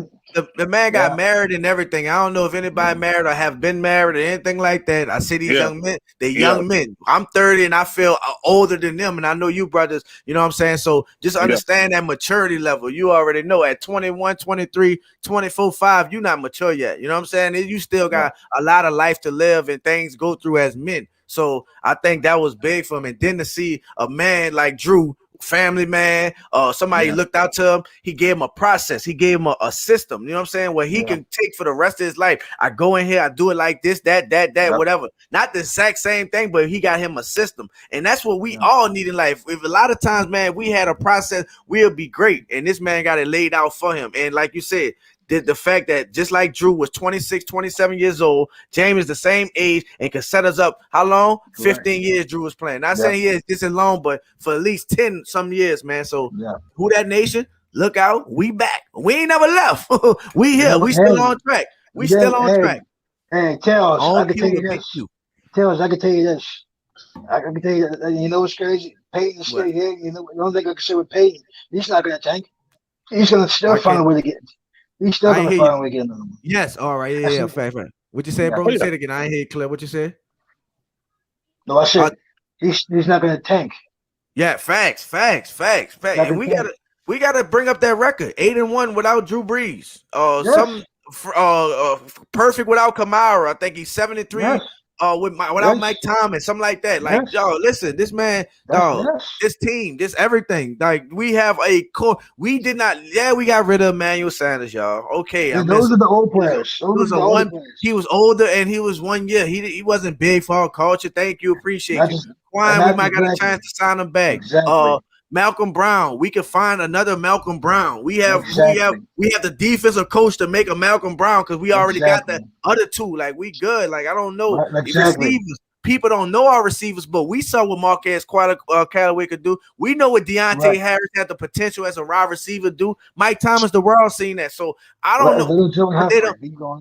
But they don't. But they like the outside world don't know us. For you to say they told us 19, that is disrespectful. That is so fucking disrespectful. Like, we lost fucking Kamara, Thomas, Ramchek, and all this other shit. I was more pissed off. It's like, damn, I hope we don't get Russell Wilson because we might lose a lot of pieces. You know what I'm saying? Shit like that. But we didn't lose nothing to say. And look, shout out to Mickey Loomis because it took this shit to happen with the cat. They was forecasting right. You know what I'm saying? For their future, but it took this cat to put us in a bind. I know we got another bind next year, but we gonna be way better. I know the cap gonna be higher than last. The cap gonna be higher, so we gonna work that shit out. I think it put us in a corner, but we did not lose our important pieces. We did not lose our core. We did not lose. Thank you. We got our fucking Lattimore, Lattimore, Williams.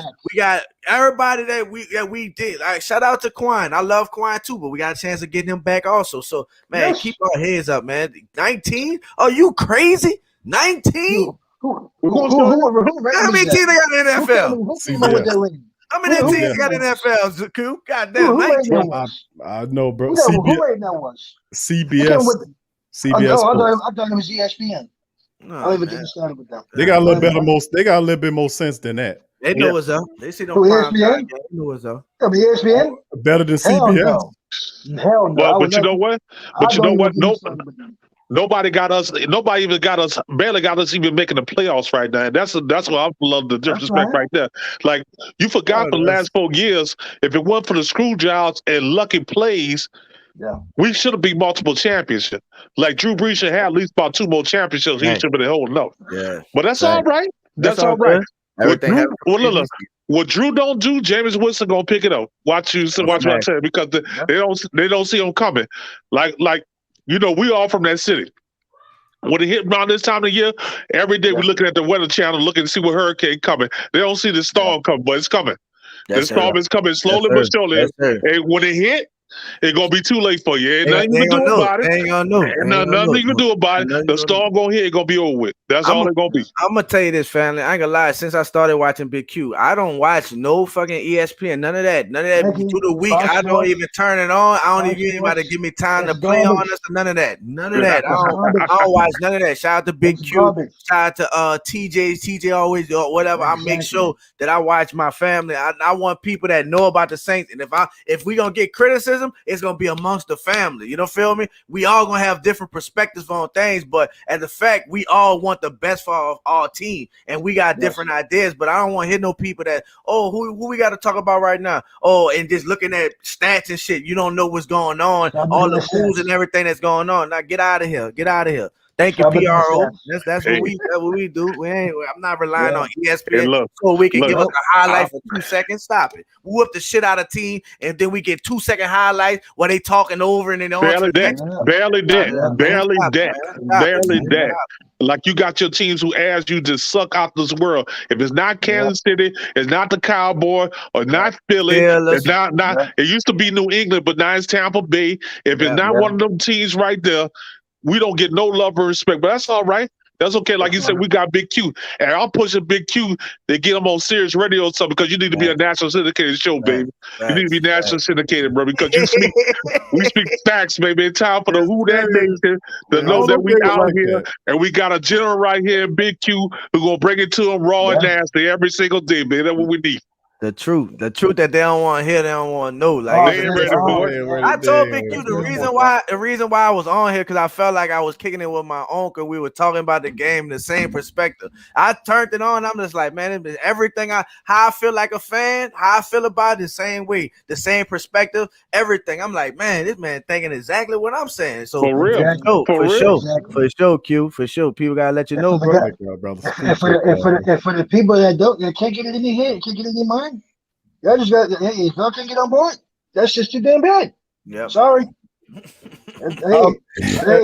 we all, but I mean, fam, and I appreciate y'all, brothers. Thank y'all, man. I appreciate y'all, brothers, for being who y'all are, man. Y'all make it what it is, bro, with the great commentary, bro. I'm just sitting up here listening to y'all guys being entertained by all the great passion and energy and the knowledge that the great Saint Think Tank bringing. So, like I said, man, that's how it's supposed to be, bro. We just entertaining and having that form, man, where we intelligent. That's what I wanted a platform, bro. We had intelligent family members from the Black and Gold Nation. Exactly. You know what I'm saying? That can sit down and talk. A lot of people are really like, man, you ever talk to a person that's like, they say they're a Saints person, but boy, they just don't have no critical analysis about the team. I'm talking about straight negative, every single word. Negative. Or it's either that or it's either far to that side or far to that side. Nothing in between, like the balanced thought sphere. Like you got some people that I didn't talk to. Just whatever the coach say is whatever he do. That's what they pay on for. That's what they pay on as a job. Yeah. But that's the people though, Till. That's like the people watching. That's how they be. I'm like, man. So you don't have no critical. Well, if good with Coach Payton, good with me. Okay. Like, dude, I can't do nothing with that. Hey, so, listen, I love. Let me tell you, Q. I'm on with you. Like I love Coach Payton. I think we lucky to have a coach like Payton, but just like that, he get in his way a lot of time. A lot of time he gets stubborn. They won't run a down ball. Two rushes, you know what I'm saying? Then they gotta know. They gotta know. First down. So they gotta. He got in his way a lot of time. He get a little personal with these coaches, Zimmerman, all them boys, Kyle Shanahan. He get out of hand, his ego get out of hand. So overall, we love him, but at the same time, I say this about Pelicans, everything. I love my team, but anybody can get it. Zion, you ain't performing, you gonna get it. You know what I'm saying? Anybody can get it. Drew Brees, you having a bad day. Anybody, Michael Thomas, you cutting up, whatever. We gonna let you know. You know what I'm saying? You gonna let you know. Yeah, like Big Q say, like they say all this other stuff, they work for us. You know what I'm saying? Like they talking about like the Saints and stuff like that. Don't act like we don't matter. Don't say we don't matter and all this shit. Well, we do, because we don't want spending 4 hours talking about you while you fucking chilling and doing something. Hope you're doing push-ups. while we over here arguing with other fan bases and saying how much catching heart attack, losing hell, all this good shit. Y'all know how it is, losing sleep. Don't want to go to work because they gonna talk about my second. Don't want to hear all that dumbass. Yeah. And chill. I'm out here in the ATL, so you know they hate me. Yeah. Them niggas hate me every single day. But I love giving it to them. And let me tell you, I can't wait till this year start and over with, so they can no longer talk about that little funky ass overall record they got over two games. Two funky ass 2 games. 2 ass fuck ass game. More care about all that. What have you just like the Cowboy? What have you done for me lately? Huh? Yeah. That's it. Except for being the biggest choke artist in the world. On the Super Bowl stage, you lose. You 28-3. Oh my God. Lord have mercy. I think that was the best gift for a Saints fan ever. That was the fact that they already went to the Super Bowl. Let me tell you something. Let me tell you something. I threw the Super Bowl party that year for that thing when Atlanta went. I threw the Super Bowl party at my house when we were staying here. And look, much of my partners I got right now is from like, Falcon fans. I don't care what team you're doing. I still fuck with you. Let me tell you something. They was talking mad shit during the first quarter, second quarter. They was howling stuff. And I kept on saying, bro, I can't stand Brady, but you forgot who the fuck you playing. You see, after halftime, them niggas got quiet and quiet and quiet and quiet. I said, is y'all gonna turn this man from a Hall of Famer to a legend in one night? Is you gonna really let that happen? And damn sure they did. They turned that boy from a Hall of Famer to a goddamn legend overnight. Not only he came back for 25 down, but the first quarterback to win a Super Bowl in overtime. You gonna let this boy be all kind of stuff. And then, besides that, you gonna cheer for him in the Super Bowl, but you gonna hate us. You gonna cheer the man who not only beat you in the Super Bowl, then the next year he came and won it in your damn house. So that let you know he owned you. He owned you. Now he in your division. Now he gonna really own you. Listen, dog, that was a double-edged sword. I wanted that same thing. I said, because first of all, Drew to go to me, so I was like, what you saying? You gonna turn this man into a fucking legend? You gonna turn this man into an ultimate warrior? When Edelman did some crazy ass catch that fucking whatever, anyway. But I was like, you know what? We cannot have Atlanta win a Super Bowl. We can't have them win no fucking Super Bowl like that on us. We would have never. That'd have been the longest year of our life. That'd have been the longest year of our life. I would have K Scott, I would have paid money to be at that party, bro. I swear to just around that last time. Just to see it just going in the sofa like Homer. Let me tell you something. If we would have won that, if we would have played them that year, because I knew we would have beat them. If we would have played them that year when it was down here in Atlanta and we won that damn Super Bowl, I promise you, no Falcon wasn't able to say nothing to us ever again. And they did not want that. They did not want that. I'm gonna tell y'all this right now. Soon as that damn mail came out and said, no, we don't want the Saints to win, that's when it was over for us. Yeah, I knew it was over. They put that target on our back. No, we don't. The cahoots was in. Hey, Goodell, I know the man got on the phone, Goodell. Something better have. You ain't gonna make no money here. You know what I'm saying? That was the big thing too. Y'all know, just like brother K Scott in Atlanta, we got a lot of roots in Atlanta now. So that Superdome, them hotels wasn't getting paid because we were going to K Scott house. Hey, brother, we in the house. You know what I'm saying? That shit wasn't going. They wasn't gonna make the money that they wanted to make. So you know how that goes. Let me tell you something. That's a home game for us. Go ahead. Let me tell you something right now, bro. Yeah. They don't want to say it, but a few announcers came out there and said that was probably the least watched. It was definitely the least watched, the least watched Super Bowl, and the least wanted, and the least attended Super Bowl. Well, I tell you. I got a friend of mine who's like a brother, bro. He worked out there was that Emory Hospital, right there next to the damn stadium. He said through that whole 2 weeks, hardly anybody. The traffic was normal. You trying to say if we would have came out there for the Super Bowl, nigga, you would have to catch a bus or you had to catch an Uber or somewhere to get anywhere near that damn city. Because we would have overflooded. We overflooded during regular season. You talking about for the Super Bowl? Hey, come on now. So many businesses out here lost money because they cheat us out that damn Super Bowl. Right. So many businesses lost money out here. I'm telling you, I'm a fact because I've seen it. Yes. So many business people said, man, I'm so pissed off at the Saints. even though I hate to say, I'm pissed off they didn't come down here for the Super Bowl because we lost so much damn money.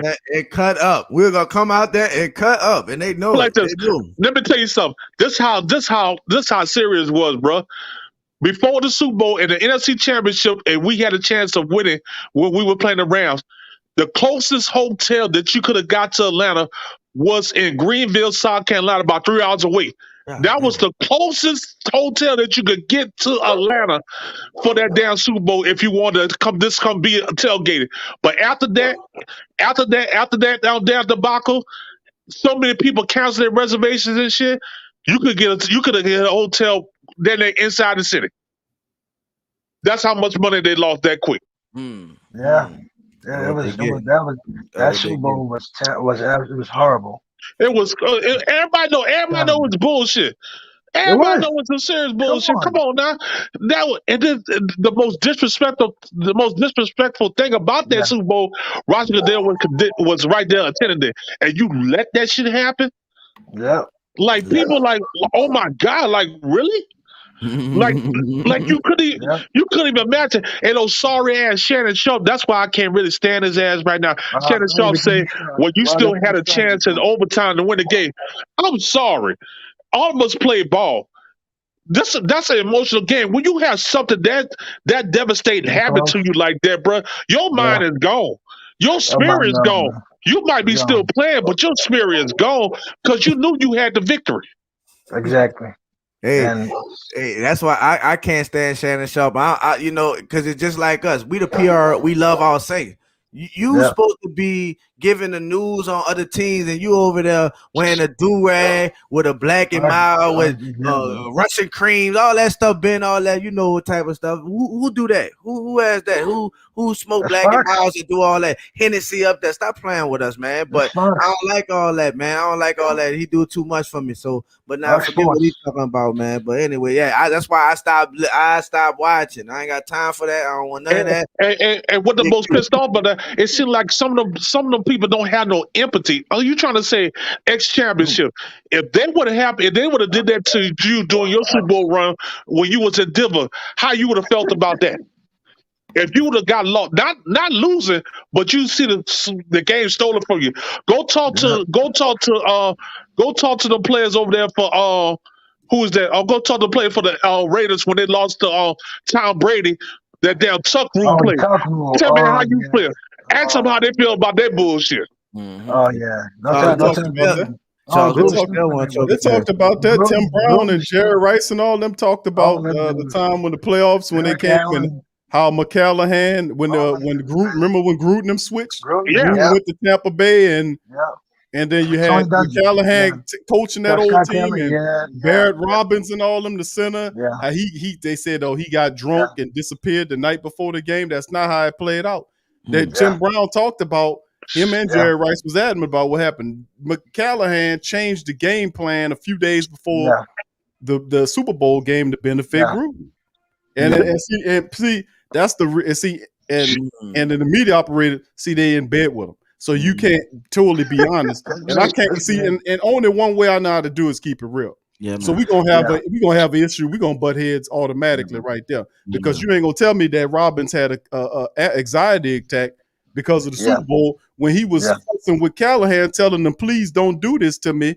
Don't do this to me because I can't handle it. I ain't gonna be able to do this. Why don't we just keep the game plan what it is?" And they wanted to do all this whole other stuff, and he knew everything they wanted to do and walked in there and gave it to him. And Big Q, Jerry Rice, she was fishing the game and said, "What the fuck is going on?" I know. He's fishing, telling him to give him the ball. That's right. Go look up the footage. I'm about to look up that. You got me locked in. Tim Brown and Jerry Rice talked about that Tampa Bay and Oakland being Raiders game. Barrett Robbins was the key to it because he was the top center there. And they said that he went crazy and disappeared and went off and went to Mexico and got drunk and all this kind of stuff. That's not what happened.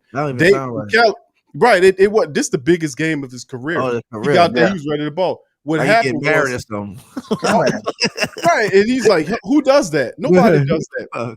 You bust your ass all those years and to get there and get drunk and miss the Super Bowl. No, it don't work like that. But that's not but NBC painted the picture like that. See, and that's why I was saying that you can't, like, the NFL is 100 years old. You know what what you can do in 100 years? A lot of shit. You see what I'm saying? They have total control over the federal courts. When we were suing them for what they did in the Rams game, they killed every federal lawsuit there. They killed them. They did. The only one got through is a guy from Mandeville. Oh yeah, and only because he had it set monetarily at a rate where it didn't go to the federal court, it went somewhere else. I think it was at the state level. But he killed the lawsuit because he said he wanted to be a distraction to the. I said that's absolutely foolish. It wasn't. If you disrespecting the Saints, if you think your little piddling ass lawsuit is gonna stop them from, well, we can't focus on winning the Super Bowl because they got this guy at Mandeville got a lawsuit on the Rams. Man, are you kidding me, bro? Who you talking to? Yeah. So, I mean, somebody got paid off or somebody got threatened. Either or, it's either one of them. So I mean, so that's what I'm saying. They're not gonna. I'm not. Okay, I got you. Jared Jones. Yeah. That's what I'm saying, man. You can, if it's a narrative, the truth, like I always say, the truth is more entertaining than any type of fictitious garbage that you can graft up. Problem is, they all benefiting from it because you believe in a certain way. That's why I said, no, we ain't gonna do that. That's why I don't think like most of these people say, well, whatever Coach Payton do, thank you, son. Whatever Coach Payton doing that, well, I'm cool with it. Yeah, I'm just gonna be cool with it. No.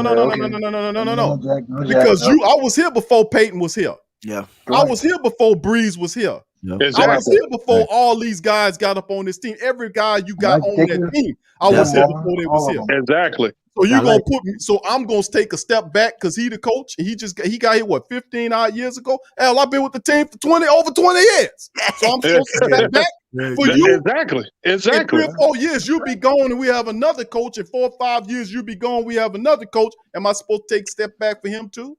No. You are the power here. And I'm trying to, and that's my whole thing, is to get the people to understand that in the Great Saint Think Tank, it is you. You drive it all, baby. Yep. Hey, you drive all of that. You got me. You got me on that train. You had me thinking, you damn right, Q. It's my damn money. You right. We go to work 30 and 40 hours, 50 hours a week and give them all this goddamn money. You trying to say we ain't got no say so? We ain't gonna handle that bullshit. But Jim Kev sent me an article, K. Scott, from a guy who wrote a thing. He said, Q, this dude wrote this article aimed at you. Why Sean Payton know more about the Saints than you do?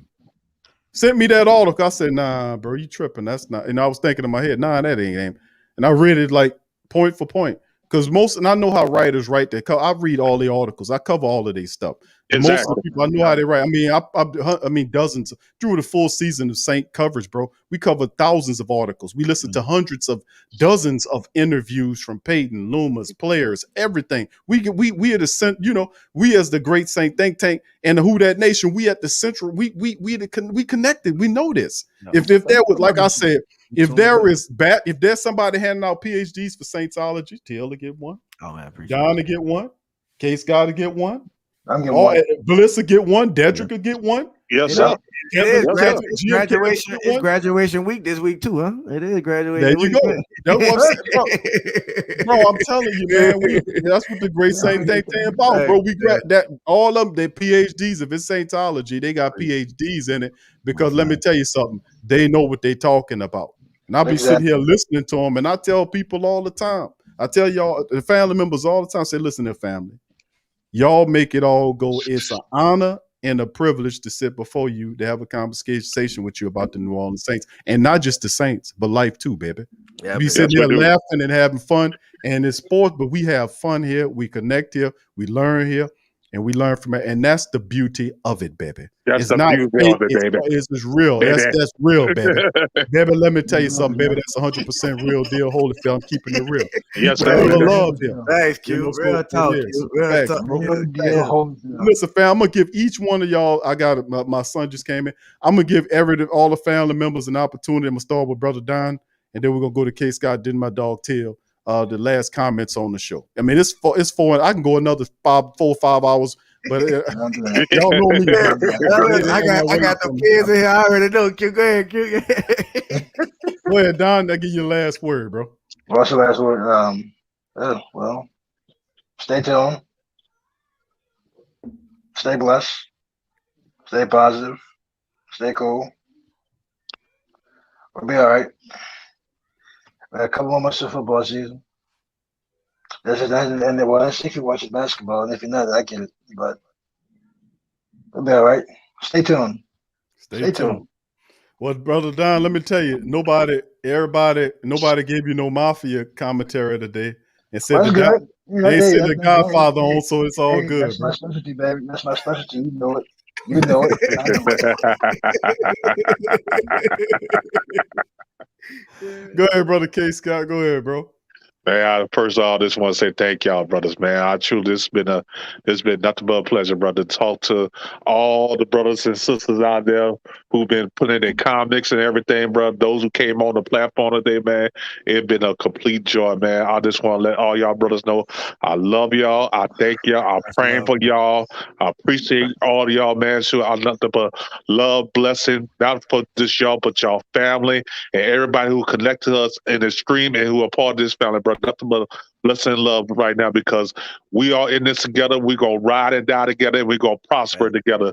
Everything go together. So I truly thank y'all. I love y'all, man, and keep doing what you're doing. And we're going to keep on supporting and riding with y'all, baby. And next thing you know, tell the NFL no, you better watch out because the storm is coming. We about to take over the NFL, baby. The storm is coming, baby. We about to take over the NFL, man. But I will be watching your show, Till, brother. You will be part of the truth, just like I always watch Big Q, TJ, and them, bro. I support our saints. I will support anybody who is real on the media, who not afraid to talk about that bullshit they put out in the world, and who's not scared to speak the truth, the whole truth and nothing but the truth. So we in this together, bro. You're part of the family now, man. We're gonna support you true and true, man. Big Q, you know how much I love and pray for you, brother. Keep doing what you're doing, man. Look out for everything and tell Big Sway I need my t-shirt. I need my t-shirt soon. So but enjoy your family, enjoy your time, man. And until next time we do this again, okay? Much love, bro. Much love. Scott, thank you, brother. Who that tell you? Who that, man? Hey, man. I'm the same thing with everybody. Yeah, man, the same thing. All the whole other family, man. Much love to Big Q, the family. It's a pleasure, dog, to be in this group, man. To feel, even when you gave me the wrench, Q, I much love. I ain't never tell you personally. Thank you for that. That made me feel good myself. That made you feel part of the family, man. And just like I didn't plan on being on here. It's like 4 o'clock. I came on. It's 8:30, man. So I just, man, it's much love, man. I appreciate everybody who subscribed, man. This channel right here, if I could talk for a second, it's just me and my brothers. It's not just me, man. It's me and my brothers I grew up with. We've been friends since 03, since we was in 8th grade. We played on the football team together, Truman Middle School, and we've been friends ever since. And we keep in contact, and we love our Saints, and we love our Pelicans. So, you know what I'm saying? The same energy that I get from everybody on here, we giving that same, man. So I appreciate everybody. Big Q, anybody who ever subscribed, who gonna subscribe, man. I just want to tell y'all from the bottom of my heart, this mean a lot to me. If y'all could tell, man, I feel like this was my life. This is what I do. You know what I'm saying? If I wasn't talking to y'all, if I wasn't recording, I'd be doing the same thing, talking in a group, messing with my guys. Anybody know it? So I just want to tell y'all, man, thank you so much. Big Q, you the GOAT. I tell you that all the time, man. Thank you for being who you are, man, for always opening up your platform for everybody to expand, to do better in life, just to talk about Saints, everything, bro. So just know, bro, people like you in life is needed, man. And I appreciate you for giving me an opportunity, for showing love to my family, for showing to love to everybody that in the chat that you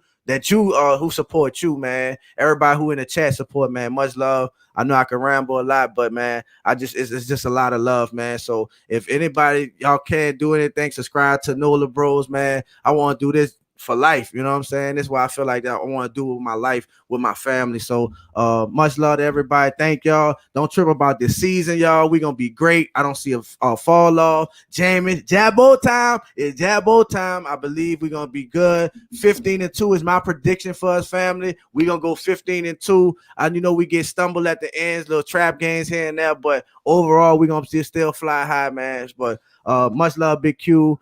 Till next time, man. Like I said, it's love, man. Thank you, bro. I appreciate rocking out with you all this whole time, man. This was real cool, real dope for me, and I appreciate it, bro. Much love, man. So That's all I Same to gotta you, say, bro. man. Much love. So if I could, I'm gonna drop my link in the chat one Go more ahead, time, bro. man. One No more time. problem, bro. Respect, man. Because I just saying somebody asked about it. Okay. Till's platform is NOLA Bros. Till's gonna put the link in the chat. I Yes, want the sir. family members to go and subscribe to his platform. He's doing great work over there, dedicated. You see, Till is a down home who that. He a down home New Orleans Pelican man. Got a lot of good information over there, and he a member of the Great Saint Think Tank. Ain't enough said. Yep. We gotta support. We gotta support each other. We gotta lift each other up, man. That's the only way we gonna make it, baby. Bottom Yes, line. sir. So Yes, sir. Much put love. it. Okay, Till got it in there, Put it in the family. chat. Put it in Hit the that chat. link. Hit that link there, and you can go over there and subscribe to Till platform and show the brothers some love. A lot of the Great Saint Think Tank is subscribing. I've subscribed, Yes, sir. and I that's how you appreciate got to do it. You got to. Yes, We got to support each other.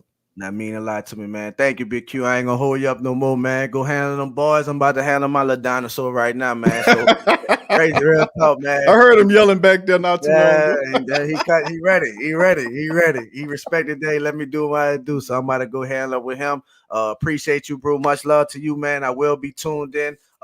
Tomorrow, if y'all want to watch them Pelicans live with me, man, we're gonna do a live stream tomorrow with Pelicans last game, man. Y'all come ride with us, and we're gonna go to the Pelican post game with Big Q, man. Much love. I'm out, man. Much love, Big Q, man. I'll let you live, man. All right, Till. That's my dog, Till. Appreciate Till, man. Much love to brother Till. Great person, man. We've been in this joint almost 4.5 hours, baby. Listen, fam, we about to go. I got two family, man. I got brother Dedrick there, and I got DJ there. We're gonna bring them in at the same time.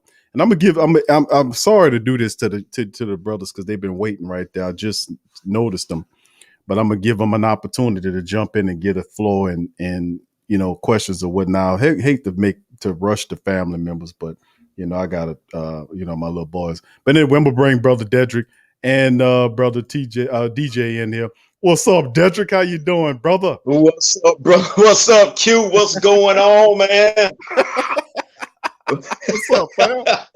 How you been, bro? Hey, man. Hey, man. Just glad to have a weekend off finally, man. They killing me at the plant, so But man, hey, I want to ask y'all a question, man. Anybody got some gas, man? We struggling with gas up here in North Carolina, man. It's bad, cause the pipeline situation.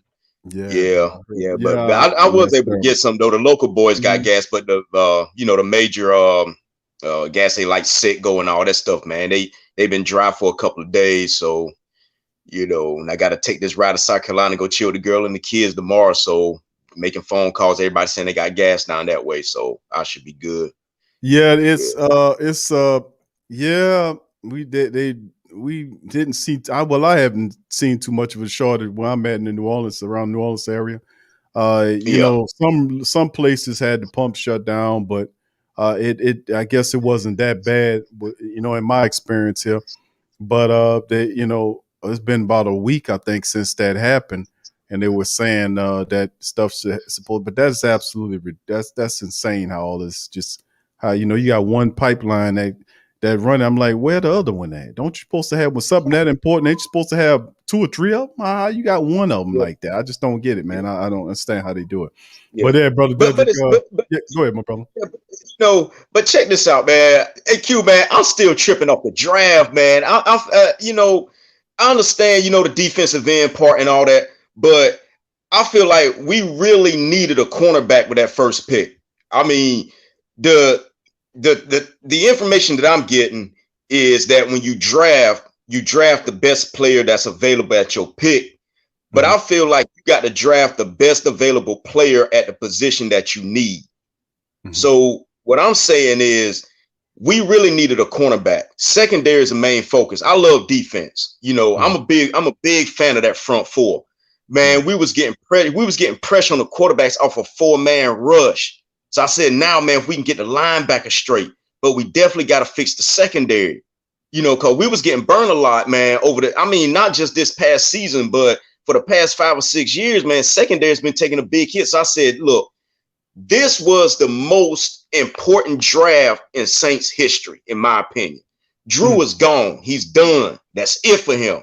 Okay. However you feel about Drew, he's gone. But I just don't want this season to turn into, be careful what you ask for a situation, because we all wanted Drew gone. Some people say he should have been gone 3 years ago, you know. But now, if we don't fix this secondary, man, we're gonna be in trouble. Mm-hmm. Well, I mean, if we don't, you know, but real quick, man, and then okay, Peyton Turner got pissed off about that pick. All right, then we're gonna take Pete Werner. I mean, I've never heard of the guy. I mean, now I don't know a lot about these college players. I admit I don't. I do know that we needed a cornerback and a linebacker, or we should have went linebacker, cornerback. But hell, with Laddie Daddy getting in trouble, we might have to take 2 cornerbacks at our first 2 picks. I think this draft we should have loaded up. Hell, we could even deal without drafting a quarterback this year. I mean, I'm just saying. I mean, I'm with you, Dedrick. I think secondary was a prior move. I talked about secondary being the biggest need. But you know what? But go ahead, my brother. I ain't want to cut you off. I'm gonna respond after you do because you're making great points. No, that was it. Well, y'all get the other brother thoughts on that too. Well, first of all, what's going on, What's up, BJ? How you doing, brother? Good to see you. I'm doing pretty good. Hey, tell bro, he ain't the real Pelican fan unless he ain't accept me in the NOLA bros, bro. But that's it, next though. But it's hard to tell. Yeah, but for the quarterback situation, what you saying? I mean, you got what 95% of the Saints nation that's saying Taysom ain't the you know the quarterback option. So what they did was, and I understand that the 4th round pick, I got suggestions that it's gonna be a fight between Taysom and James, but I also got the 5% saying that Book is going to start over James and Taysom Hill as well. But it all depends on what he's doing in practice as well.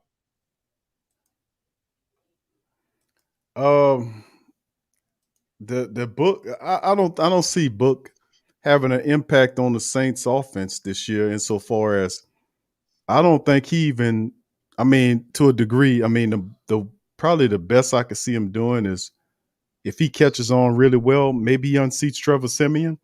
But when you're talking about Jameis and Taysom, I just don't see that. But, you know, anything could happen. He can be a prodigy coming, but I don't think he unseats Jameis Winston. The only way he gets in the starter role and in the extended issue is if we have, God forbid, issues at the quarterback position. I mean, injury wise. Not to cut you off. You know, James signed for 1 year. He only signed for a 1 year deal. Right. And I think this is Taysom last year. Yeah, you saying this year or next year is what you this year. I believe James signed with a 1 year deal. I believe so. And including on last year with Taysom, this is Taysom last season with us. You know, he signed with a 2 year deal. Right. I mean, they can void Taysom's deal out. It basically breaks down as a 1 year deal. So yes, all 3 of those quarterbacks besides Ian Book on 1 year deals. So yes, Taysom, Jameis, and Trevor Siemian are all on 1 year deals. So they will have to re-sign Taysom. They will have to re-up with Jameis at the end of the year. If he balls, which I'm anticipating, that could be difficult unless he gives them a discount. But Ian Book is probably a futurist move, but I don't see him having any impact this year. I think it's Jameis and Taysom that have more of an impact this year. I don't think Book is a player in it this year at the QB position unless injuries dominate the QB position and then he's forced into action. I mean, you know, that's the only way it happens, in my opinion. Now, if he actually does really well, maybe he can unsit Siemian. But outside of that, I don't see him going up against the likes of Jameis Winston and Taysom Hill. Even Coach Payton said it's a battle between Taysom and Jameis. And we know Jameis is going to be the quarterback, and Taysom's going to play too. So really, Jameis is gonna play the majority of the time, and Taysom gonna come in there and do his wildcat thing, just like what he did the last several years when Drew Brees was quarterback in this thing. It's gonna look the same way insofar as that's concerned, with more vertical game and more reliance on the rushing attack, on the running game, which will create the play action. We can get vertical. Okay, DJ popped out. I think he having issues. And brother Dedrick, what you were saying about the cornerback position, my brother. I'm on the record for saying that I wanted the Saints to get multiple defensive backs in the draft, because I felt like, the secondary was ate up. I mean, we needed help there. We don't have any long distance plans insofar as most of those guys on 1-year deals. Even though until we re-up with Laddie Daddy, that's a 1-year deal. Chauncey Gardner has multiple years remaining. JT Gray I think he's a 1-year deal. PJ's a 1-year deal. Patrick Robinson's a 1-year deal. And so all of these guys that are being relied upon is 1-year deals. So if you were going to do something in the secondary, I was a guy that was pushing for multiple defensive backs. I would not have been upset about that. Yeah. And like I said, I know there's other position that, we got to address in the draft. We're going to need a linebacker, but Mm-hmm. I mean, was Pete one of the best available linebacker we could have took in the second round? Is the question I'm asking. Was Peyton Turner the best defensive end we could have took in the first round? I mean, you got to look at where these guys rank, where you want to pick. Now, I admit I'm guilty. I'm stuck on players' names. I'm looking at the big name players. So maybe there's something with these players that I may not be seeing. You know what I'm saying? Okay, I'm in North Carolina. This is where I live. I was born and raised in North Carolina. Okay. So I'm in enemy territory. I'm around all these Panther fans, So my cousin, he's a diehard Panther fan. Okay. He called me and said, man, who the hell is Luke Kuechly? How you say his name? Out of Boston. I say, man, y'all took a linebacker out of Boston College. I mean, really? So, I mean, I was laughing with him. I mean, he was upset. But what happened? Now, this could be the same thing in this situation with either Turner, Warner, or both of them. Okay. But on paper, it don't look good. Yeah. Well, I mean, at all. I scouted Peyton Turner, and Pete Werner was a guy that I knew about. I watched several Ohio State games where he was prevalent in there. The one, I was upset at, if you watched the draft show, I was upset at because I thought Jabril Cox was a better fit for the Saints defense. I thought he was an overall better talented player than Werner. I don't think they'll have too many people that'll disagree with me on that. But Werner is a ball player. He lacks that athleticism. He struggles to cover the more athletic people, but that guy is a seek and destroy guy. He is weird enough. Like if you put the film on Werner, he's the type of linebacker that beats the athletic guys to the ball carrier. And I don't know how he does it, but he goes straight there. Like his eyes are bulging out. His play recognition is, I don't want to say it's uncanny, but it's very special. Like you put the film on and watch him, he locates the guys. Like a lot of stuff can be going on. They got all this play action going on to try to fool you so they can buy a second or two, a half a second or two to get out of here, get everything set up so they can get a big play. That guy sees that, recognizes it, and he's the first hat in there to disrupt the play. He's not. He tackles you. He terrible disregard for his own body. He missiles himself into the play and disrupt it. And I think he's a guy. He was tremendous. He had a lot of playing time there at Ohio State, a lot of production, and he's a very talented player. I just didn't like him over my guy. But Ohio State was a part of it, which pissed me off even further. That you had a linebacker like Jabril Cox was there, and Jabril Cox is way more talented than Werner. No disrespect to Werner, but this is the truth. And then you got the Jabril Cox better player, but it's LSU. You got Werner not better than Jabril, Ohio State. Ohio State gets the call second round. So I'm like, man, what the hell, man? And then you still didn't get any LSU players this entire draft, despite the fact that the draft was littered with them. But that's a subject for a whole nother thing. I knew who Peyton Turner is. We knew Peyton Turner was one of the top 5 best defensive ends.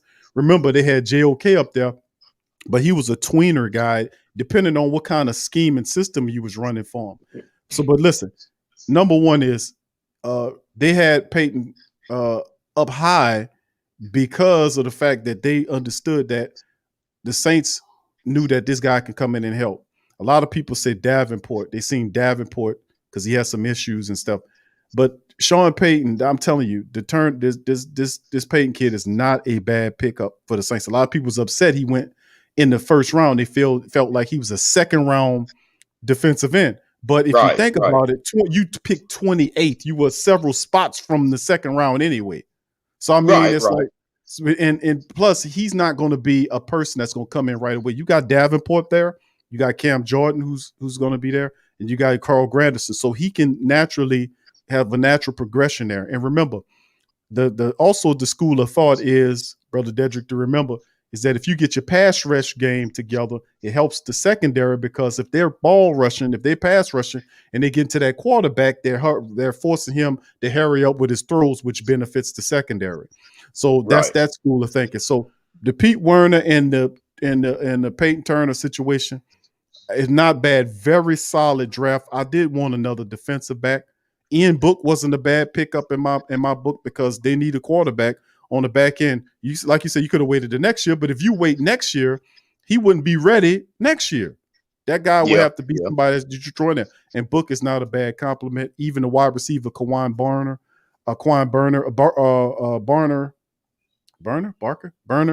Oh man, I'm all screwed up now. But anyway, wide receiver that they picked up in the 7th round is a talent as well. So like I said, they're not big name players, Brother Dedrick, but these guys are going to be a force. Even young Landon, the guy that's the offensive lineman, people were upset by the Saints moved up to get the young.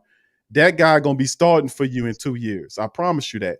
And you're going but see, But see, sorry to cut you off, Q. But man, no, you're right. With this running game that everybody's promoting next year, man, we're gonna need that offensive lineman. So now that was a good pick. That was, man, you're gonna need that offensive line. I'm telling you, because even with Drew, you need any quarterback. Any quarterback, you got to have a strong offensive line. Okay, like when we beat Tampa 38-3. Oh, Skip Bayless gonna tell about, well, he didn't have Ali Marpet, who's the best offensive tackle in football. I mean, okay, so that's just one guy. That was he just went up against a hell ass front four. But man, I mean, you broke it down, and now I feel a bit more comfortable. But Q, I guess I gotta swallow some of this guilt, man, because I said the same thing about David Onyemata, and he's possibly our best interior, defensive lineman. When we drafted him, I said, dude, we got a guy from the University of Manitoba who didn't play football until he didn't even play high school football. I mean, he only played football for a couple of years, but look at him now. I mean, he made an impact his first year, basically. Yep. So, I'm hoping that this is a case where we just got some people that, that other teams overlook instead of us overlooking them, And now how you feel about not taking a running back? Because I didn't want to take a running back unless I know Sean Payton is committed to the running game. I mean, I don't believe it. Sean Payton got a passing virus. I'm telling y'all who that nation. Sean Payton's, he wants to let this ball fly. Dude, Drew Brees couldn't throw the ball. Sean Payton knew it. He still got that boy out there throwing. Come on.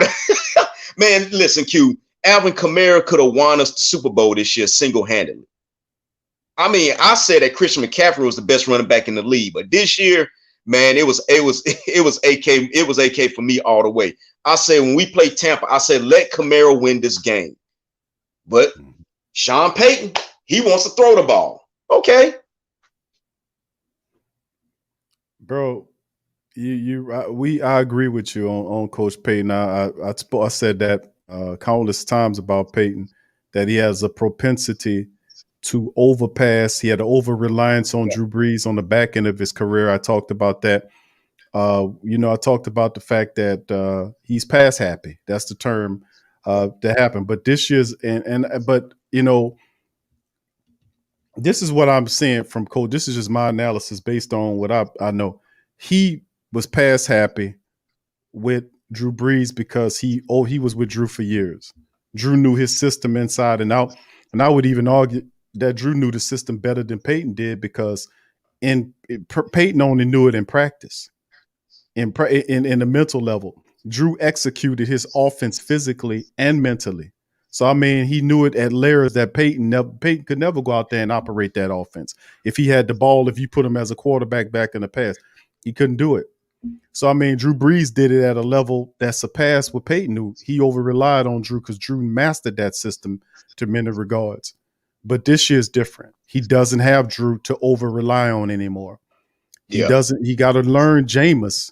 And remember, when Drew was gone, this is a big caveat to remember. The Saints were 8-1. It's supposed to be 9-0. That Philadelphia game they lost was because, I think this is me, just my intel, is that I think Peyton was trying to keep Taysom in the pocket to win the game from the pocket, because really all Taysom had to do was scramble to pick up the first down to extend that game with Philadelphia and get them in position to either score a touchdown or kick the field goal to get in position to win that contest. He stayed in the pocket, and then had a bad play, and then the game was over with. But anyway, those games, you see the Saints were relying on running game and defense. And they were 8-1 without Drew. The reality is, coming into this last year showed me a lot. Last year showed me that the Saints will be committed to the running attack, simply because when is the last time you ever seen the New Orleans Saints offense put up multiple games of 200-yard plus games? They broke franchise records last year running the ball. Attempts, running, touchdowns. They had a 7-rush touchdown performance on Christmas Day against the Minnesota Vikings. What happened was, sometimes people have to have one of those come to Jesus moments where things just are obvious, clear what the strength of the team was. I was saying that for years, that the true strength of the Saints team wasn't the passing game; it was the running attack. Yeah, they are a magnificent running attack. Peyton will not be the issue next year. He's going to over rely to a degree. I know it sounds strange because we've seen quite the opposite, but I'm telling you, he cannot over rely on Drew because Drew's not there anymore. That's why he brought in all these players that are blocking. He got that fullback from Arizona. That was the first free agent move that he did that was outside of the team.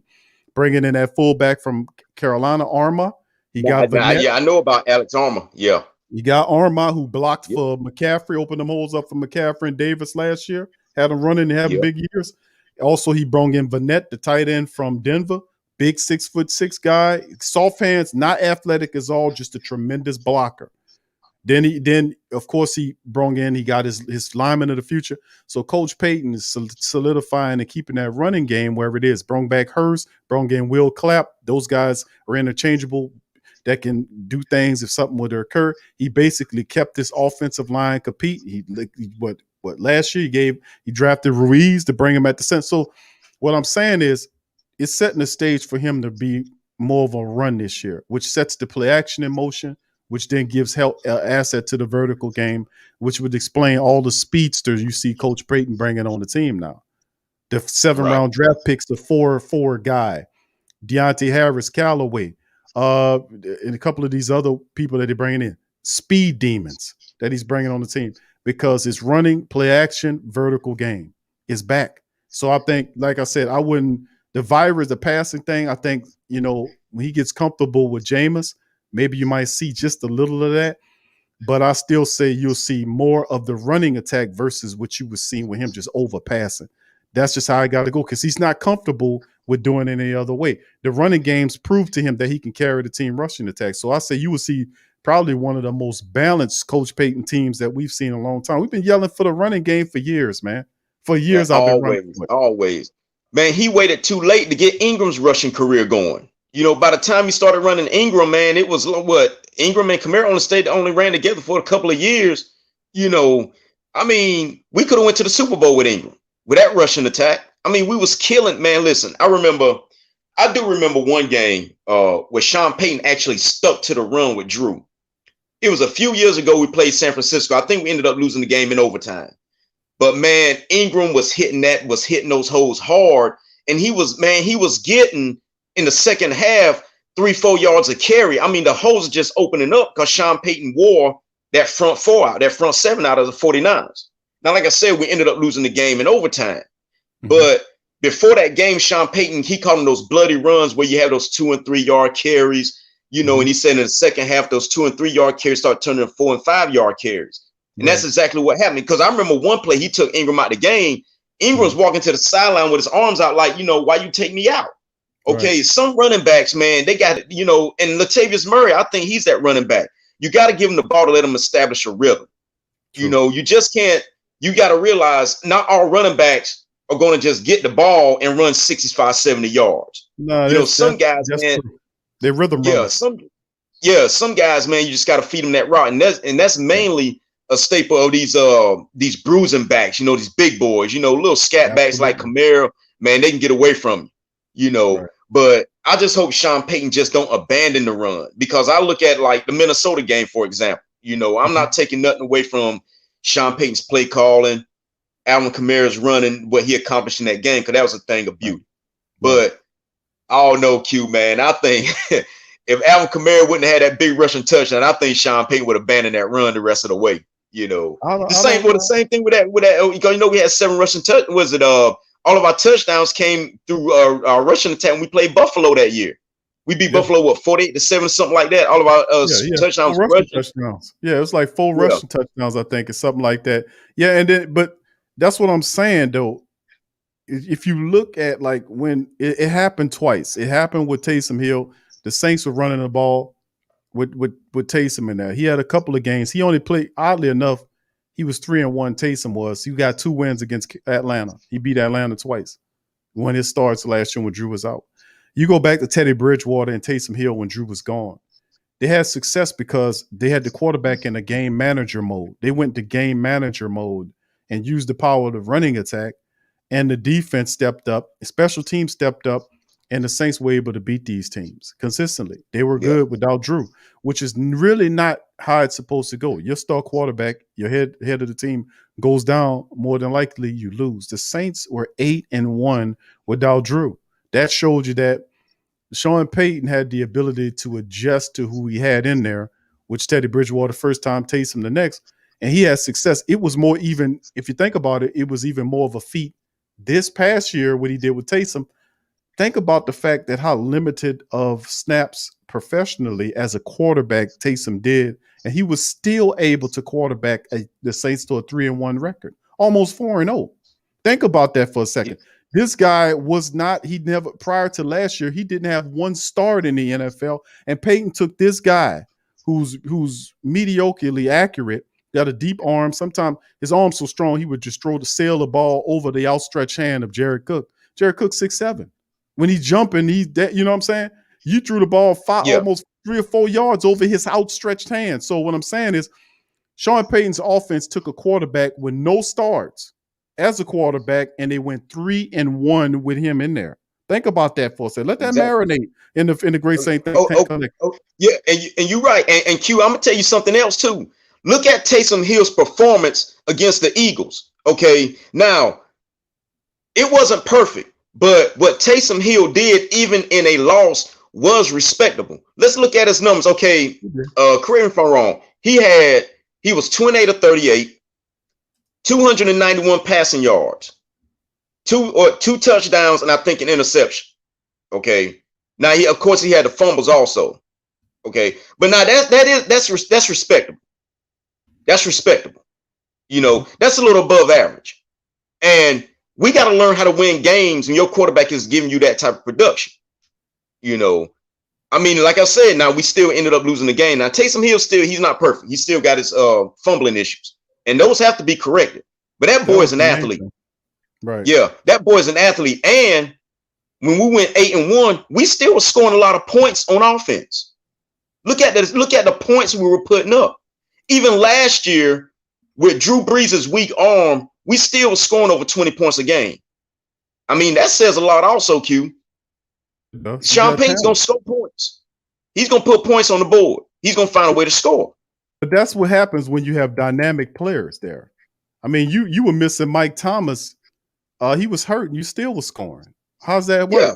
Because the Saints have the propensity, the offense is so good and the players are so good, they disrespect us so much because they just don't want to do their research. These people outside don't understand how good this team is. They're lazy. They'll pinpoint Alvin Kamara, and because he's the only knowing him or Mike Thomas or Drew or whoever's there, they're the most knowable names that they'll write articles and totally negate to talk about the role players that do their job so those guys can shine.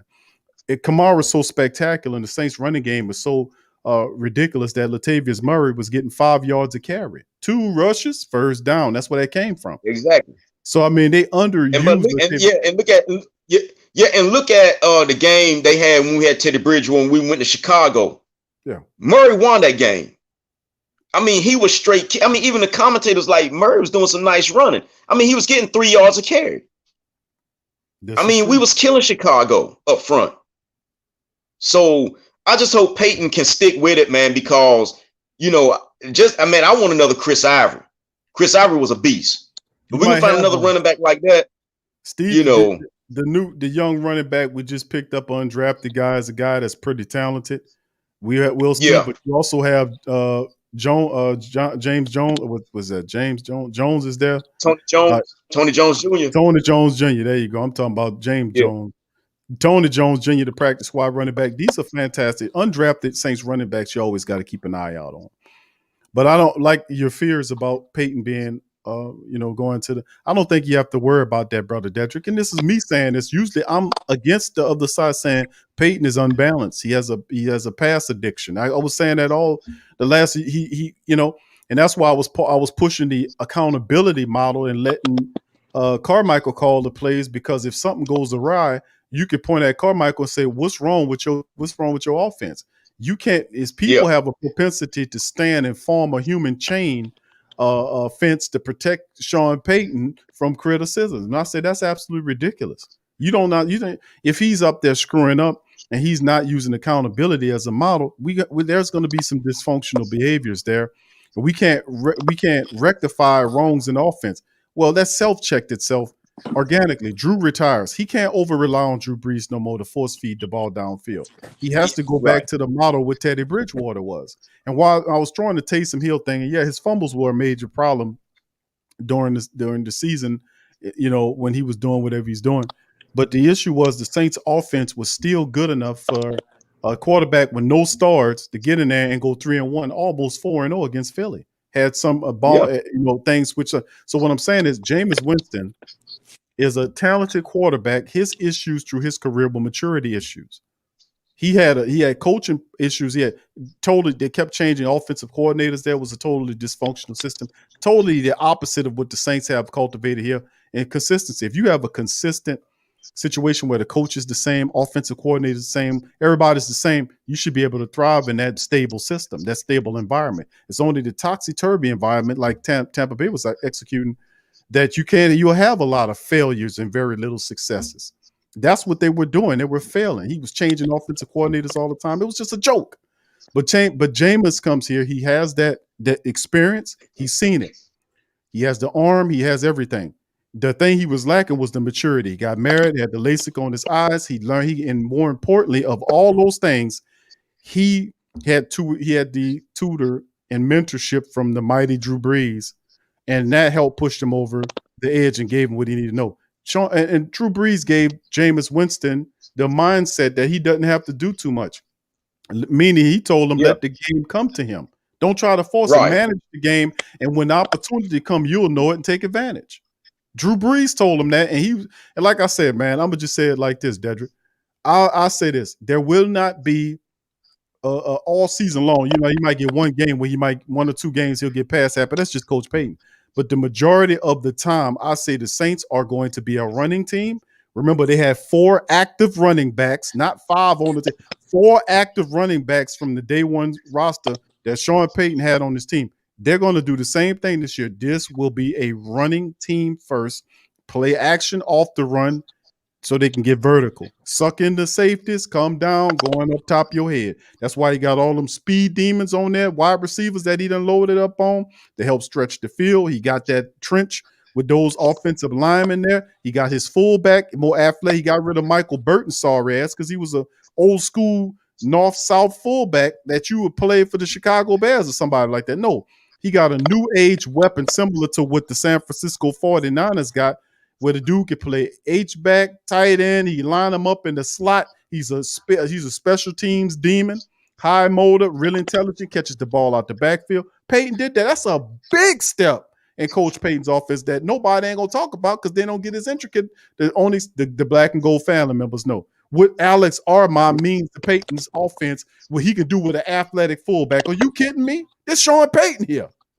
So, I mean, at the end of the day, when you give Peyton an offensive weapon or anything like that, he's going to take it and run with it. So, like I said, and then not to mention Taysom Hill going to be out there running around. This offense will be a very fun thing to watch. You're going to see the deep ball come back, and you're going to see it's going to be fun again. It's going to be you're going to see Kamara going down for you. You're going to see Deontay. You're going to see Traquan Smith getting vertical. But we talk about Deontay. We talk about I'm even guilty of it.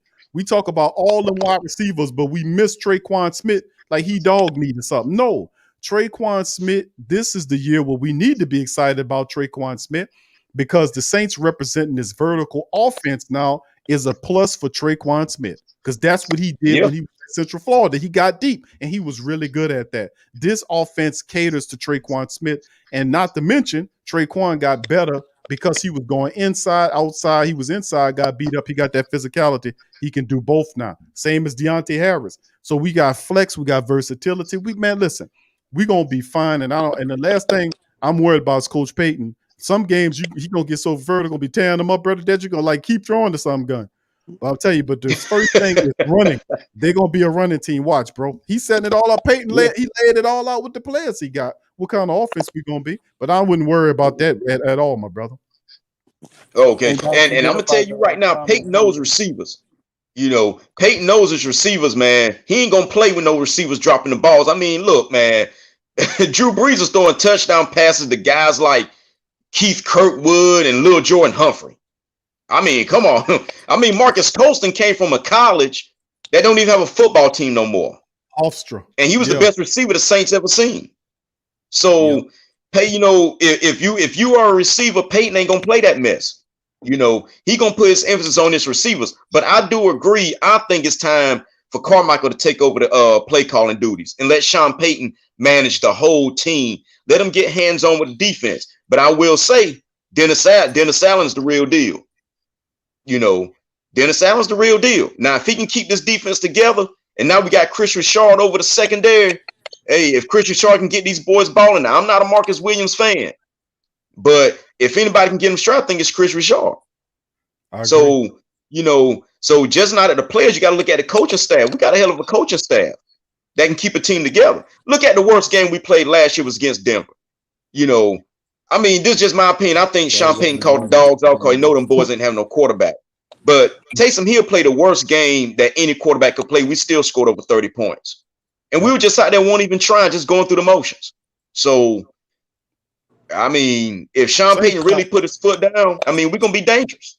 The Saints, but we got to fix that secondary.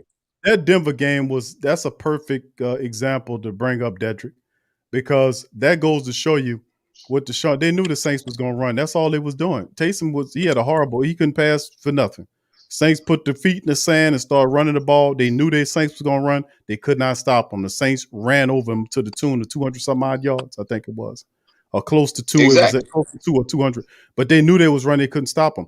That's what I was saying about the Saints. The running game is so dominant. That's what. And listen, the biggest caveat, in my opinion, is Peyton recognized that. Sometimes you got that old hard head there, but when he recognized it, more than multiple 200-yard rushing games. What is this? Running the ball fiercely, top 5, top 3 rushing team, offensively speaking.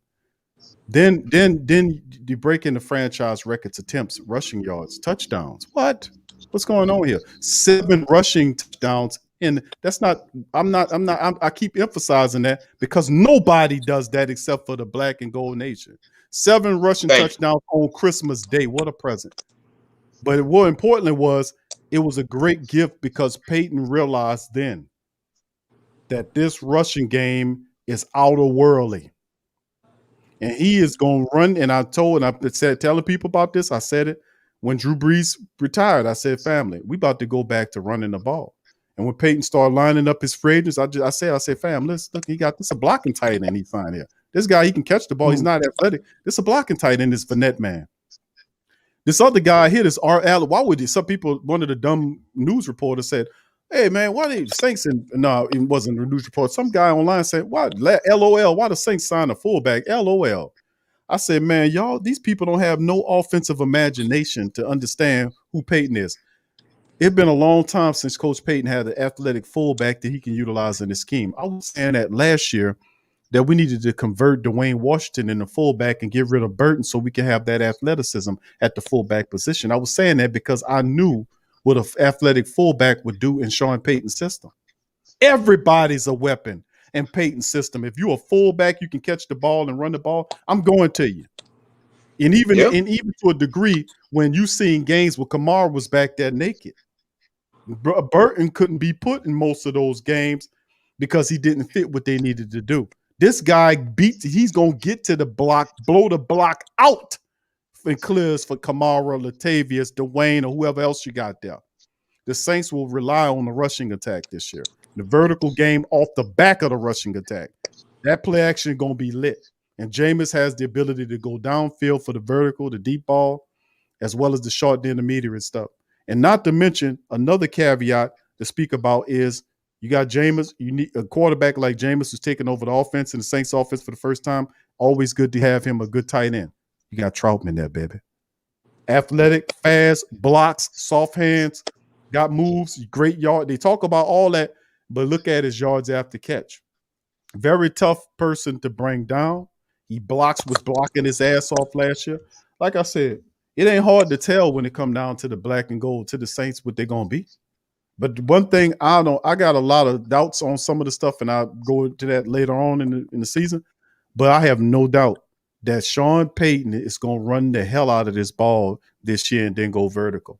So I don't even worried about him with the overpassing thing. I think we'd be fine. And as far as the draft is concerned, we'll talk again about that, Dedrick, in 2 years when you start seeing some of these guys step up into roles. Davenport needed an insurance policy. He hadn't done anything. He been hurt. Carl Granderson is a question mark despite his 5 sacks. He's still a question mark.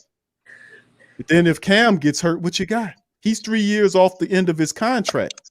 So, I mean, in the end, it's a great pickup no matter how you look at it. He's 6'5", 270. He's super strong. He's feeling into his body. He's still growing. The guy is going to be a wildebeest. And if you doubt that, if you doubt him, that's fine. But don't doubt. I'll tell you one person you're not going to doubt. That's Ryan Nielsen. Your defensive line coach is going to get him together, just like you look at a guy like David Onyemata, who excelled as well. And let's talk. I'm gonna make this mention about Onyemata. Onyemata was blessed when he came here because he was a 4th round selection that year. 1st round pick was Sheldon Rankins. When that happened, I said whoever balls out first is gonna get paid because they're not gonna pay both of them. Onyemata won. Why? Because he was available. Sheldon wasn't. And when injuries mounted through, Onyemata was super raw. How did he get so good? Because of injuries to people before him. He played a lot, and he was there. Mm-hmm. And he picked up the scheme. He was always super strong and fundamental. When he started getting Ryan Nielsen and working on his game, he took it to the next level, got paid. So that's what I'm saying. If we doubt the players, don't doubt. You're not going to doubt the coaches because we got the best position coaches in the business. So Ryan Nielsen is going to take that guy and put him together. And I have no doubt about the Werner kid. The Werner kid is a missile. I prefer Jabril because the athleticism angle, because I know Werner, one weakness is he has difficulties covering athletic people coming out the backfield, whatever, tight ends, what have you. But any other way, he's a good player to pick up right there to push Zach Bowen, who can cover athletic people. So like I said, I think we in the right sphere. And the fact that all these people out here, that they disrespecting the Saints, gave them a 19th ranking and all this stuff and all this thing, they gonna miss the playoffs. They about to get they about to get shocked and where the Saints are excellent. Shut up. We've been telling you that the Saints are excellent. Shut the hell up. These media people always putting on the phone. Well, the Saints need to do such and such. Man, shut up. You don't know nothing about the Saints. You don't know nothing about the role players behind them. You don't know about nothing about the team. You just sit up here pretending that you know them because you're talking about, well, Mike Thomas is a great this, that, and the third, and Elvin Kamara, Drew Brees. Oh, my goodness. But don't talk about none of them other dudes that block for them men so they can have an opportunity to be successful. They'll never mention none of that. But that's what I said. That's what this great thing, think tank is so terrific, and we keeps it real because we cover all that, baby. And that's why I love it. But go ahead, brother Dedrick. I'm gonna let you get the last word. We got DJ. Oh yeah, that's all I had queued up. I want to get State of the Pelicans on there because I know he got some information you might want to drop. But thanks for taking my call, Q, man. Hey, y'all have a blessed night. Who that nation, man. I'm gonna continue listening to the show, man. I'm out. All right, brother Dedrick. Who that to you, brother? Much love to you, and you be safe out there, bro. And I hope you find the gas and everything work for you, my brother. There you go. Oh yeah. All right. Peace. All right. Peace out. Peace out. That brother Dedrick. All right, DJ, coming to you, my friend. Go ahead, DJ. What you got on your mind, my brother? Well, I heard the news. I heard about Trail, the Trey two Williams. fixes. Right. So who are we gonna? I mean, is we gonna pick up another safety or two I guess to replace Malcolm Jenkins, because he getting up in age as well. You got Malcolm Jenkins back there. Well, I don't know who sits behind him. I know you got TJ Gardner-Johnson, and you signed Marcus Williams to a 1-year deal. So is we going to sign another safety? I think it's inevitable for them to sign some more people, some more undrafted guys to bring on the team. They still got a lot of slots left to sign people. So I mean, I think it's definitely the case. I pulled up the hold on. I'm gonna put it up here again for the Great Saint Think Tank. Give me a second. I'm gonna put up the because I like to do that from time to time. You know, I like to share this is my unofficial depth chart, so it gives us an idea exactly what we're dealing with. We start talking about these things because it helps to look at this list so we can see what we're dealing with. Because it's hard to keep up with some of these names at times. So if you look at the secondary right here, you see this is Marshawn Lattimore, right cornerback. Left cornerback is Patrick Robinson. Of course, that's out of line. It's going to be Paulson Adebo. A third cornerback will be Chauncey Gardner-Johnson, who they have listed as a safety, but he's actually the third cornerback. He goes here. Fourth cornerback is Patrick Robinson. So, of course, you got Lattimore. It's Lattimore, and then it's Paulson Adebo currently. Third cornerback, nickelback is Chauncey Gardner-Johnson. Fourth nickel, the dime back will be Patrick Robinson. That's your four. Anything beyond four, you can take your pick. Keith Washington Jr., Pale Grant Haley, Bryce Thompson, Deuce Wallace, whoever. They'll fight for or jostle for those positions. I think the Saints keep 5 or 6, maybe 5 or 6 of those guys. But if you look at the safeties, you make a great point about Malcolm Jenkins, Marcus Williams. Who's behind them? PJ Williams and JT Gray are the only other safeties on this team. So I would have to say, DJ, that they definitely need to look at picking up some more safety help because Trill Williams, and not only Trill Williams, but also Eric Burrell was guys. They released 2 of the safeties, and both of those guys, if y'all remember when we did the undrafted show, those were 2 of my favorite guys. Trill Williams, because he had the versatility, he could play safety, and he also could train him to play cornerback for you as well. And then Burrell out of Wisconsin was a hitter. I liked him a lot. But at the end of the day, they most certainly you got, if you look at PJ Williams and JT Gray, the only other safeties that's there, that's at that position. You're gonna have to definitely look at the safety position, in my opinion. So I think they do eventually. Because we don't look for no big names, bro. Don't look for no big names at all. Them picking it up because the Saints simply don't have the money. So I mean, I think they will eventually. So Big Q, out of the maybe 5 maybe 5 out of the wide receivers. As far as you started like Mike T, Traquan, Devontae, Marcus Williams. No, not Marcus Williams. Number 12. I want to say Colson, but his name is not Colson. He had the number 12 on the wide receiver group. Marquez Callaway. I consider him as Marcus Colson. It's just that Marcus Colson didn't play on the special teams and kickoff, but that's hit and not miss. Besides that, the rest of the wide receivers, who you got making the squad besides your starters that you had last season? It's kind of early. Let me pull up the list again, and we'll take a peek at it. I mean, we got like 9 wide receivers. We do, but it's clear to me like most of these guys are going to make the active roster. Mike Thomas and Traquan Smith, that's a given. Deontay Harris is the third best wide receiver in terms of the depth chart. I don't think he unseats Traquan Smith for that position, which would be intriguing if he did, because that'll bring another element. And Traquan Smith most certainly learned how to play inside, but I see Traquan and Michael Thomas as border guys with Deontay Harris running around in the slot. Callaway, of course, will be the fourth wide receiver. The fifth guy would be interesting. LaJordan Humphreys fighting for that position. Jawan Johnson, who we were pushing Jawan Johnson as a tight end for since last year. When I seen what he can do, I said, if you had some offensive imagination, the Saints could convert Jawan Johnson into a tight end. Who remembers that? Put one in the chat, because I remember I was talking about that. I was like, you know what, man? We need to see about doing that. We really do. We need to see about converting Jawan Johnson, because he was blocking. Coach Payton was using him a lot last year in blocking formations. He didn't catch the ball often, but he was out there doing a lot of blocking. So maybe we can switch positions and bring him over to the tight end position. Well, it'll give us some more flexibility with it, because you look at our tight ends, Adam Troutman and Nick Vanette's there, but outside of that, there's really nothing else. You had Garrett Griffin, who can't stay healthy, Ethan Wolf, who's just basically a human bookmark, and then Dylan Soner, I don't know anything about. But Jawan Johnson would really be a good fit in the tight end room if you can do that. And also, Sean Payton does have the imagination to use Taysom Hill as a tight end at times. So the fifth wide receiver, it'll be a fight between Jawan Johnson, LaJordan Humphrey, and Quan Baker, who's another dude that's interesting. But I think most of these other guys, depending on how they do on special teams, will be able to give them a role, because a lot of these guys are going to be practice squad guys, and depending on their role in the special teams room, we'll see. But usually that fifth wide receiver has a special team component to him, which is why he makes the roster, which might be Quan Baker. Perhaps it's this Winston kid. Who knows? McCleskey.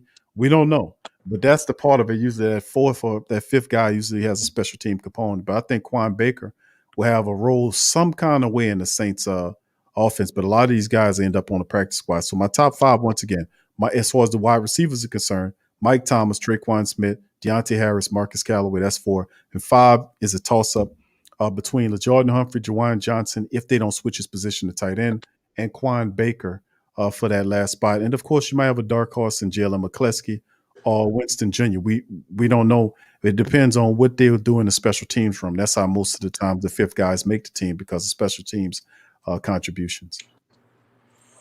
All right. Like I say, well, y'all know best. Like I say, I'm a Saints fan, but I'm more of a Pelican fan than anything. So, well, I know you're gonna do the Pelican post game report for tomorrow. Yes, sir. As y'all know, I'm gonna be working that game. When are you doing your ending season for the Pelicans? Because I wanna. I know you want to open up the show. I don't know if you're doing it tomorrow or, when you're doing your ending season. Because I gotta have a chat with DC, bro. Like, how you come to the game and don't holler at your boy? Like, come on. But I fussed at him. I fussed at him for that, DJ. I told him that I said, man, DJ works the games. And he get on him for that one, bro, because fuss at him for that when you holler. But realistically speaking, I would say probably the end of the season show will more than likely be either Monday or Tuesday of next week. More than likely, it'll probably be Monday, and it'll be a long show, as you would imagine. It would probably be like a 2-hour show, maybe a 2-hour show. We open up the chat, and we'll go over it, and we'll have the discussion about what the hell happened with the Pelicans and why did they fail. So I know exactly what happened. We traded Drew Holiday. That's exactly what happened. Because Eric Bledsoe is not the answer. No, he is not. Hey, I got a question though, and I'm gonna end it with this one. I'm gonna throw out a name, and you tell me if you see any glimpse within Najee Marshall. Tyreek Evans.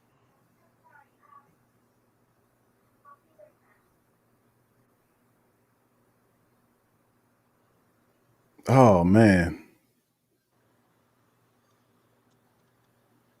Remember Maybe because Tyreek to me he was more offensive than defensive. Najee more defensive than offense to me.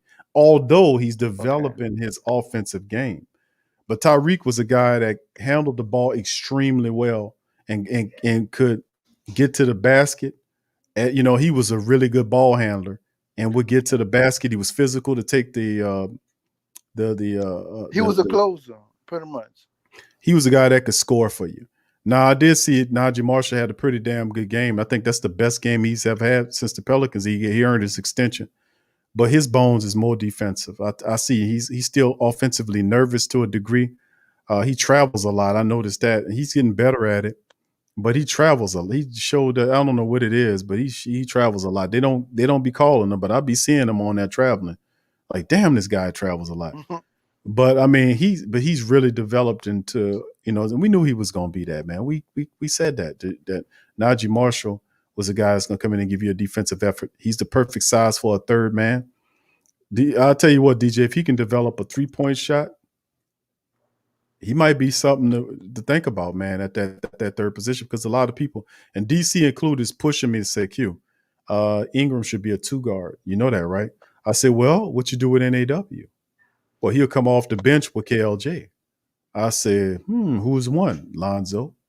Who's 3? He said, we draft somebody or trade for somebody that occupied the third position with Lonzo. Then, of course, we can talk of Steven Adams, whether or not Steven Adams should be here, or should we trade Steven Adams and operate with Jackson Hayes, Billy Hernan Gomez, or and get another big that's a 4 tweener 5. So we have those type of discussions. But Najee Marshall is excellent. I like that, but I disagree with that in some type of way, because if you put Brandon Ingram at the 2, and I know it's the Saints channel, y'all don't bash me, but hey. But if you put Brandon Ingram at the 2, most 2s are guards, and they like, as far as like let's see, Devin Booker, CJ McCollum, like them guards are like quick. Brandon, like when BI came in the league, everybody was like, "Oh, that's like another KD, or that's like another Kevin Durant 2.0, or something like that." So if you put if it's defensive wise and you got CJ McCollum or one of these quick guards, that's not gonna fit. I think what DC was saying about BI is that his length would bother a lot of those guys. I mean, if you put him at 2 guard, he's 6'9". And he's athletic enough. He's not as fast as some of those guys, but his length would disturb a CJ McCollum or Bradley Beal. He's 6'9". So I mean, you got to think about like the Pelicans' size with lines of, and plus he's a natural scorer at that 2 position. And if you give him another 3, because you're trying to add a 3-point shooter in the mix along with those guys, unless you get rid of ball. We'll see how it all shakes, but in the end, the questions have to be answered about, just like they were in the previous season, is Ingram the man they're going to pair with Zion? Well, obviously he was. But you need guard play, solid guard play. That's what hurt the Pelicans this year. One of the things, you need solid guard play. If you had Russell Westbrook as your point guard, you would be in the playoffs. You wouldn't get far, because his nature would kick in, and he would be trying to steal opportunities from Zion, and he'd be trying to hit 3-pointers, and he can't hit no damn 3-pointer. He ain't good shooting a 3. So I mean, but the Pelicans need leadership at the point guard position. I think Lonzo Ball can help if he can get over the passive aggressive thing and learn to attack more. But maybe that's a result of Van Gundy's scheme that seems to just suck up, make them a little bit more. Their offense is not as aggressive as I want it to be, and it dulls and dies at times, which is consistent, which I think that's schematic. So I mean, we'll figure it out, man. But a lot of questions have to be answered in the offseason. Eric Bledsoe needs to be traded. Steven Adams might consider getting rid of him, and for something cheap, because the Pelicans were balling without Steven Adams in there, and you got double doubles damn near every game with Billy Hernan Gomez in there. Without Steven Adams, he was double in every damn game, and that's what we want. Steven Adams wasn't giving us double doubles consistently. He was making what, Steven Adams making what, 30 something million a year or something like that, something ridiculous. But these guys making 18 and 30 million and they're not turning in production. Let's get these guys off the team and get cheaper renditions. They'll hustle guys. Like I was talking about, I told DC, I said, DC, let's go to the great continent of Africa, and find us a center. You like a center? Find a center. I said, yeah. Let's find a Precious Achua or Bam the Bio. Somebody like they got a lot of really big guys. Like even to a degree, you want a cheaper version of what's your guy name from? He played with the what's his name? He played with the Hornets. He was drafted by the Hornets. He went to Orlando. I think he's with Orlando now. I can't remember his name. But he's also fits that mold. He's just defensive center with no offensive skills, like a Clint Capella type is what I'm trying to say. That's what you need. Somebody like that just a mad hat on defense who catches up and cleans up the glass. You don't run no plays for him. You just throw him alley oops every now and again. He gets his own points. You don't run no plays for him. He gets offensive rebounds for stick backs. He out hustles this guy, jumps up over top of his head, slam it on him. That's what I'm talking about. Guys like that. Like I said, Precious Achua, Bamo the Bio, Bismack Biombo, without the money. Just a brute. Pay him a lot of money. He's just out there being physical rebounding. Guys like that. But we'll see how it all shaped, though, DJ. But they got a lot of questions to be answered. And they start at the top with Griffin. What's the vision for the team? And is Stan Van Gundy going to be here another year? They might fire him after 1 year based on if you see Indiana fire its coach after 1 year and they gave him guaranteed money and they got him out the building, that might spur something. So, I mean, we'll see how it all shakes. A lot of question marks there. But the Pelicans, man, had me hot as a stove. Had me hot as a stove. So, I mean, we're going to see how it all shakes, though. Well, I'm going to flock up tomorrow because it's going to be a hell of a game if LeBron and AD play. But I'm going to end the show with this. If anybody talk about your Saints, you tell them in a New Orleans accent, get the Saints out of here and go Saint yourself.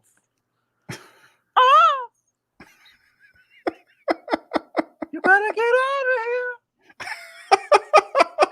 All right, Big Q. All right, DJ. Thank you, bro. Appreciate you. That's DJ, man. Chiming. You better get out of here. That's my guess. Our Gail Benson right there. As we do at the Pelican Post Game Report. Found we have fun, and Miss Gail stopped by. They try to call Jack. Y'all remember when Gail Benson they tried to call Jack Miss Gail, and people's like, "Q, she had that pump." I said, "No, she didn't. She ain't carrying no pump around. What you think this is? You think this the movie Red or something?" She wasn't doing that. You know what she told him? They tried to call Jack Miss Gail. She said, "You better get out of here. You better put that purse down and get out of here." And they ran, "Whoa, my grandma." And see, I got that from my grandma. My grandma used to do that back. Come on up here. She used to tell me that. I'm up in there tearing up shit. I was doing. She heard something break down, everything, pots and shit falling down there. "Oh, what you think I tell you to stay out of that? Come on up here."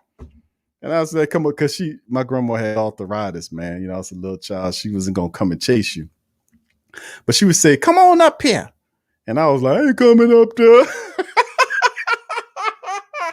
That's all I knew. I was like, you ain't gonna pop me upside my head. You're gonna have to chase me, Grandma. I'm sorry, Grandma. You're gonna have to chase me. Say, "Come on up here." I'm like, no, Grandma, I'm not coming up there. No, I ain't crazy. You're gonna have to chase me. I'm gonna have to earn this ass whooping. You're gonna have to chase me. I'm gonna run. But anyway, listen. I thank y'all. I appreciate y'all for I wanted to give a special shout out to the entire Great Saint Think Tank today. The Thursday, we doing a special live on Saturday because I couldn't come to you guys on my regular day, which would be on Friday. So with that being said, I hope y'all enjoyed this special 5+ hour stream. I thank everybody that appeared on it. Brother Dedrick, DJ Till, Brother K. Scott, all the family members, Brother Paulie, everybody, man, fantastic. Brother Jerry, everybody for chiming in. Y'all actually great commentary. Brother Byron, everybody for chiming in and making this a great success today. I like to thank all my family members with the super chats and the cash apps. I thank you all. I appreciate you all is well. I had fun. We had a lot of fun today. And I appreciate you guys spending a large portion of your beautiful Saturday with the Great Saint Think Tank. So with that being said, I'm going to check out on that. I like to also, if you enjoy the stream and you like what we're doing, please feel free. What's up, Marcos? Who that to your fam? I see you. What's up, Adrian, baby? Who that to you, Adrian? Good to see you in the chat. I just noticed looking and seeing some names. What's up, brother Marcos? Kioki, what's up, fam? Good to see brother Kioki in the building. What's up? It's Poppy 504. What's up, fam? Good to see you in the chat as well. Much love to you, fam. Appreciate you stopping by as well. All the rest of the Great Saint Think Tank, man. Inevitable. What's up, fam? Good to see you in the chat as well. Giving a special shout out to the rest of the family members as well. My dog Teal as well. Fun having Teal in the extended show. It's way overdue. I should have been brought my dog Teal on, man. I just been so busy. Should have been brought him on in that capacity. It just worked that way. And it was fantastic. I hope y'all enjoyed that. Like it morphed into a beautiful panel. You know what I'm saying? It was awesome talking Saint stuff and having fun, man. It's beautiful. What's up, Josh? Big ups to you, fam. Appreciate you.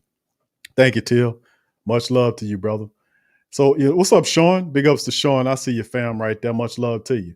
So if that being said, if you enjoy the platform, family, and what we're doing, feel free to join our Patreon. Patreon.com/the Pro Media Network. Patreon.com/the Pro Media Network. Link in the description section. Or become a YouTube member. That also helps out the platform as we continually produce well over 40 shows a month. Pelican Post Game Report, Ring King Boxing, the Sports Coma, Tough Tiger Talk, all kind of stuff. We just a bunch of mad hatters. We got good people, man, and we just work our asses off, man. You know, it's a labor of love, baby. Baby, it's a labor of love, baby. You gotta love it, baby. Baby, let me tell you something, baby. It's a labor of love, baby. It's a labor of love, baby. You know, that's like you see our Reverend Saint always see. It's like he hit the touch screen. You got a touch screen here. Baby, let me tell you something, baby. Baby, it's a labor of love, baby. Baby, let me tell you something, baby. That's how it goes. It's a labor of love, baby. That's how we do it, baby. But much love to the family members. I appreciate y'all. Hit the like button if you had already hit it. Subscribe if you haven't already subscribed, family. And we'll be back Monday with more Saints Talk. We'll cover more about this mini camp weekend as well.